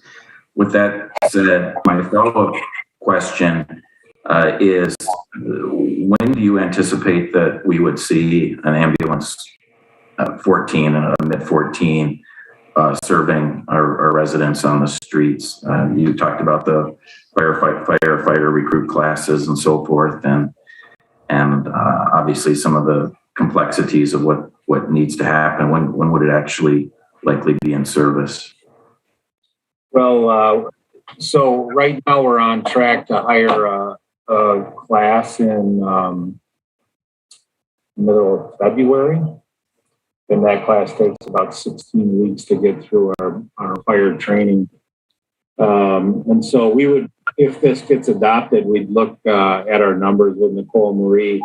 I think the soonest we could probably get it up is April 1st, just because of the overtime and the staffing constraints. But we would look at that first quarter and see where we're at as far as our creative staffing program. But probably most likely April 1st to June 1st, somewhere in there, it would be the target date because we'd have those 10 additional bodies to train. I understand. Thank you. Obviously, April 1st sounds a lot better for a variety of reasons, including it would be nice to have ambulance, the 14th ambulance officially on the streets while you're still chief before you leave us. I hadn't even thought of that, Mike, but I was thinking more along the lines of April Fool's Day. When you announced your retirement date was April Fool's Day, I bit my tongue. But anyway, that would be an awesome joke, wouldn't it? Yes. So anyway, congratulations. As Alderperson Carter said, this is obviously many, many years in the making. So I want to congratulate you and your whole team, Assistant Chief Burris and Nicole Marie. I know you've tried an amendment like this over the years, obviously not the exact way that Alderperson Curry's fashioned this. So I want to congratulate Alder Curry for presenting something that we can make work and balance our budget, given the state levy limits that we are constrained by. So thank you all. Thank you, Mayor. Thank you, Alder. There are further questions for staff? Is there further discussion on Amendment 16?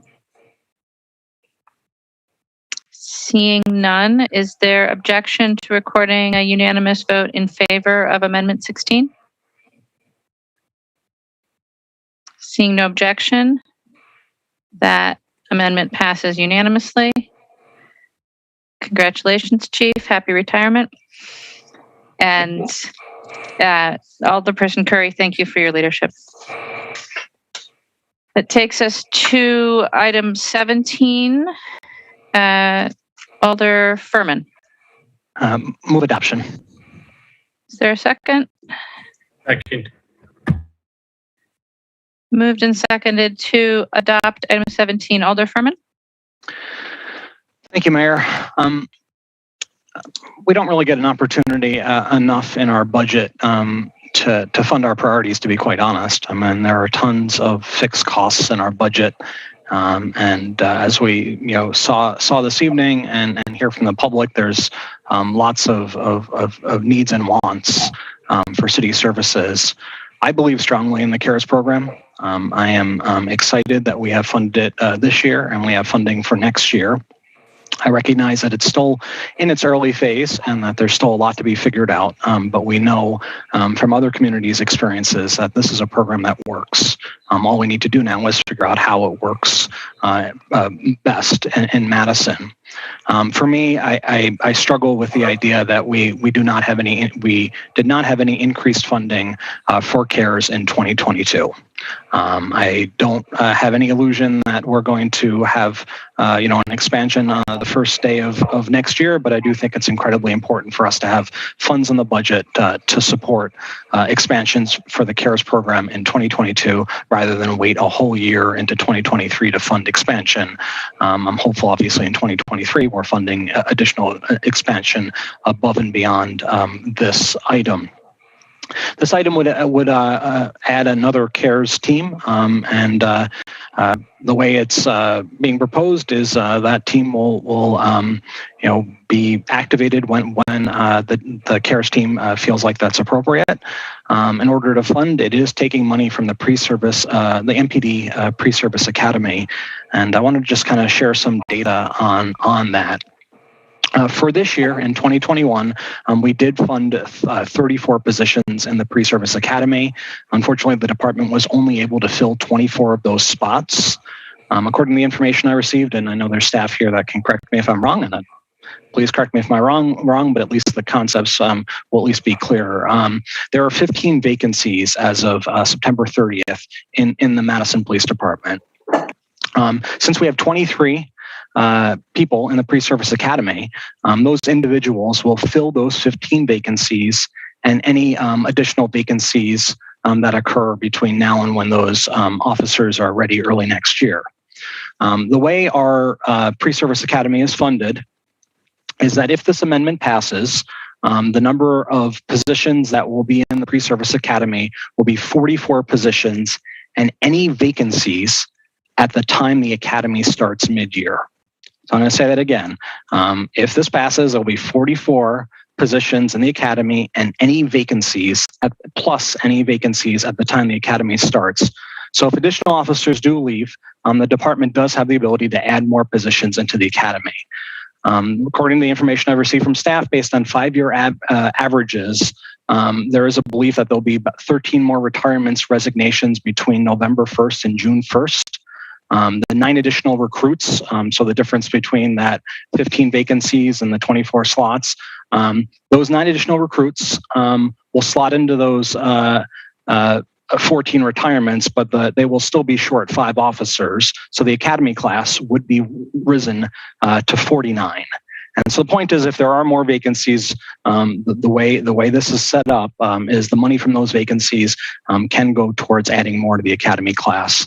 Our biggest academy class ever, my understanding, was 50. And again, I mean, it's certainly a possibility that we're going to be see more vacancies, and we may get up to 49 or 50 authorized. I have talked to the chief about his plan to deal with vacancies and retirements and people resigning early, and appreciate the work he's doing towards figuring that out. That is one of the biggest problems our department has right now. If this pre-service academy costs us so much money, and so we desperately need to figure out how not to have to spend this much money in the pre-service academy. But I do think that the way this is structured is the department will be able to fill those the positions if they need it by adding to the pre-service academy, just based on how that's set up. This does not change the authorized number that the police department has.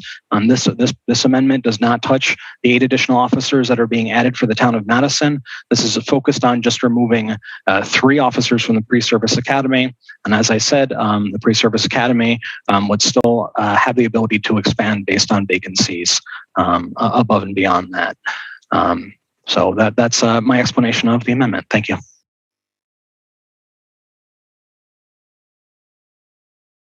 Thank you, Alder. We'll go to questions for staff. Alder Bennett, is it a question? Not a question, never mind. All right. So are there questions for staff? Yes. Alder Boss. Thank you. I have a question for Chief Davis. Chief Barnes? No, Chief Davis. Okay. Thank you. So, Chief, I heard during the sponsor of the resolution, Alder Furman, talking about we need to figure it out how it works best. That's exact per his wording. I'm curious to hear from you about the CARES, where we are, and exactly how it's working right now. And also, a follow-up question to that, did the sponsors talk to you about the CARES amendment? So most of the I don't believe I had any conversation with Alder Furman about this particular one. So I was a little bit caught off guard by it. I can give just a brief overview. Assistant Chief Stedman has joined us as well to give more specifics. But we, as you recall, we rolled the team out in September 1st. I believe in about the first 30 days, we had roughly 30 calls. So that's about 1 a day for these 2 teams. And Chief Stedman, like I said, can fill in some of the blanks. You know, I think that that we're headed in the right direction, but I also believe that that the next 6 months to a year is going to be very critical in this team as far as figuring out what exactly the community needs. I listened to one of the speakers talk about the fact that these folks are doing follow-up evaluation, and yes, that's part of the team. That's part of the reason why the team is there to exist, and not just treat an emerging situation and walk away from it. It is to provide follow-up. So I don't know that we're quite there yet. As far as identifying the numbers. We're in the process right now of hiring a program manager that'll be embedded with public health. And, you know, once that person's on board and we can really come up with a strategic plan for the program, I think we'll know more next year at this time what resources we're going to need. So I think the money coming into the program is a little bit premature. But I'll turn it over to Chief Stedman for his thoughts as well, if you don't mind. Sure.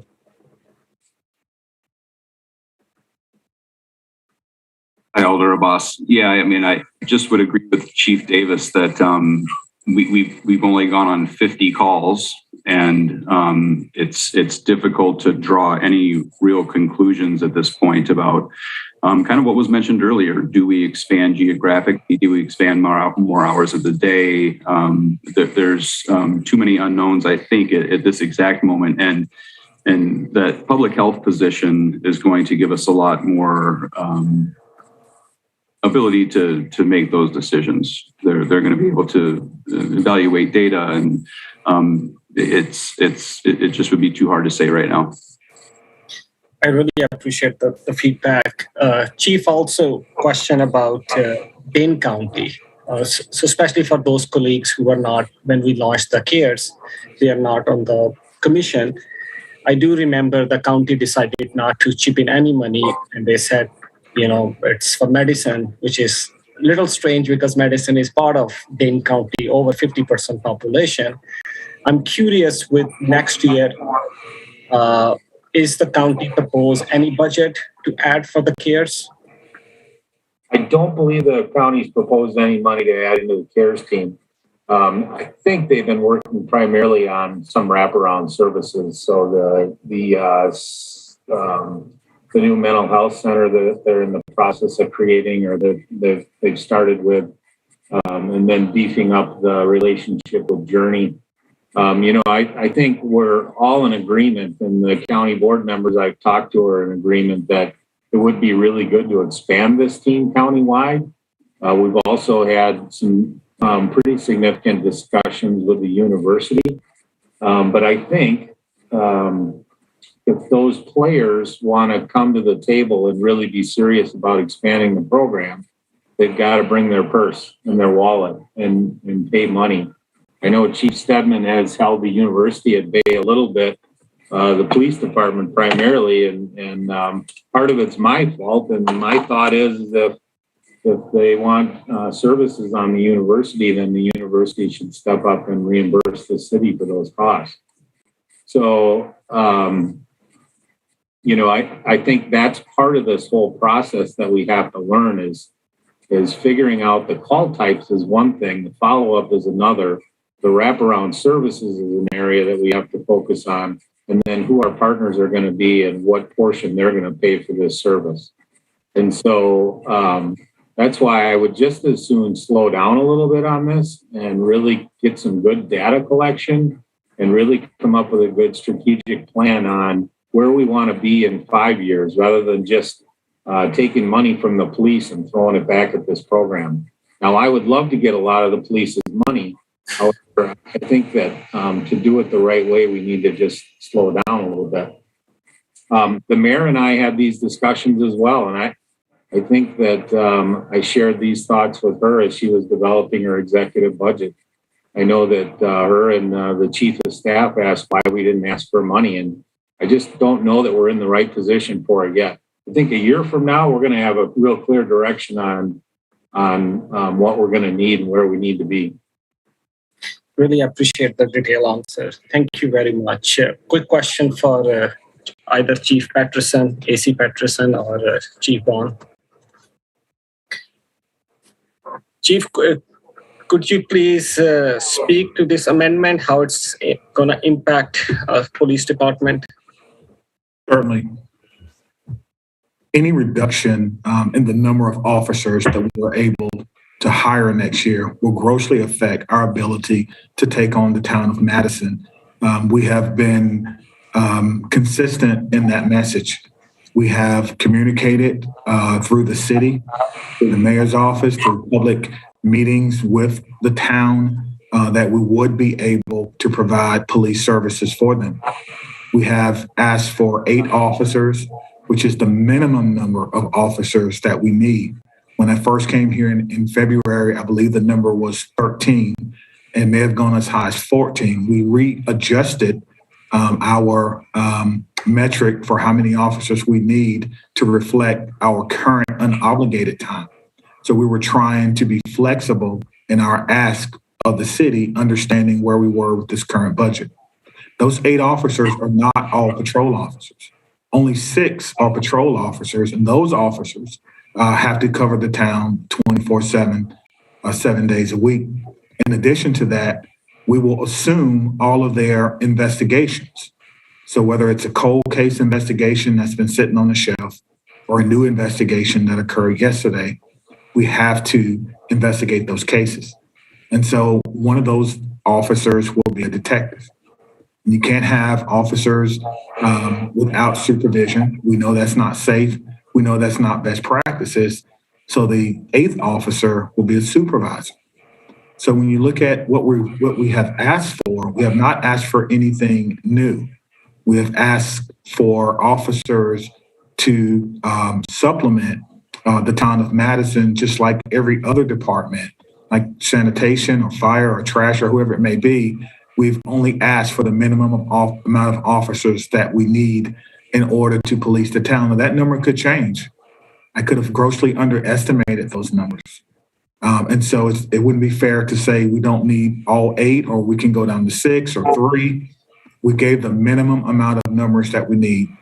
And on October the 30th of next year, we will assume the responsibility. I would like to be able to explain to the new members of the Madison community that we're ready, we're prepared, and we're excited to welcome you into our community.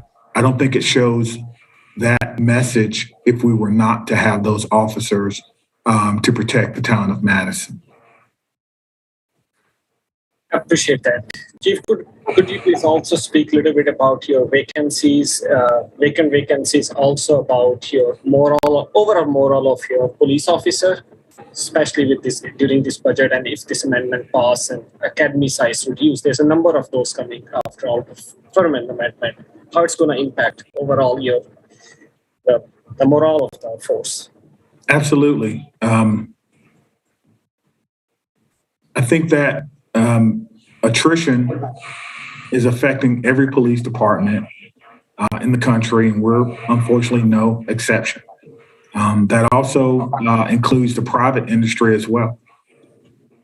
I'm not proud to say that we have officers who are leaving, but some of those officers are leaving for greater opportunities. But some of those officers are leaving because they do not feel supported in that we go through exercises every year where people think that they should not have their livelihood. It's difficult, it's tough, but we're having tough conversations. We know that these management decisions are tough. And so we communicate that to our police department.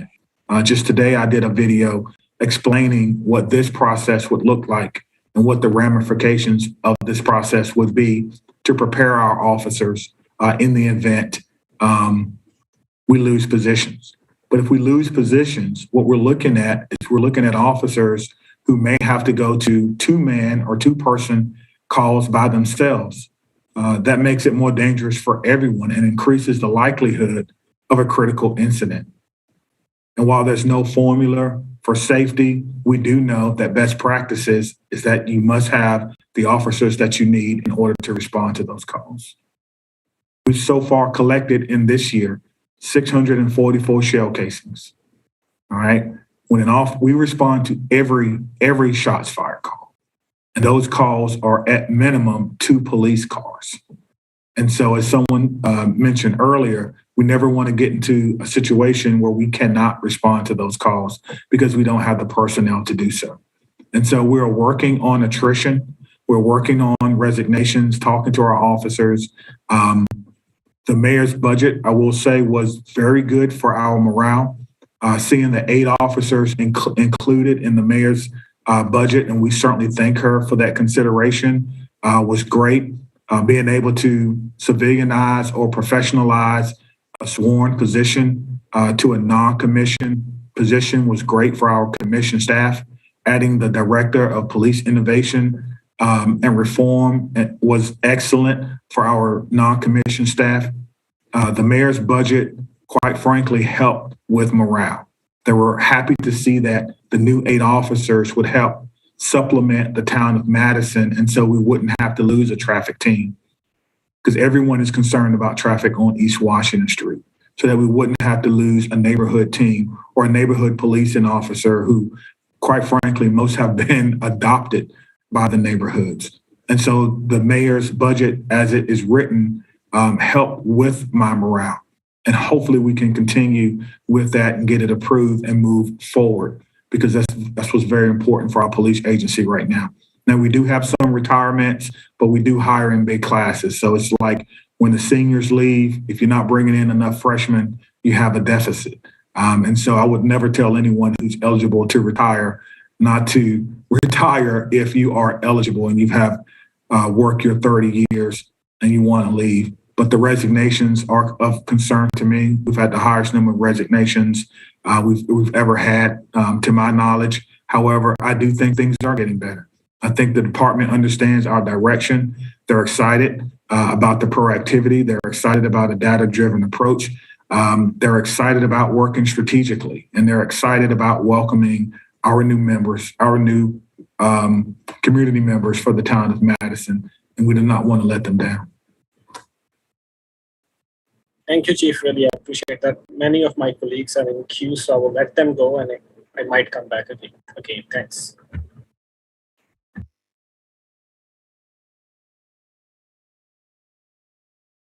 Apologies. Thank you, President Abbas. Alder Carter? Can you come back to me? A lot of my questions were asked, so now I have to think of new ones. Okay, Alder Carter. Alder Bennett, did you have questions, Alder Bennett?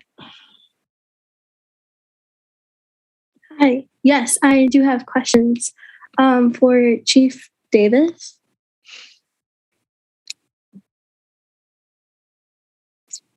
Go ahead, Alder. I recall from our conversation that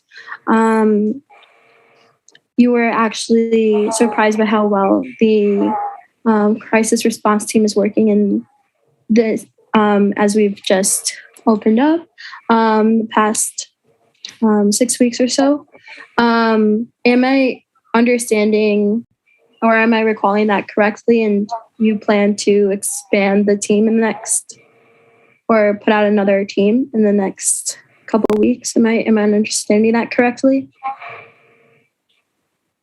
Yeah, the team is working very well. And if you'll recall, we have 2 paramedics and 2 crisis workers that are partnered up. And we've had a couple of situations, and Chief Stedman is still on. He can fill in the blanks again, because he knows the specifics inside and out pretty well, where we had stacked calls, meaning there was 2 mental health calls at the same time. I think it's happened maybe 2 or 3 times. Currently, how they work is one team takes the call and the other team does the follow-up, and any help people need a day or 2 later, or check-ins and things like that.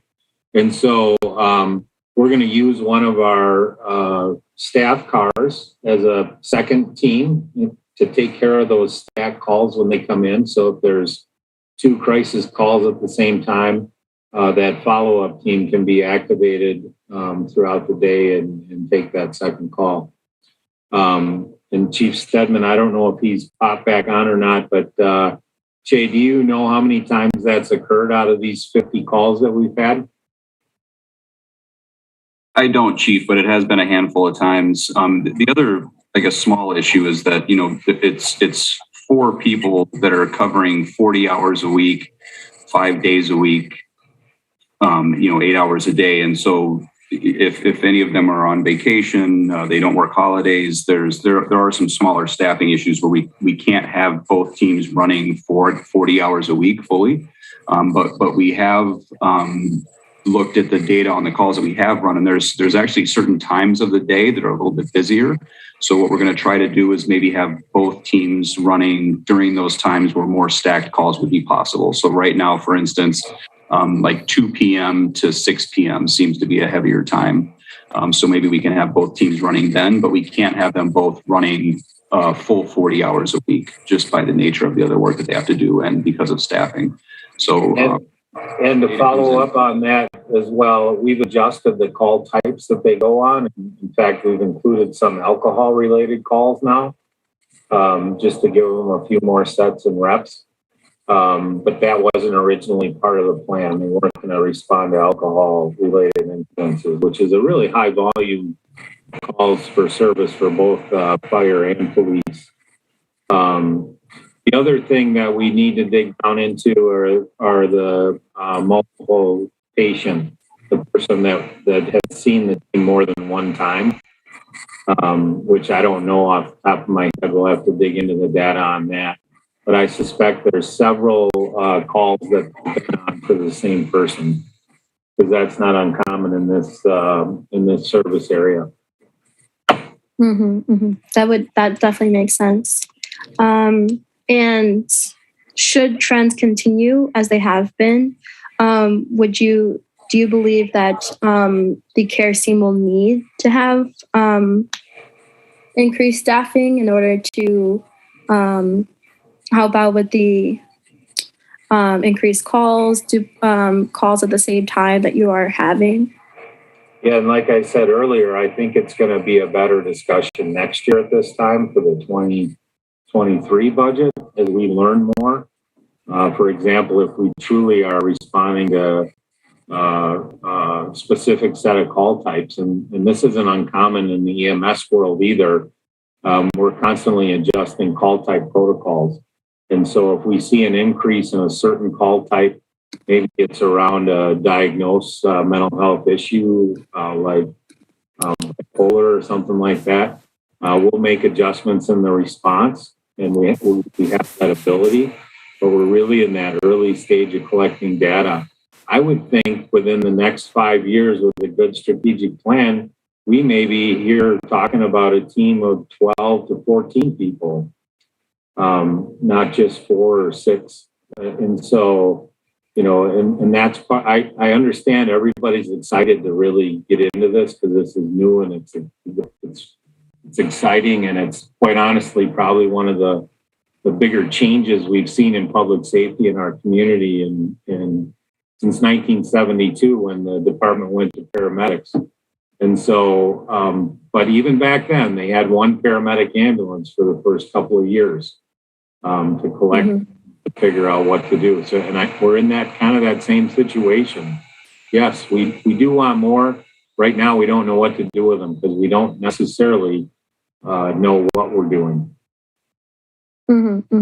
But ultimately, you will need more funding once you need to increase. All right. Thank you. Thank you, Alder. Alder Furman, questions? Yes, thank you, Mayor. I have a question for Chief Barnes. Chief Barnes, I know there are multiple amendments in front of us this evening related to MPD, but I'd like to focus on this one in particular.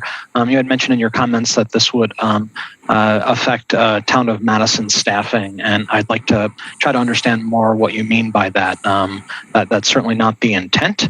It's not changing the authorized officers or trying to alter your plan of adding 8 for the Town of Madison. So I really wanted to get a little bit more understanding on how decreasing the number by 3 is going to affect Town of Madison. Sure. My goal next year is to hire for the vacancies that we currently have, as well as have an accelerated academy for the 8 officers for the Town of Madison, which I believe is an immediate priority. October will be here before you know it.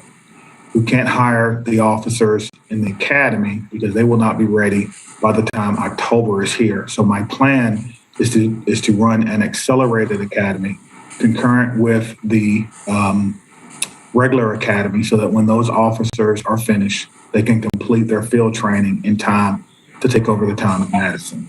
I fully intend to be able to staff that.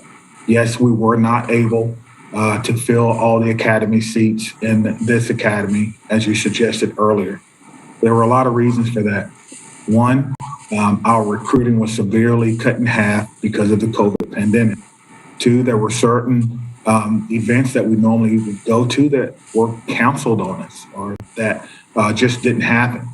3, there were certain persons who didn't want to come in person to do some of the testing that is required. And so those numbers dipped a little bit. And so I think that 2020 was an anomaly because of our recruiting issues from 2019. I don't think it's fair to judge where our staffing may or may not have been because of a year that was an anomaly.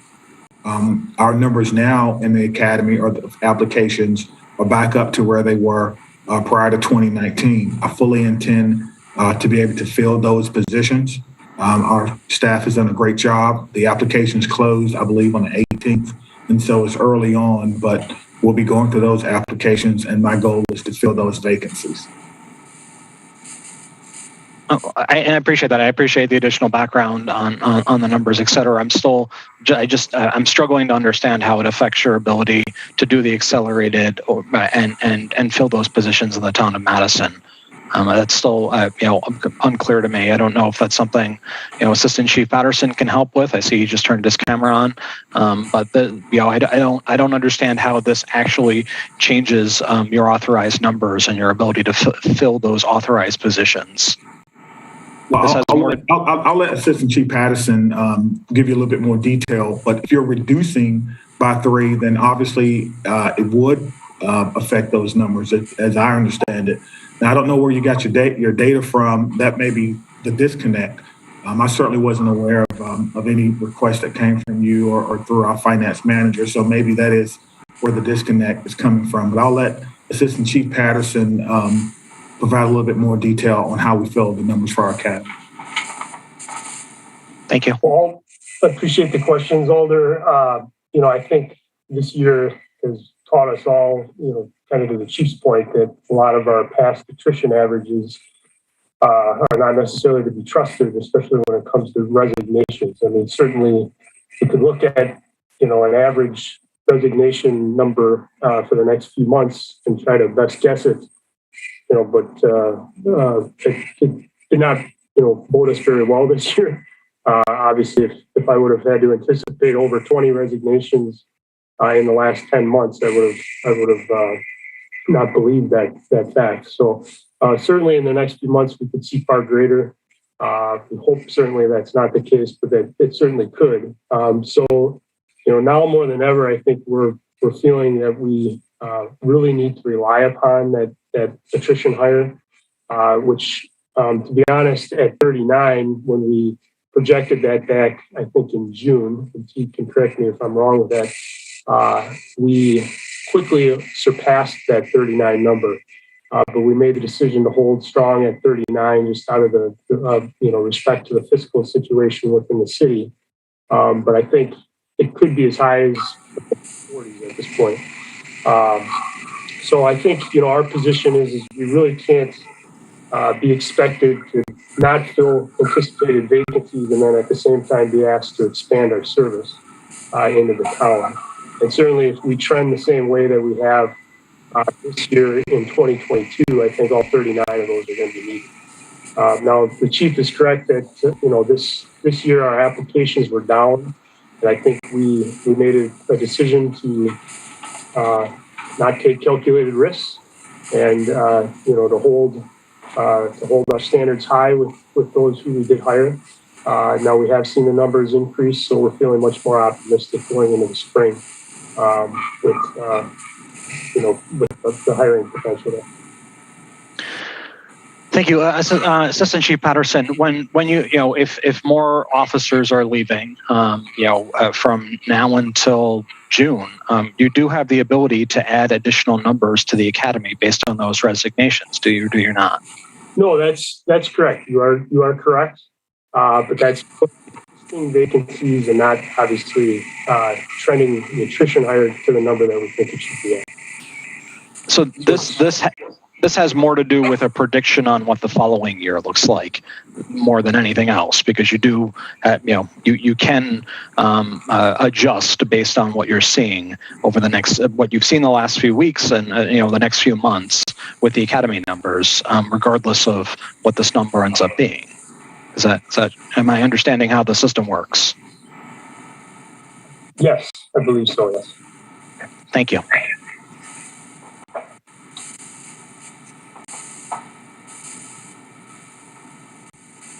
Thank you, Alder Harrington McKinney. Questions? Yes, thank you, Madam Mayor. I have a question for Assistant Chief Patterson because he's the numbers guy.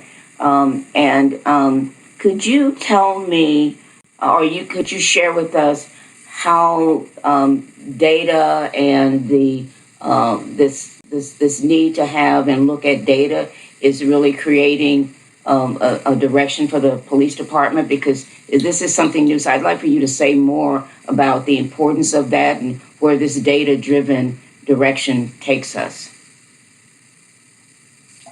Are you referring to the attrition higher number, Alder? No, I'm talking about the when the chief mentioned that the mayor's budget included a civilian person to do data. So there was just a question I needed clarification about what that role is and how data is playing. Alder, this amendment doesn't implicate that position. Okay, all right. So that was just in Chief Barnes' discussion. Is that correct? Correct. Okay, thank you. Thank you, Alder. Are there other questions for staff on amendment number 17? Seeing none. Is there discussion on amendment 17? Alder Wahilahi?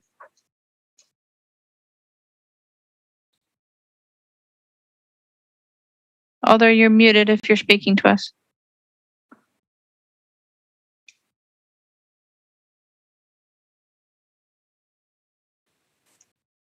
Thank you, Madam Mayor.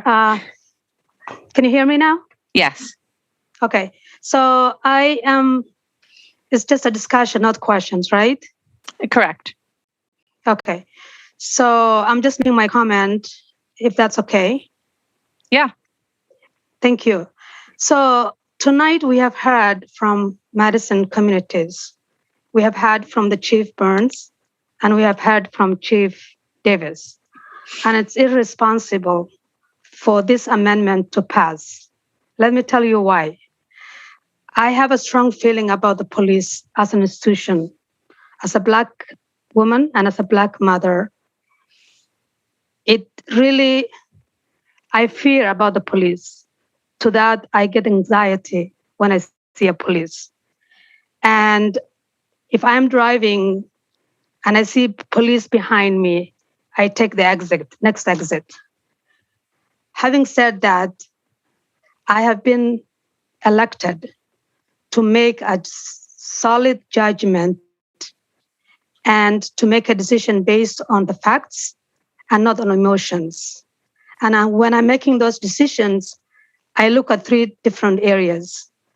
How this decision affects my district, how this affects my community of color, and how this affects my city, Madison, that I've lived and I called home for the last 32 years.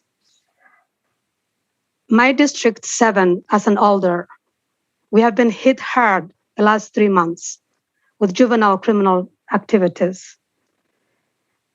I'm hearing the voices of my constituents, and they need neighborhood safe. I have lived in my house for 23 years. I am sometimes sleep without any, like locking my garage or locking my cars. Now that game has changed. Every now and then I have to look 3-4 times if my cars are locked or if my garage is closed. So I'm hearing the voices of my constituents. That's number 1.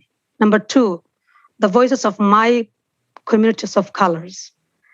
It's privilege to serve and represent my communities of color. And that privilege comes with responsibility.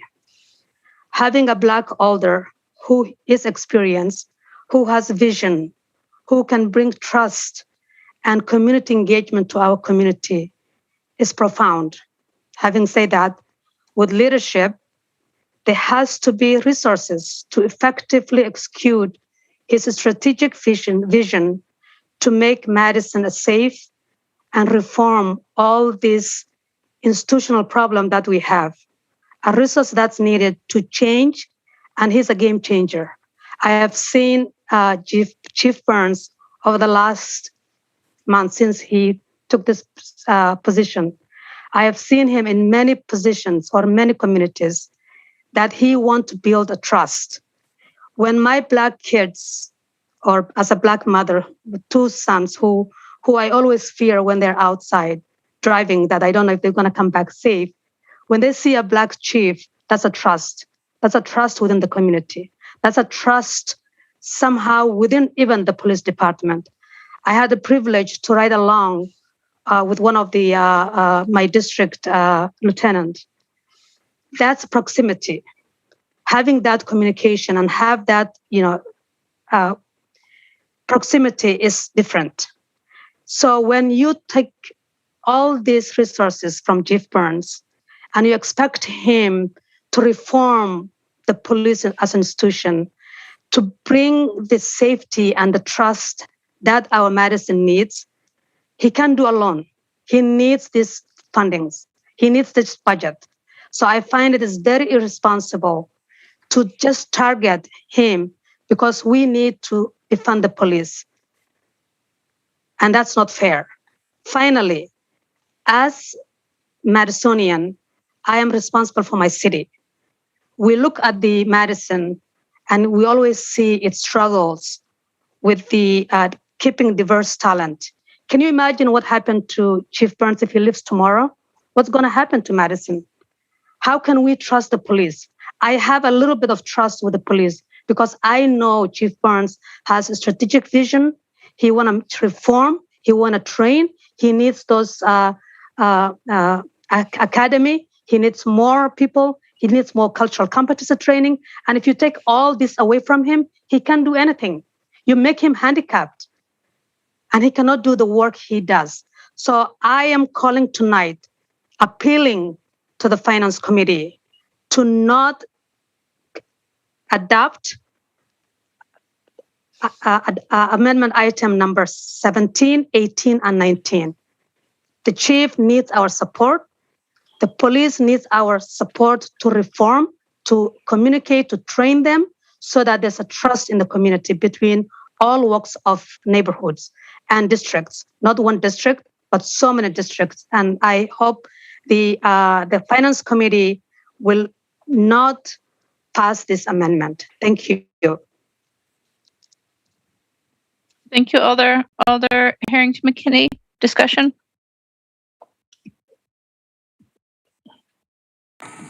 Yes, Madam Mayor.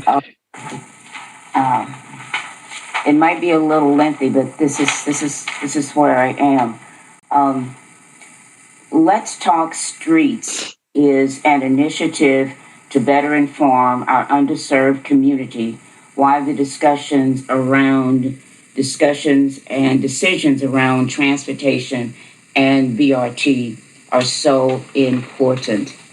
At one of our transportation committee meetings, Annette Miller of Equity by Design asked the question, and this is the question that she posed to the community that she was trying to generate input, is that it wasn't a yes or no question. The question was, can you live with it? And that stuck with me. And I want to really talk around the question that we're considering now is, can you live with it? The continued reduction of the police budget by $795,000, can you live with it? In this proposed amendment, where is the racial equity and where is inclusion? Where is trust? I'd like to thank Dr. Rose and Isidore Knox, Anthony Cooper, and Maddie Campbell for speaking up tonight and putting their voices in the space. 1, the town of Madison, 5,000 new residents, $1.4 million in funding to support equitable services, which includes the police and the fire department. 2, the proposed cuts reducing the police budget by $795,000 impacts the size of the MPD next recruitment by 11 officers to replace officers lost to attrition and those 11 officers. Priority. Priority only calls, triage calls, 911 calls. If you, your family, or your member are the ones that's making these 911 calls, can you live with it? I hear the historical context of the police. I hear those concerns. I hear the facts about the police department. I hear all of that. I hear also the broken systemic and racial disparities. They are absolutely real. This is not new information. I also hear Tony Robinson's name mentioned over and over again. And I mentioned his name purposely tonight because on March the 6th, 2015, I was returning to Madison from St. Louis, Missouri, specifically Ferguson, Missouri, to make a determination whether I was going to run for alder or not. In St. Louis and Ferguson, the spot where the shooting had occurred, and where Michael Brown was killed, the building right behind the space where Michael Brown was killed was the space that I lived and raised my child, who was like 5 years old, a Black male. And I came back to Madison saying, can I make a difference? And when I was driving into Madison, I heard on the radio about Tony Robinson, the young Black male, had gotten shot. I drove to that area and I walked with those that were in the street, so compelled about what had happened. Why do I share all of this information? I share this information because I want to talk about, can we live with this? And I know this is long, but this is very, very important to me. When I look at, and I'm really going to talk about Chief Barnes, and I know Chief Barnes, I know your camera is off, but I really want to talk about Chief Barnes. And I want to talk about him in terms of who he is and what he's brought to the community. And to share a little information about him is that he was hired as the Madison Chief of Police in February 2021. 8 months. Nationally recognized leader in crime reduction and community relations, Director of Training and Professional Development for the Civilian Office of Police Accountability in Chicago. This council has authorized the hiring of a civilian oversight committee, and they're in a position for that. Our chief was recognized for using innovative technology to reduce crimes and serves on the National Council of Policing Reform, using innovative technology for reducing crime. Neighborhood-oriented policing is something he stands for. And I bring this up because in order for the police to have his strategic plan in place, we need to give him an opportunity. What we're facing in Madison, we did not just face this in Madison. He walked in a community, was already stressed and had these problems. And now we have a police chief who understands, who has walked the walk and has the capacity to make some significant changes in the culture of the Madison Police Department, but we're willing to tie his hands. We're willing to tie his hands about taking money from his budget, and the maker of the motion did not talk, from what I understand, did not talk with the fire chief, did not talk with the police chief, did not have a conversation of understanding. And if I'm wrong, I see him shaking his head. I don't know. But what I've heard is that there is an opportunity for us to have a police department that is a model police department that will stop the significant arrest and all of that of Black males. And we are not even giving this person an opportunity and a chance. We're taking money from the police department to add to a pilot. And that's exactly what a pilot is. A pilot is a program that provides a test to the effectiveness. And so we have heard that the CARES program is 7 weeks, 7 weeks, and it was designed to gather data. We heard the chief said that there have been 50 cases so far, and there's a lack of strategic planning, the cost of the program, how the program needs to be expanded. All of those details are not in place. Do we need that? Absolutely, we need that. And so I am asking and really imploring the members of the Finance Committee to really look at what we're doing and how this particular amendment has generated so much angst within our community because it is premature. And I would ask you, please consider and give our police chief an opportunity to make some significant changes that, you know, we've been talking about and we've not seen and we've been frustrated about. But here's an opportunity, again, to make Madison not what it is now, but what we envision it to be. Please do not pass this amendment.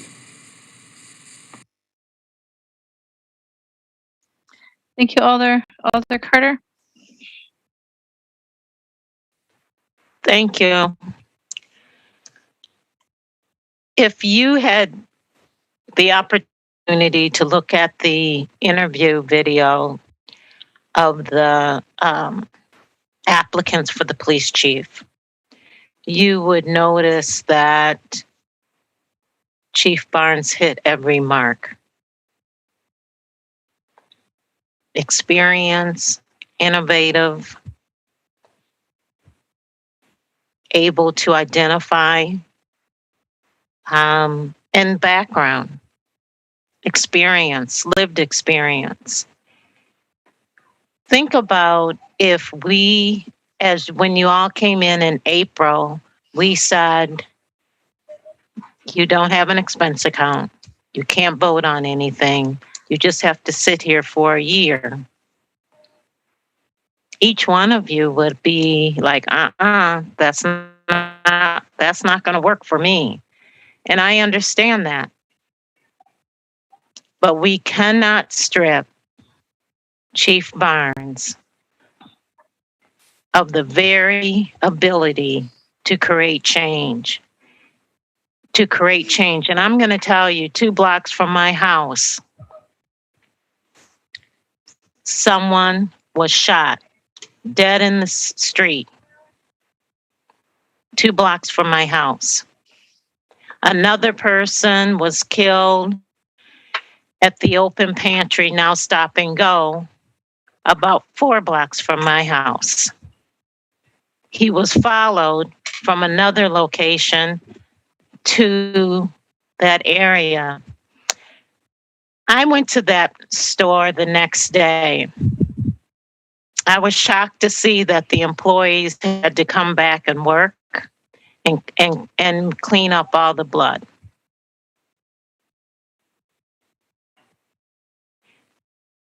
And I called the owner of that store. I said, you need to shut this store down, and these employees need to go home. They need some mental health time to reevaluate even whether they want to come back to work. The owner said he didn't think about that. He just knew the store was open 7 days a week. I say that because nobody in my family has had interaction with the police, but somehow we are all affected by it, whether we know the person or not. We have 265,000 people in this city that we have to account to, including the folks in our district, including the fact that we might have our own agenda on things, which is just natural. But when it comes to public safety, we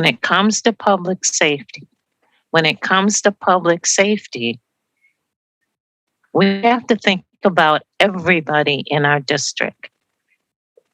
There's no need to minimize somebody's fear because they might minimize yours one day.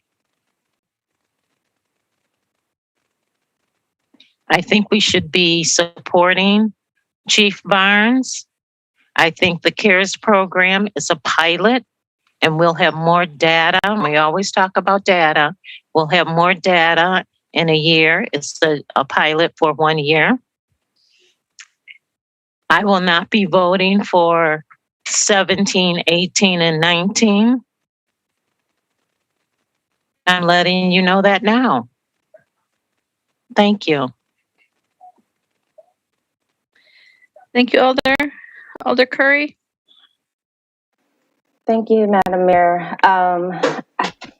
I feel implored to speak during discussion on this because I am one of the co-sponsoring alders on this amendment and actually did have a chance to have conversations with both Chief Barnes and Assistant Chief Patterson, which were very, very helpful, as well as hearing historical context, seeing what time we're in right now in our society, what we went through as a community.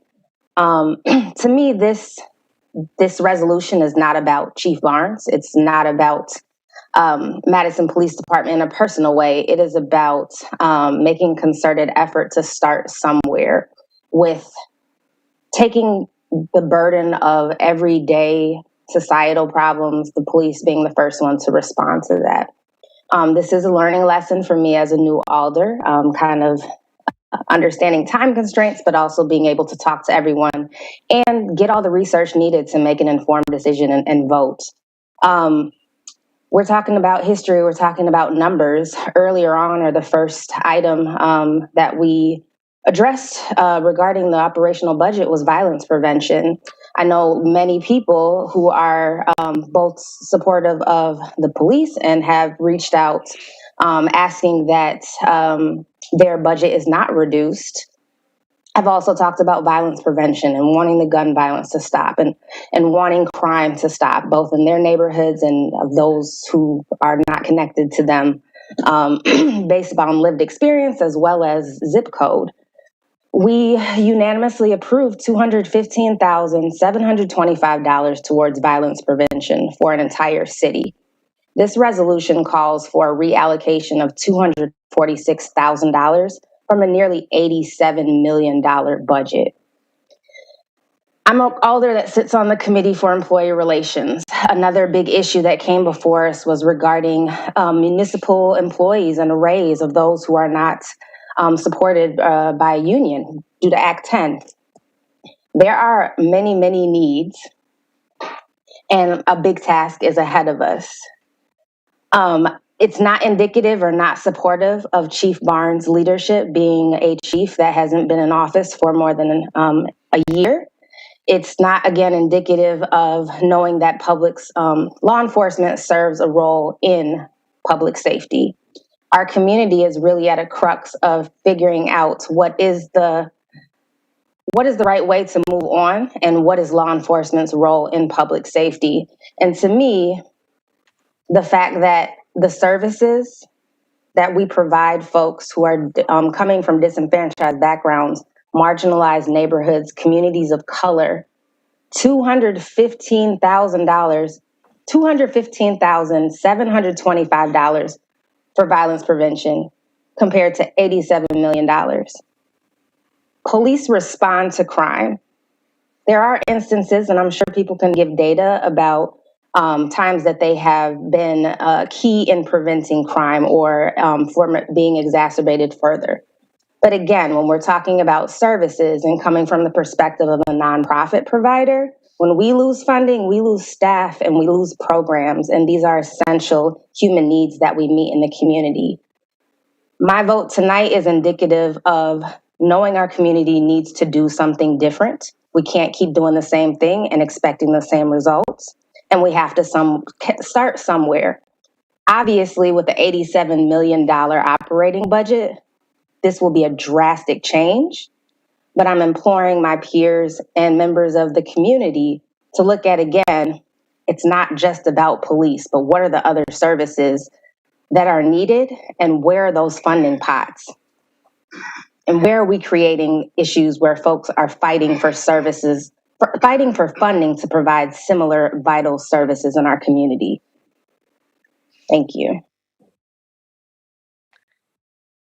Thank you, Alder. Alder Bennett? So, for my comments, what I've heard now is issues of diversity, youth-related issues, and the issue of will we change? As a young Black woman, I can certainly speak to I will speak to all of these issues. But answer the question, where is the racial equity in this? The Madison's Pre-Service Academy is regularly cited to incentivize recruiting a more diverse talent in the police force. Let's look at the demographics of that. Currently, the Madison Police Department stands at 77% white, 9% African American, 3% Asian, 7% Hispanic. In terms of gender, the Madison Police Department is 71% male and 29% female. So in a predominantly white-dominated field, where is the racial equity in that? How is the Pre-Service Academy recruiting a more diverse talent? Because we've had the Pre-Service Academy for decades now, and I don't see how those numbers reflect a diverse talent. Let's talk about the issue of retention within the police force, because that's really the driving factor to the attrition levels. The Madison Police Department has an issue with retention, and this is not an anomaly to 2020. Retention rates have continuously been increasing over the past, since 2014 to today, and we are paying for it. Madison tax dollars are going towards it. Given we spend to the amount of money that we spend on training officers, paying full salary, wages, and benefits, starting salary being $56,000, the amount of training set for 47 officers with salary and benefits, based on my calculations, about $3.5 million. And we are continuously funneling money into this Pre-Service Academy, thinking maybe it'll affect our retention level, but it's not. It's just more of the same. Furthermore, if we're talking about listening to youth, when I think about youth, I think about protests in this conversation. The reason why I'm sitting here as Alder is because of the budget deliberations that we had, where I was sickened by seeing Alders who have been on council for several years continue to increase the police budget, increase it, thinking something along the lines will change and nothing does. When I think about youth, I think about the youth that I think about seeing my friends getting arrested, about experiencing getting tear gas, getting pepper sprayed, just for speaking up and fighting against a force where we've seen Black men, Black women get murdered, etc.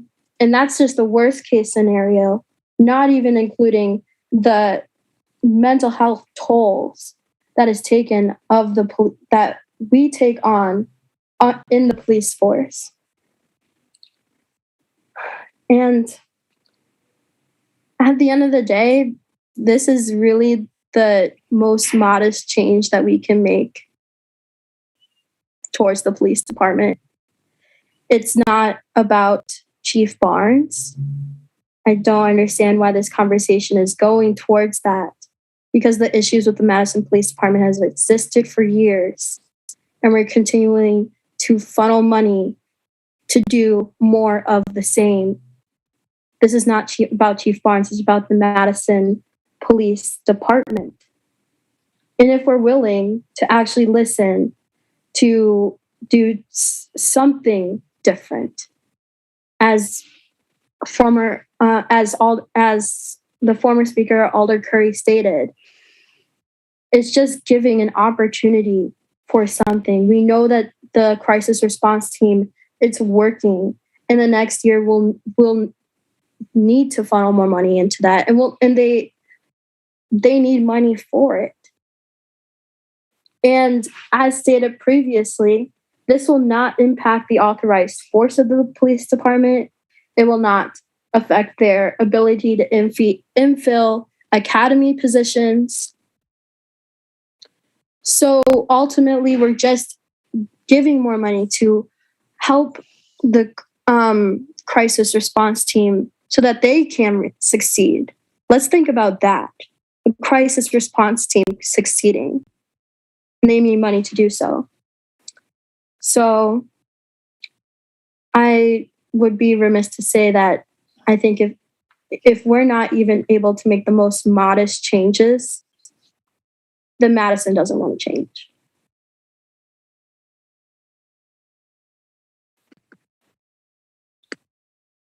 Thank you, Alder. President Abbas? Thank you, Madam Mayor. I think so. We should hear what Chief Davis said.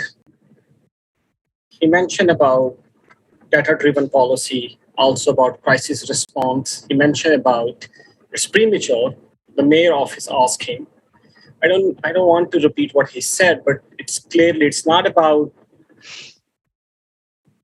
I personally, or we as an alder, doesn't want to spend money on CARES. I was one of the co-sponsors last year. Just for recall of the memory, I did sponsor CARE. I think so there's a huge advantage for the community, and we need to look into alternative way of serving our communities and being creative. This particular amendment and a couple of 17, 18, 19, all those three are amendment actually. To be very honest and blunt, they are basically defund police, not about creating consensus or creating bridge. It's about not giving chief an opportunity to develop his department and achieve greatness. One constituent reached out to me a couple of months ago and mentioned, do you know Chief Cooper? Of course, I was born in 1986, moved to US in 2011. So I heard a lot about Chief Cooper and what he did in Madison and community policing and stuff. Imagine if we defund the police at that time, what's going to happen? We need resources. Innovation come at a cost. Innovation come at a cost. Any department, forget about police, any department, you put IT, police department, we're looking at 311 system, city system, they all came at a cost. And that cost basically bring us, and with the vision, right vision, that's the key, with the right vision. And with this Chief Barnes, I have many meetings, we talk about 311 system, innovation around it. We talk about innovation around how police can also be used virtually and create that bridge. And it's not intimidated, there's a cost saving. There's a lot of opportunities for us if we give that chief an opportunity to execute his plan. We cannot really bring a good chief in a community and say, hey, no money, too bad. I just don't understand. Also, this care thing is just doesn't make sense. I am all about cares. I think so we spend money. That's why I asked question to Chief Davis. And we are doing a pilot project. We just worked for 60 days. We're still collecting data. And interestingly, City of Madison is chipping so much money and Dane County give us $0. Nobody's reaching out to Dane County and asking, what the heck? You guys need to step up and pay your fair share. It's City of Madison. It's not a nonprofit. They need to chip in their part. So collecting the data is first most important. There are, as Chief Davis mentioned, missing parts. We all need to identify those missing parts. It's not about its $88 million budget, $82 million, or it's a small dot in a bucket. It's about a strategy and vision and how could we use those dollars. I don't see that. I mean, intention is great about all the sponsors. They want to do good with CARES, and me too. I would love to spend money.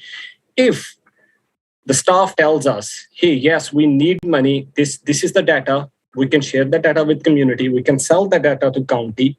And if county is not willing to spend money, I will support you all in spending more money. But this particular amendment just doesn't make any sense. Same, I will also say, adding civilian position also in a budget, removing that also doesn't make sense, counterproductive.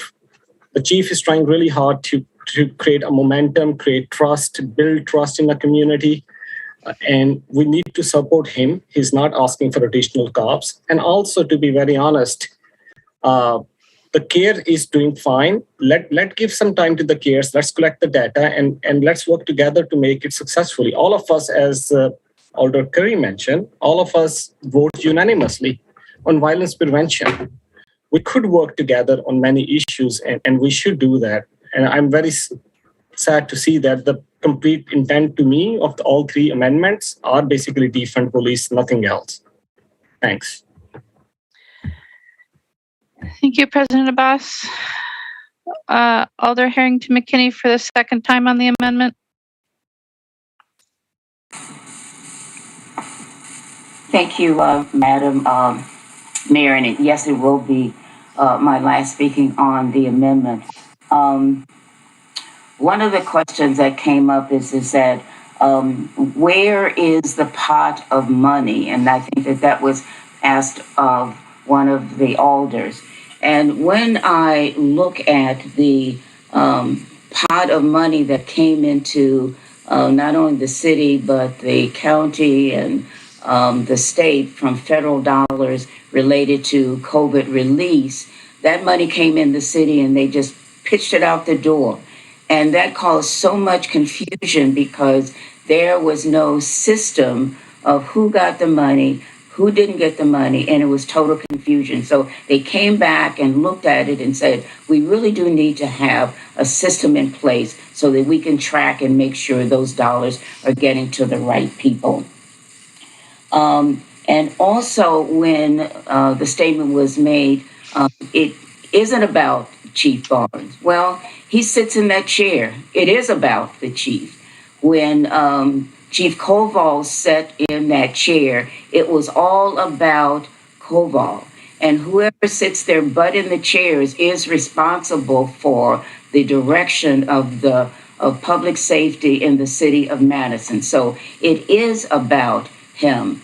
And historically, when you're looking at retention, when the alder talked about the percentage of white offers compared to the percentage of females to the percentage of African Americans, that is historical. And Chief Barnes has said that it is his commitment to have a very diverse police department, not just male, female, black, white, but diversity in skills and positions and experiences. And he has said that. And so for you to say it's not about Chief Barnes, it is absolutely on his watch. And he is accountable for the safety and inclusion and diversity and all of those things that you're moving forward for the city of Madison. So I wanted to put that in place. But one of the things I really want to end on is I had the honor of talking with the Honorable Nia Trammell, and she just completed a rotation in the juvenile court system. And she said she was in tears because every day passing through her courtroom were young Black males. And she said, we have to do something. And she said, it broke my heart because some of these young males that were passing through her court system could be her sons. And some of the charges were charges that were ridiculous. And so the system is broken. It has been broken. There is no way I can defend and say that the system is not broken. But we have an opportunity to make some changes. And that's what I'm asking. So when you say it's not about the chief, it is. He was hired for that position, and it is on the weight of how the direction of the city of Madison and how Dane County for the sheriff, how the district attorney, that is a weight that's on our shoulders, and we have to step into it. So this is what I'm asking. I'm just asking if we are doing, and when you said that doing the same thing and expecting a difference or a change, that's not going to happen. But now we have the opportunity to do something different. And my final statement is that when I was one of the alders that voted against Zaire Road for the men's shelter, I was said, how dare you not listen to the experts? Do you think you're smarter than the experts who said, buy that property? Well, we have heard Chief Davis, we have heard his department says that the CARES program is a pilot. They don't know how much to expand or where to expand. It is a pilot. So to plump a bunch of money into the program now, I heard they don't even know where it should go yet. And so in order to take the money out of the police department just to make a point and put it in a program, and they haven't even figured it out what the strategic plan is and the organization and how to make it work, just is not good, solid fiscal responsibility. We wanted to give $600,000, but the money was not left. And so when you look at what can $200,000 do, that was all that was left.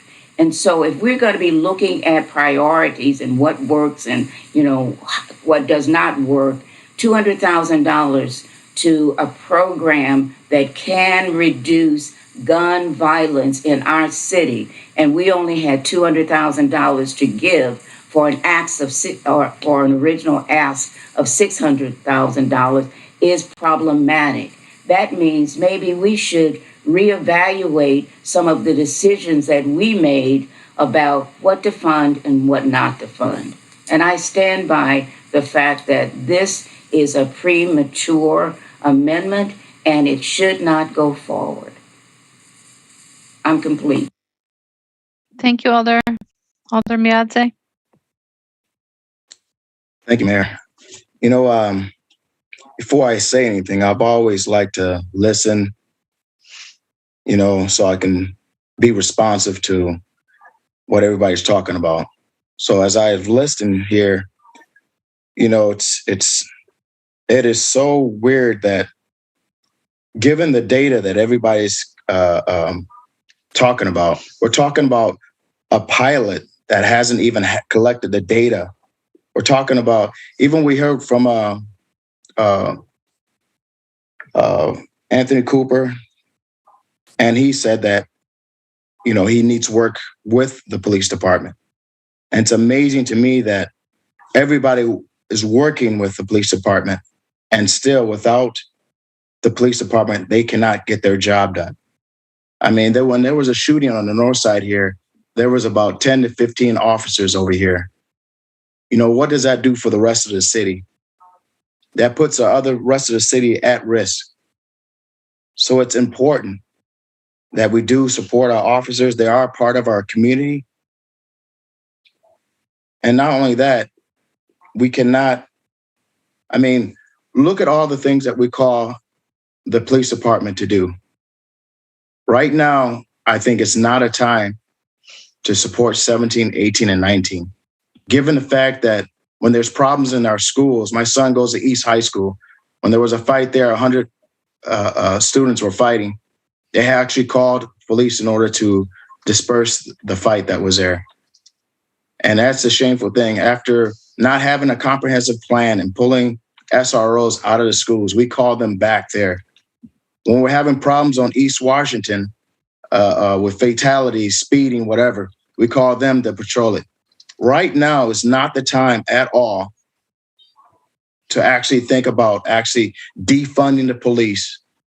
You know, and I'm speaking directly to you, Mayor, because my colleagues on the council has actually attacked me personally, Facebook-wise, which is a shameful thing that we can agree to disagree, but we should be able to come upon some kind of common sense ground where we're listening to our constituents.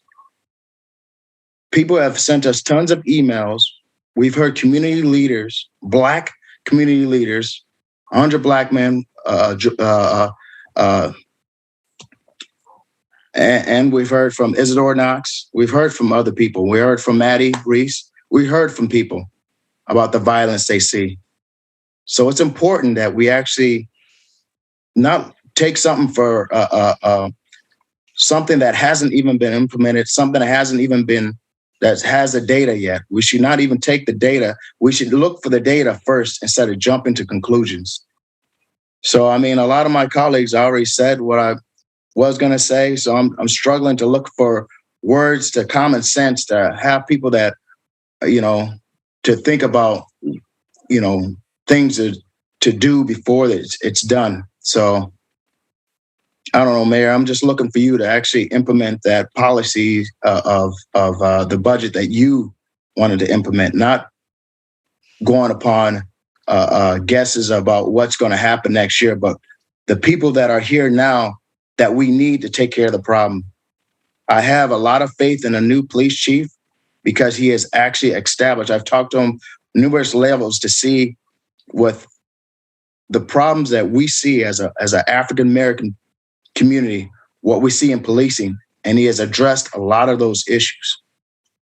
So to actually not give him the tools that he needs in order to implement us moving forward, instead of always looking back at the past of what has happened in the past, we as African-American people need to get over the past of what happened in the past and find a way that we can all move together forward to the future.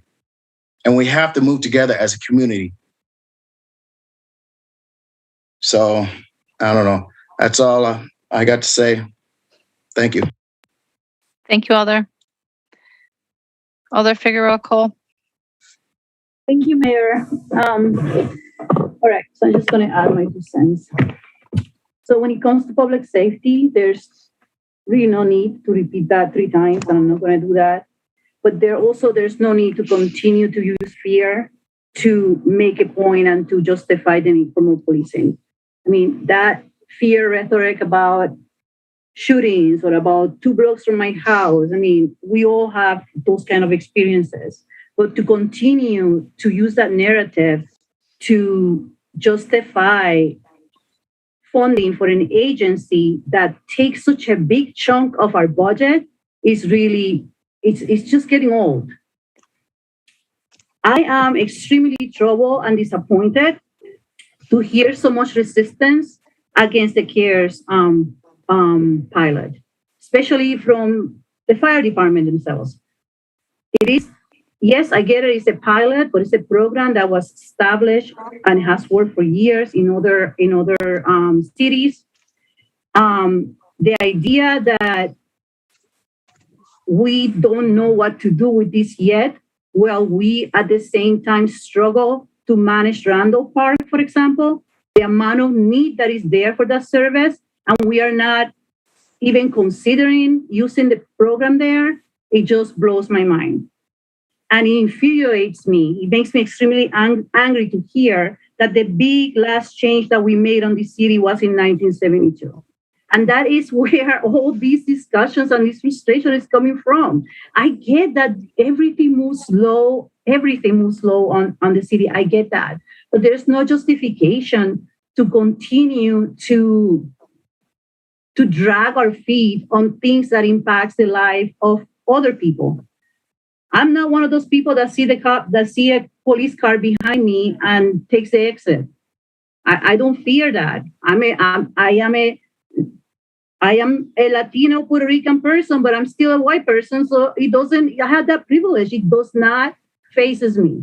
So I cannot sit here and pretend that I understand those experiences. So these amendments, I mean, I'm not going to vote on this amendment based on my personal beliefs. I cannot disregard the need for the annexation of the town of Madison. So that has been a priority for me, and I'm not going to deny that. So I am not going to vote on a way that I strongly feel I should be voting. However, the idea to sit here and hear my colleagues talk about how irresponsible these amendments are, or the emails that we got from people so bent out of shape of how ridiculous these amendments were, it's just really, I have to call that out, because these amendments, the main purpose of them is for us to have these conversations, which we are having. And I don't see anything wrong with that. I mean, we should be having these conversations because they're important, because it's not, I mean, I'm going to again agree 1,000% with Alder Curry. This is not about Chief Barnes. I have had plenty of meetings with Chief Barnes. I have had plenty of meetings with John, with Patterson. We're sick. I'm sure they're sick of talking with me and sharing their data and sharing their resources. And it's not about them. It's about processes. It's about, like someone said, we ask the police to do so much. Yes, we do ask the police too much. I think that's one thing that each side of the equation will agree on. The police does too much. But when is it that we are going to really take serious analyzing what too much means? When are we actually going to go and say, where is my money going? Where is this $80 million being applied? I had this many officers that we trained. How is their time being used?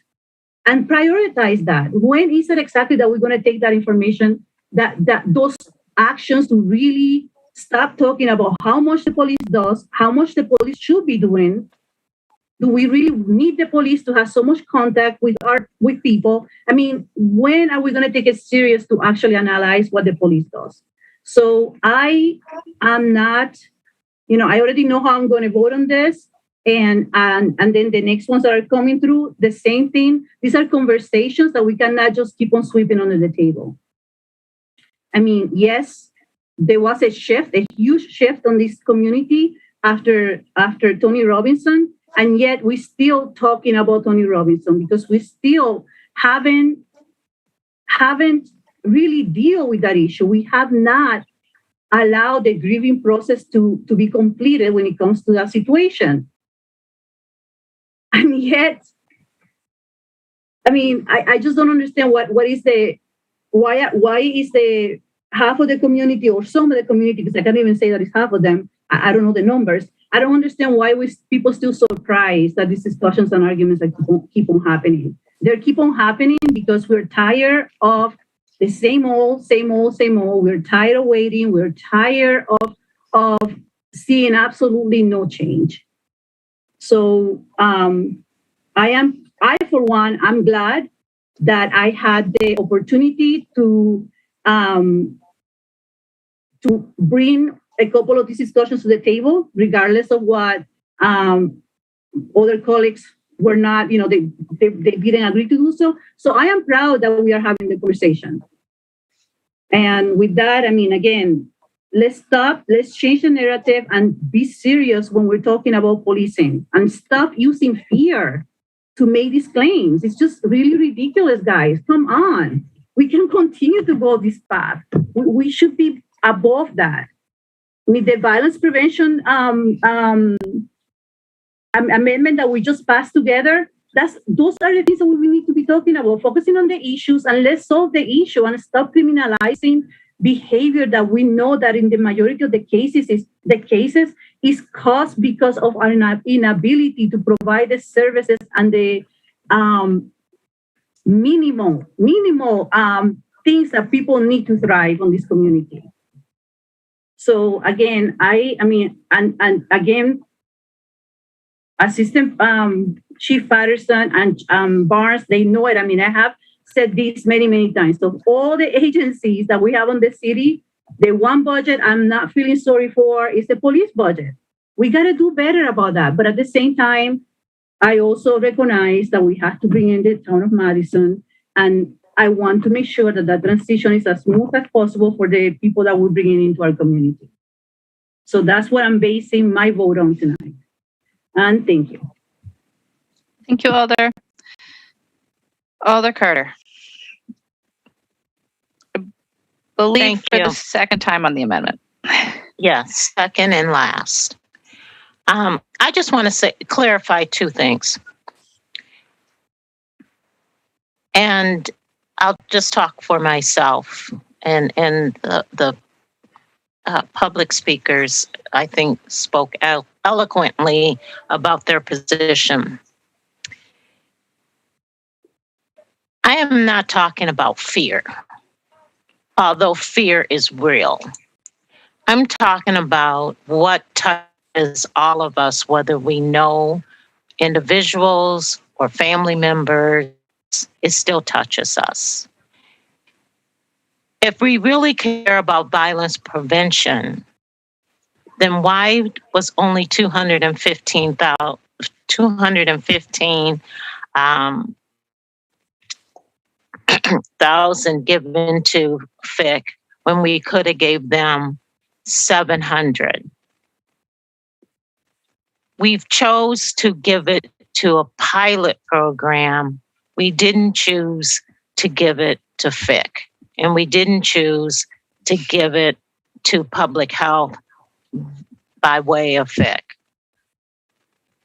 The fact of the matter is, regardless of how you personally want to vote, and I respect all your decisions on how you vote, you won't see me going on Facebook saying that you voted wrong, because we all have to vote from our minds and our hearts. We all have to put our head on that pillow at night and say we did the best that we could do today. But the bottom line is this. You're pouring money into a pilot program that even Chief Davis said, don't want the money. And you're still justifying why you're giving it to that pilot program. And I asked you, at the moment you thought about these amendments, what happened to FIC? Thank you. Thank you, Alder. I believe I have no other alders in the queue. Alder Figueroa Cole? Yes. May I respond to that, Mayor? Alder, can I address the FIC situation, please? You can speak to anything, but you should speak to the chair.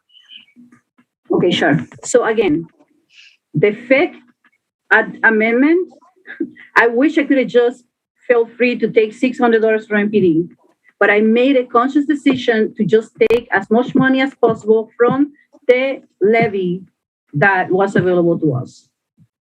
And oh my God, did I try hard to get money from other sources and from other areas that could just make sure that there was enough money for other people to play. If I had gone through, my intent with FIC was to make sure it passed. If I have actually gone there and touched a penny from MPD, let's be real, we would be having the same conversation we're having right now over the CARES project.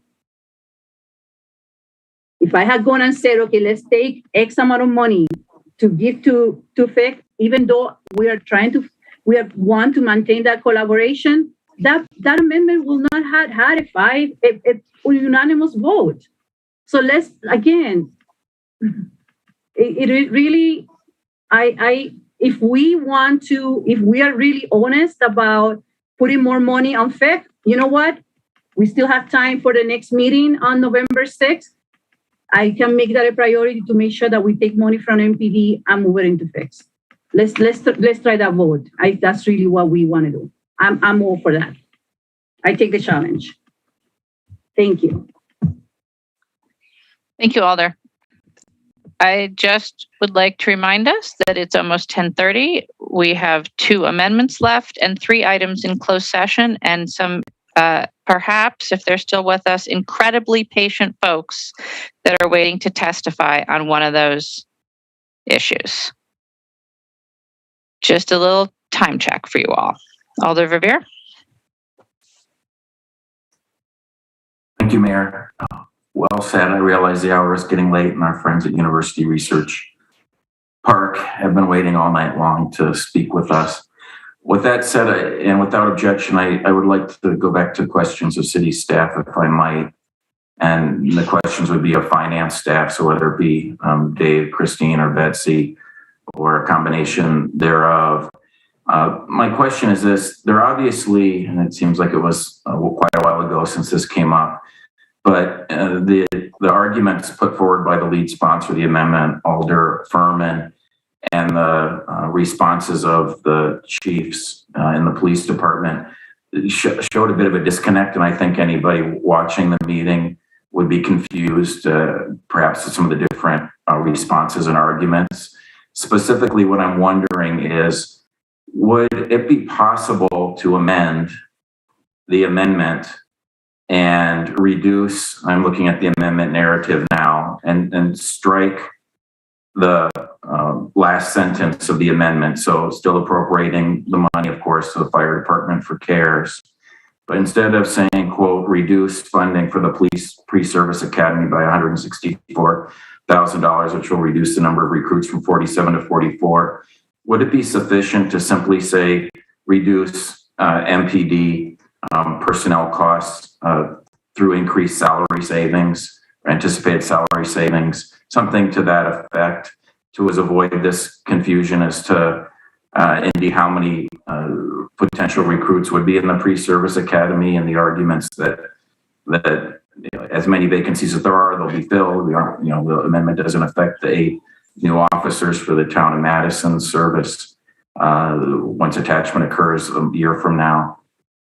You understand what I'm asking, Dave and colleagues? I'll try to start with an answer, and then maybe Betsy will want to jump in, and Assistant Chief Patterson too. But I think in the end, this is still taking $164,000 out of the police department's budget relative to the estimates necessary to staff the police department at its authorized strength. So, even if you call it salary savings, there'll still be less funding. And then how does that less funding manifest itself? Is that a smaller recruit class? Is that, again, not being able to fill vacancies for a certain portion of the year? We can certainly strike that. I'm not sure it's going to be that much different of an impact, but Betsy's much better position to talk about that. I'll turn it over to her. I don't know if MPD has a perspective as well.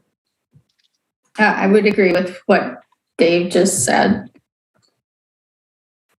Well, thank you both, and I would agree with that as well with your responses. What I'm trying to get at is a confusion over the number of positions that would be authorized in the pre-service academy.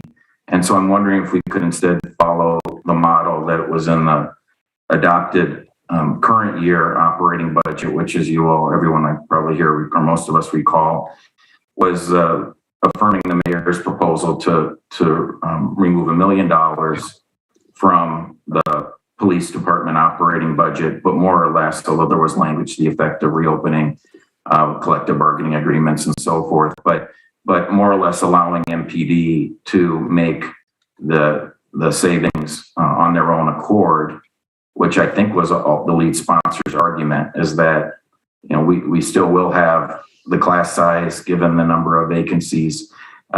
In May, we will have 8 new officers for the town. Obviously, Betsy, in your language, in the analysis, you confirm that the authorized strength isn't being proposed to change.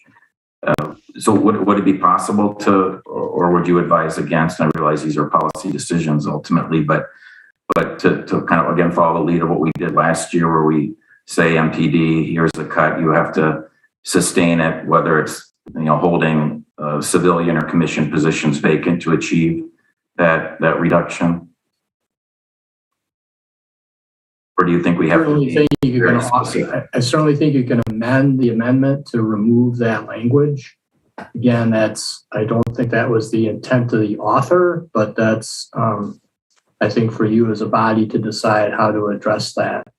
I will say that, you know, the 2021 reduction of $1 million was initially predicated on collective bargaining changes that did not manifest themselves, and so it then manifested itself as a different way of reduction in force, which was a series of furlough days. So, you know, either way, you're getting to some point where there's less salary budget in effect. But yeah, I don't think there's any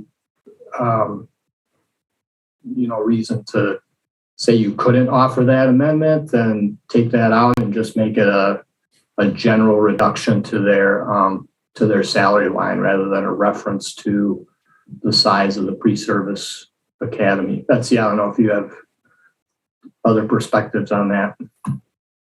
No, I agree. You could make that statement or strike what we have and just make it a general reduction. Thank you both again. I appreciate your responses. So, Mayor, if I could ask you, if appropriate here, curious if Alderperson Furman, as the lead sponsor of this amendment, has any interest in perhaps thinking of amending this language, given the kind of disconnect between his arguments and questions and what we heard from the command staff at MPD tonight.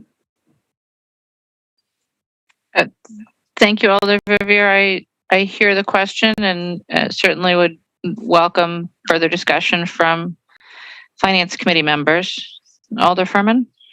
Thank you, Mayor. I'm happy to if Alder Verveer wants to make an amendment, I'm certainly willing to consider it. What Alder Verveer is talking about is not something not an amendment motion I would be making on my own this evening, but I'd be happy to second his amendment if he's wishing to do that, as well as support it, allowing MPD some flexibility on where to find this $164,000 cut. I do think that if, my strong preference would be for them to be taking it from the pre-service academy, because ultimately the pre-service academy ends up being a hedge for the following year. They're going to be able to, as we talked about, or as I talked about earlier, they're going to be able to have a fairly large class going for 2022. It has more to do with what our resignation is going to look like in 2023, and will things be lined up for that? That's the big question mark, and why they try to do averages and try to figure that out.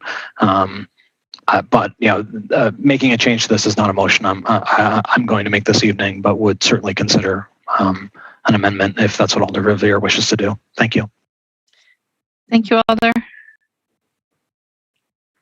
Thank you, Alderperson Furman. If I might, then, Mayor, I would like to move an amendment to the amendment as per my previous question of finance staff. So it would simply, my proposal would be for the second sentence of the amendment narrative reduce funding for the police department, anticipating additional salary savings, and certainly am open to any corrections needed or edits of that language by the finance staff.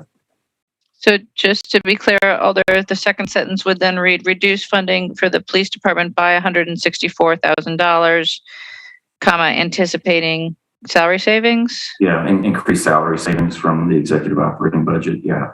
That would be it. Thank you. Anticipating increased salary savings. Right. Is there a second? Second. It's been moved and seconded to amend the language. If I might, Mayor, and I appreciate Alder Verveer. your flexibility here and allowing me to not raise my hand constantly. Yeah, so with the risk of repeating myself, I do think for even some of us on the committee, it might have been confusing between the arguments. And I'm not saying anybody's incorrect here. It's just perhaps the fact that the hour is late. But there does seem to be a misunderstanding amongst some as to if this original amendment would reduce the number of recruits at the May pre-service academy versus the possible accelerated academy in next year versus something else. So again, the sponsor of the amendment, I think he was correct in his presentations, as I believe the chiefs were as well. But the analysis section would largely remain as is, in that, as was the amendment's intention, it does not reduce the authorized strength of the department, but it would provide some perhaps additional flexibility in terms of how many vacant police officer positions are filled, which I think is a concern, especially as at least speaking for myself, as we consider the looming attachment of much of the town of Madison to us next year. Thank you. Thank you, Alder. So on the amended language, are there any questions for staff? Is there any further discussion? Is there any objection to considering the amended language the main motion? Seeing no objection, that's the motion then that's before us, is the language as amended by Alder Verveer. Alder Harrington McKinney for the third time. You're muted, Alder. I was counting the times. Was I the only one that spoke on this for the third time? You are at the moment, but your colleague Alder Carter has her hand up as well. So my question is, can I ask a question of staff? Yes. Okay, Chief Barnes. Okay, with this change in the amendment language, the position of the data, and please correct me in terms of that position, will you still be able to, number one, will you please give us the correct title of that position, and will you be able to have that position in your budget with the proposed reduction? Sure. The correct title is Police Data Innovation and Reform Director. That person will work specifically around our crime analysis, data collection, and will be my point person when it comes to criminology and what's going on in policing right now. Could you ask the first part of the question again? I'm sorry. So the first part of the question is Alder Verveer has amended made an amendment to say that the police department would reduce their overall budget based upon attrition or something like that. I'm trying to grab that. Would you be able to still staff that position in reducing the overall budget? Yeah, well, that position is a non-commissioned staff member, so that person would not be subject to the police academy. So he will be a civilian, or she would be a civilian or non-commissioned staff person. And you would still be able to hire that person on? Yes. No? Alder, that position is not implicated by this particular amendment. Well, I thought it was because the amendment said reducing the budget by X amount of dollars. So that doesn't fit in there? Alder, it would leave it up to the chief how he wanted to reduce the budget. Okay. But anticipates doing it from salary savings. And I can have Assistant Chief Patterson speak more to that, but I'm assuming that this amendment and the first one are the same. It would have to still come from the attrition formula or overhire formula.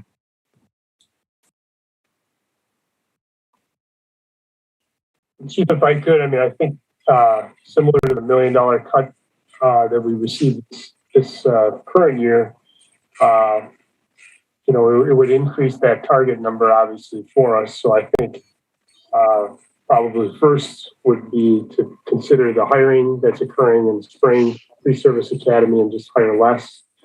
But you know, all the things that were done this year, I wouldn't necessarily be an advocate for were obviously the furloughs for commissioned staff. We held civilian positions vacant.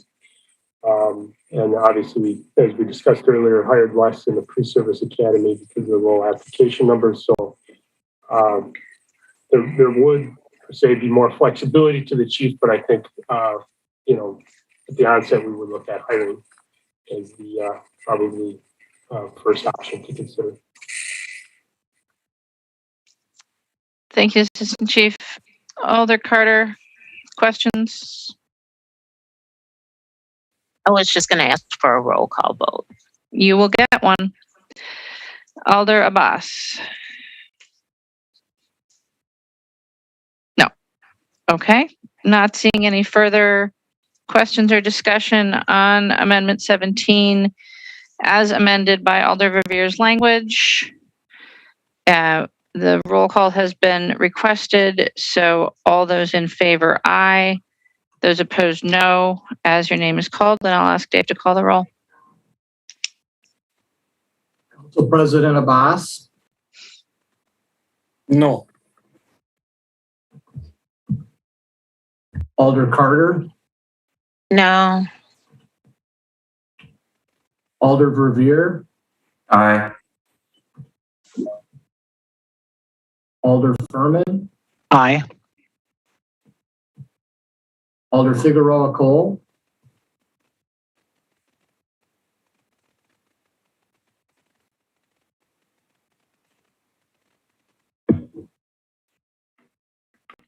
No.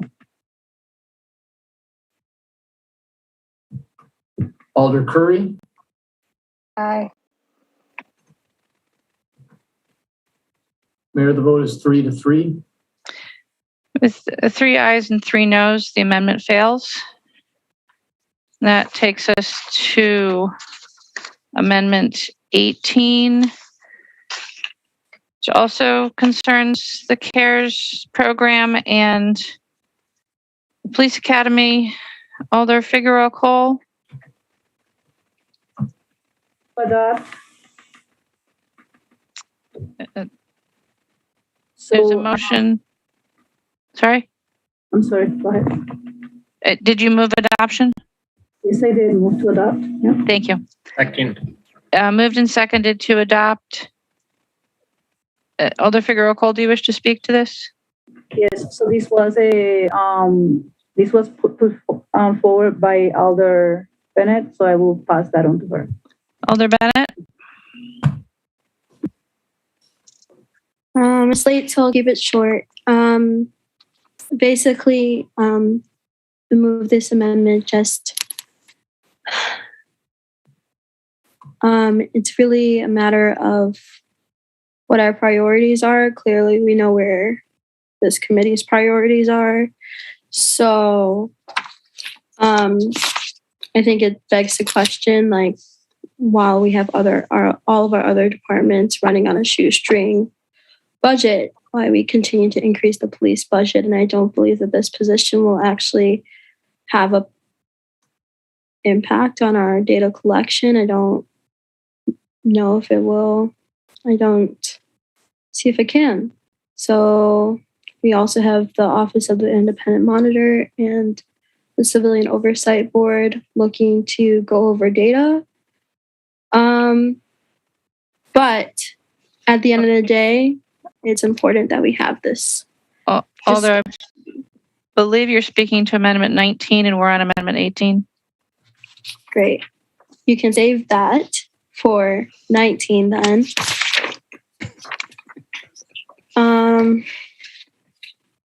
Okay, this one I actually wrote stuff down for.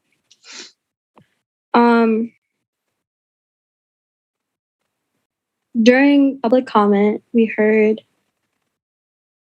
continual naming for proponents that are of increasing the police budget or maintaining the force as is. We always name off violent crimes and not non-violent crimes. We can always point to times where the police were called to respond to issues such as gun violence. But where is the data for that? I know some of you really value data. So let's look at the 2020 police report. As of the 2020 police report, there were 125,000 calls to service. Of those 125,000 calls to service, only 17,548 were of Group A calls that resulted in fines or arrest, Group A being of violent calls. So out of 125 calls, that means 14% were violent, meaning 86% were non-violent or did not warrant arrests, which is about 17 out of 20 calls. And if you want to check that data, you can look to the 2020 police report for that. So when we keep talking about costs to service, we don't talk about people calling in that are experiencing thoughts of suicide, people that have experienced violence or domestic violence at home, and or domestic abuse. That even includes emotional abuse and stuff like that. We don't talk about the times that the police is called for simple stuff like your neighbors are pissed about your garbage cans. So again, we keep funneling monies into this police budget without oversight over what we're actually trying to solve. Ultimately, when a crime happens and the police show up, it's too late. We need to be funneling monies into things that attack the root causes of why people are calling in the first place, why people are doing this. We can always add more cops. And I think a good analogy of that is like if you add one cop to the left side of the road, another to the right side of the road, people are just going to commit crimes in the middle because we're not actually solving the reasons why people are calling for service. All of your campaigns included a component of quote unquote reimagining public safety. But as you just showed, you don't want to reimagine public safety. This executive budget reimagines nothing. It maintains the same old status quo of increasing the Madison Police Department budget, allowing incidents such as upper level officers and lieutenants having sex in their cars and causing ruckus on State Street, all of that going unchecked. And what really bothers me as of tonight, we just saw the incident that happened on State Street the other day. That was completely unnecessary for it to go down that way. And I wonder what would have happened. While I agreed, the police officer that was shot, that was sucked, was horrible, by another officer. What would have happened if that police officer shot the Black teenager, K-Twan? What would have happened if he died, if he was fatally shot? We would be experiencing the same level of protests, of civil unrest that we were experiencing last year, that we experienced during Tony Robinson, etc. And I wonder how that would inform your decisions today.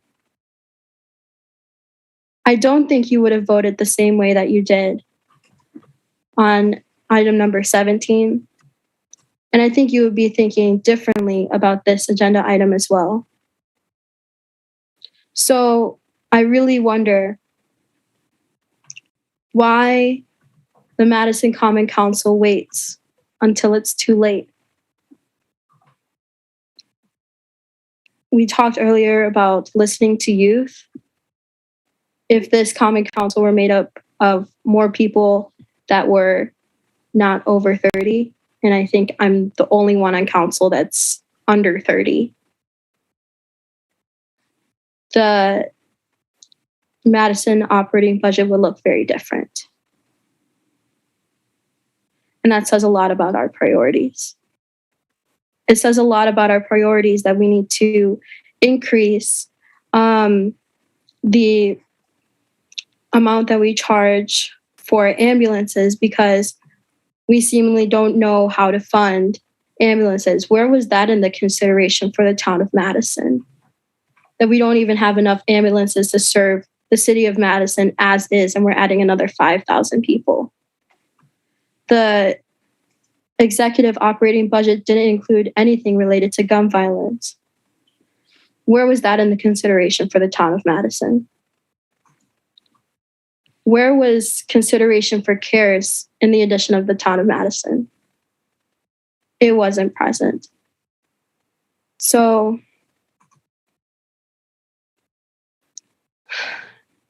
I guess it's frustrating, as it is always, to see that people are unwilling to change, and this Madison Common Council is unwilling to change. And it's really sad. And it's sad that we're unwilling to build a city that young people even want to live in.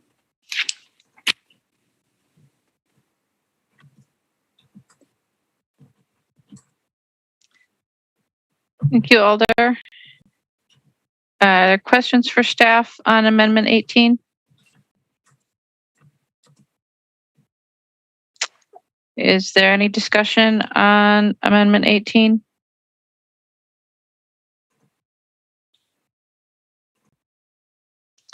Seeing none, is there objection to recording a unanimous vote on Amendment 18? Alder Furman. Mayor, can you call a roll, please? Of course.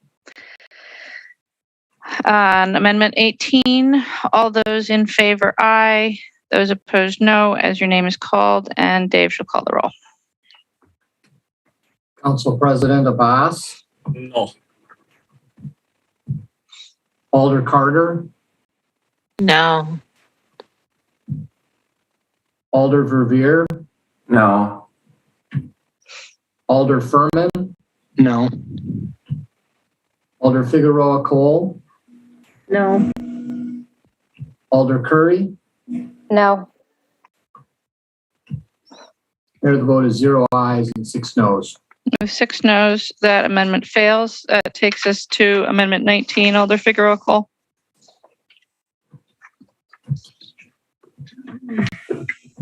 Move to adopt. Second. Moved and seconded to adopt. Alder Bennett, did you want to speak to this one? We know how we're going to vote, so let's just do it.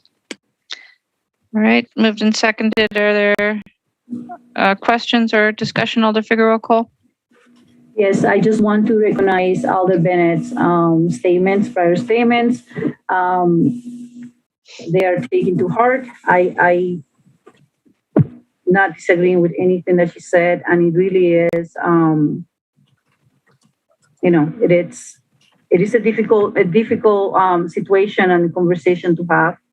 But I do appreciate your wisdom at such a young age. I appreciate what you represent. And I do take every single word that you say. You know this. I mean, I don't have to say this publicly, but I am saying it publicly for the record. I take every single word that you say to heart. And I know that you know that. So thank you for your, thank you for your voice. I really, really appreciate it. Thank you, Alder. Is there any further discussion? If not, I'll anticipate a request for a roll call. All those in favor of Amendment 19I, those opposed, no, as your name is called, and I'll ask Dave to call the roll. Council President Abbas? No. Alder Carter? No. Alder Verveer? No. Alder Furman? No. Alder Figueroa Cole? No. Alder Curry? No. Mayor, there's 0 ayes and 6 noes. With 6 noes, that amendment fails. And that brings us to the end of the amendments. So on the executive operating budget as amended by the Finance Committee, are there questions? Is there discussion? Is there any objection to recording a unanimous vote in favor of the executive operating budget as amended by the Finance Committee? Seeing no objection, we'll record that vote. I'd like to pause here and consider the rest of our agenda. We've reached the hour of 11 o'clock. We do still have at least one of our registrants on item 20 with us. It looks like both of our registrants on item 20 are with us. So I might ask that we at least take that testimony, given that they've waited this long, but I'd ask you to think about whether we might be interested in a special Finance Committee meeting to take up the closed session items. And I'll speak more to that if there's appetite to consider that. But in the meantime, is there any objection to taking the public testimony on item 20? Seeing no objection, and on item 20, we have Aaron Ulver of District 19 and Paul Munch of District 13, both in support, both representing the University Research Park. And we'll start with Aaron. Thank you, Mayor. Thanks for sticking with us after a long night. University Research Park, if you're not familiar with us, is a nonprofit that supports the University of Wisconsin-Madison. And our mission is to generate income to support education and research at UW-Madison, but also to help turn research into jobs by building lab and office space for science and technology companies. And sometimes we do that by working for or with a specific company, like we did with the city's help when we built a headquarters for Exact Sciences. But a lot of our companies are small local startups, and they don't necessarily know when they're going to start or grow or how much they're going to grow or how fast. And so over the past 37 years, we've built incubator and scale up space on a speculative basis to serve these growing companies. And in fact, we've developed about half the space in the park we manage on a speculative basis. Currently, Research Park, for the first time since I've been there, is totally full, and lab space cannot be found easily anywhere in the Madison area. So it's definitely time for us to put up a new building. And we're hoping to partner with the city on a new lab project called Element Labs that my colleague Paul will tell you a little bit more about. But what I want to talk about in my brief time is that we're not simply trying to launch a new lab building. We have a much more ambitious plan. But it's extremely difficult. So we're really hoping to attract your interest and to partner with the city to make it a reality. The research park is probably the lowest density area that's fully developed inside of the Beltline. It has 4,000 people that work in it, but no housing today. And to go anywhere, people usually have to jump in a car.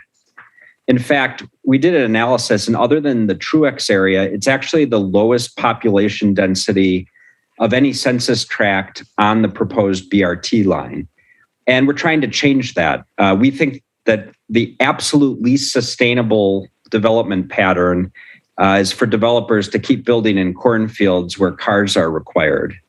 It's also terrible for equity to get out to any of the lab locations outside of the Beltline, places like Promega or Covance, the new Arrowhead facility that was just in the paper.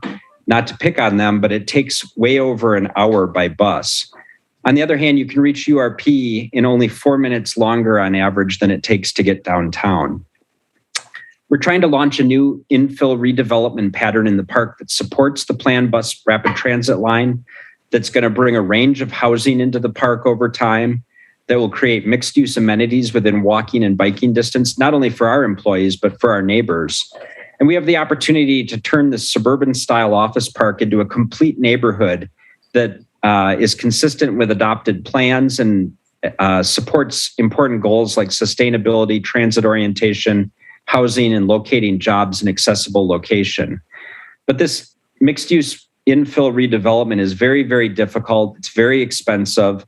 There's a lot of people who have looked at it, but backed away from it. So we're really hoping that you will help us by partnering with us on this first transformational project to start knocking over the dominoes that we hope will transform and evolve the park over time.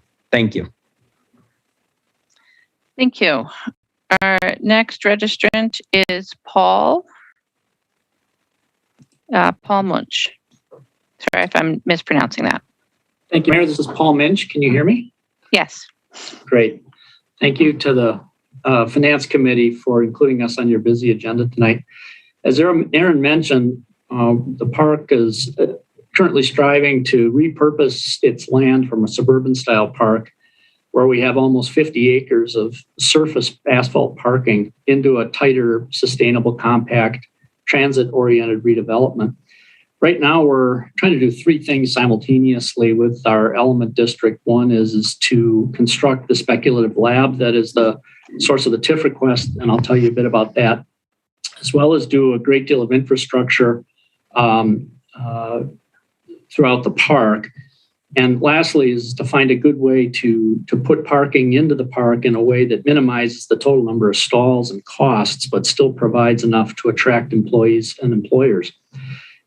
Alder Verveer, I've been reflecting about the time I spent working in your district, and in many ways the park is similar, especially with respect to trying to get parking put in the right spot at the right time.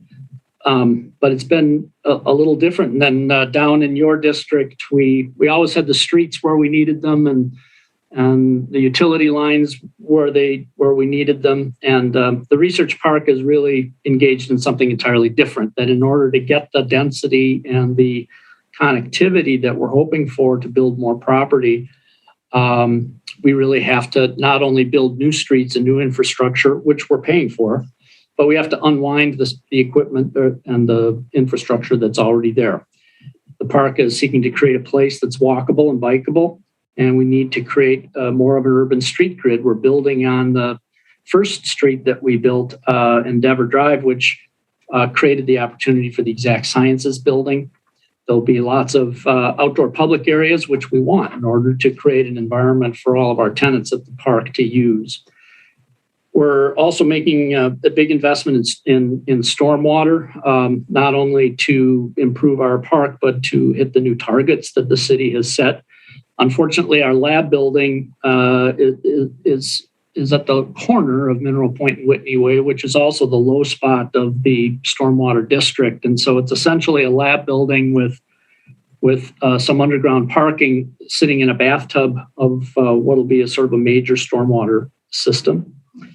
And according with city plans, we're proposing to hide as much parking as we can into the buildings. The lab building itself can't self-park itself because of rock and the depth that we would need to go to put parking there. So some of its parking is going to be used or leased from an adjacent multifamily project.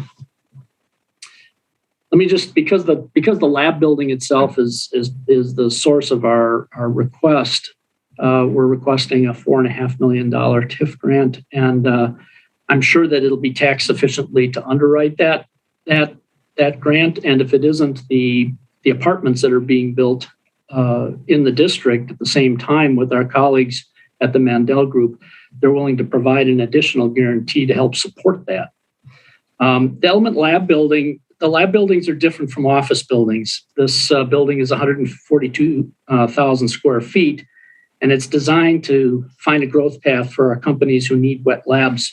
What makes the lab building different from office buildings is primarily its need for sort of services and structures that are unique to lab users. This building will change its air 6 times every hour. And that means during hot summers and cold winters, all that fresh air will be tempered. It has a structure that limits vibrations. It's a rather expensive structure because scientific equipment can't fall out of calibrations, and active scientific experiments need to control variables, and vibration can be part of those variables. There's an extensive exhaust system to pick up the hoods and the various equipment that's in the labs. There's special efficiency equipment to capture heat and cold while still changing the air, and really large backup generations, primarily so that our tenants, lab tenants, have what they need to keep their freezers running to preserve samples without any risk of it going down. Those are some of the reasons why the lab building has the budget that it does. We think it's an important building that we hope will finish, will start off the Element project, and we appreciate your support and your underwriting on the TIF. Thank you. Thank you. Are there questions for either of our registrants? Right, I'm not seeing any. So then, Alder Figueroa Cole.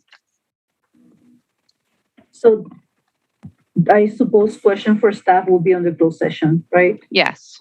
Okay, thank you. So to that end,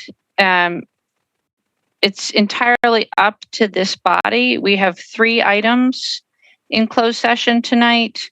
I've been checking with staff, and they believe that we could potentially, if we could reach quorum, schedule a special finance committee meeting to do these closed session items on either Friday the 29th, Monday the 1st, or Friday the 5th. So let me first just get a sense of the body. Do you want to, and I'm going to ask you to wave at me or use the raise hand function. Do you want to just keep going and push through these 3 items? Nobody wants to keep going. Okay. So then of those 3 dates, all right, we'll take a little conversation on that. Alder Figueroa Cole. Could you please repeat the 3 days? Like, I only got 2 of them. 29, the 5th, and which one? Friday the 29th, Monday the 1st, or Friday the 5th. Thank you. Alder Abbas. The only time, Madam Mayor, I'm available is Friday the 5th. All right, so I was just about to get to that, Alder. So can we just do an informal poll again? Use either raise hand option if you're available on Friday the 29th. All right, so Alder Furman is available, nobody else. Alder Figueroa Cole is available on the 29th. Alder Curry is Are you available. thinking on a specific time on the 29th? Yeah, my apologies. I'm thinking approximately the same time that we usually meet in the 4:30 range. Okay, then. So yes, I'm available. Okay, so we have 3 alders available on the 29th, and Alder Carter let me know. She's also available before she left. And then for Monday the 1st, same question. If you are available, Alder Verveer, available Monday the 1st, again, 4:30. Alder Curry, available Monday the 1st. Going once, going twice, going thrice. All right. I'm sorry. So the 5th? Yes. I'm Monday the 1st, Alder. Oh, yeah, I'm not on the 1st, got it. Okay. And then Friday the 5th, again in the 4:30 range. And that seems like a winner. And Alder Carter is also available on the 5th. So then we're just going to be a little formal about this. Is there any objection to instructing staff to schedule a special finance committee meeting on Friday the 5th at 4:30 to take up these three closed session items? Alder Figueroa Cole? No. Madam No. Mayor. Alder Abbas? So there will be no public comments, correct? No, we wouldn't notice it for public comment since we've already done that. Perfect. Then that's good. All right. So it seems like we have settled on Friday the 5th just for those three closed session items.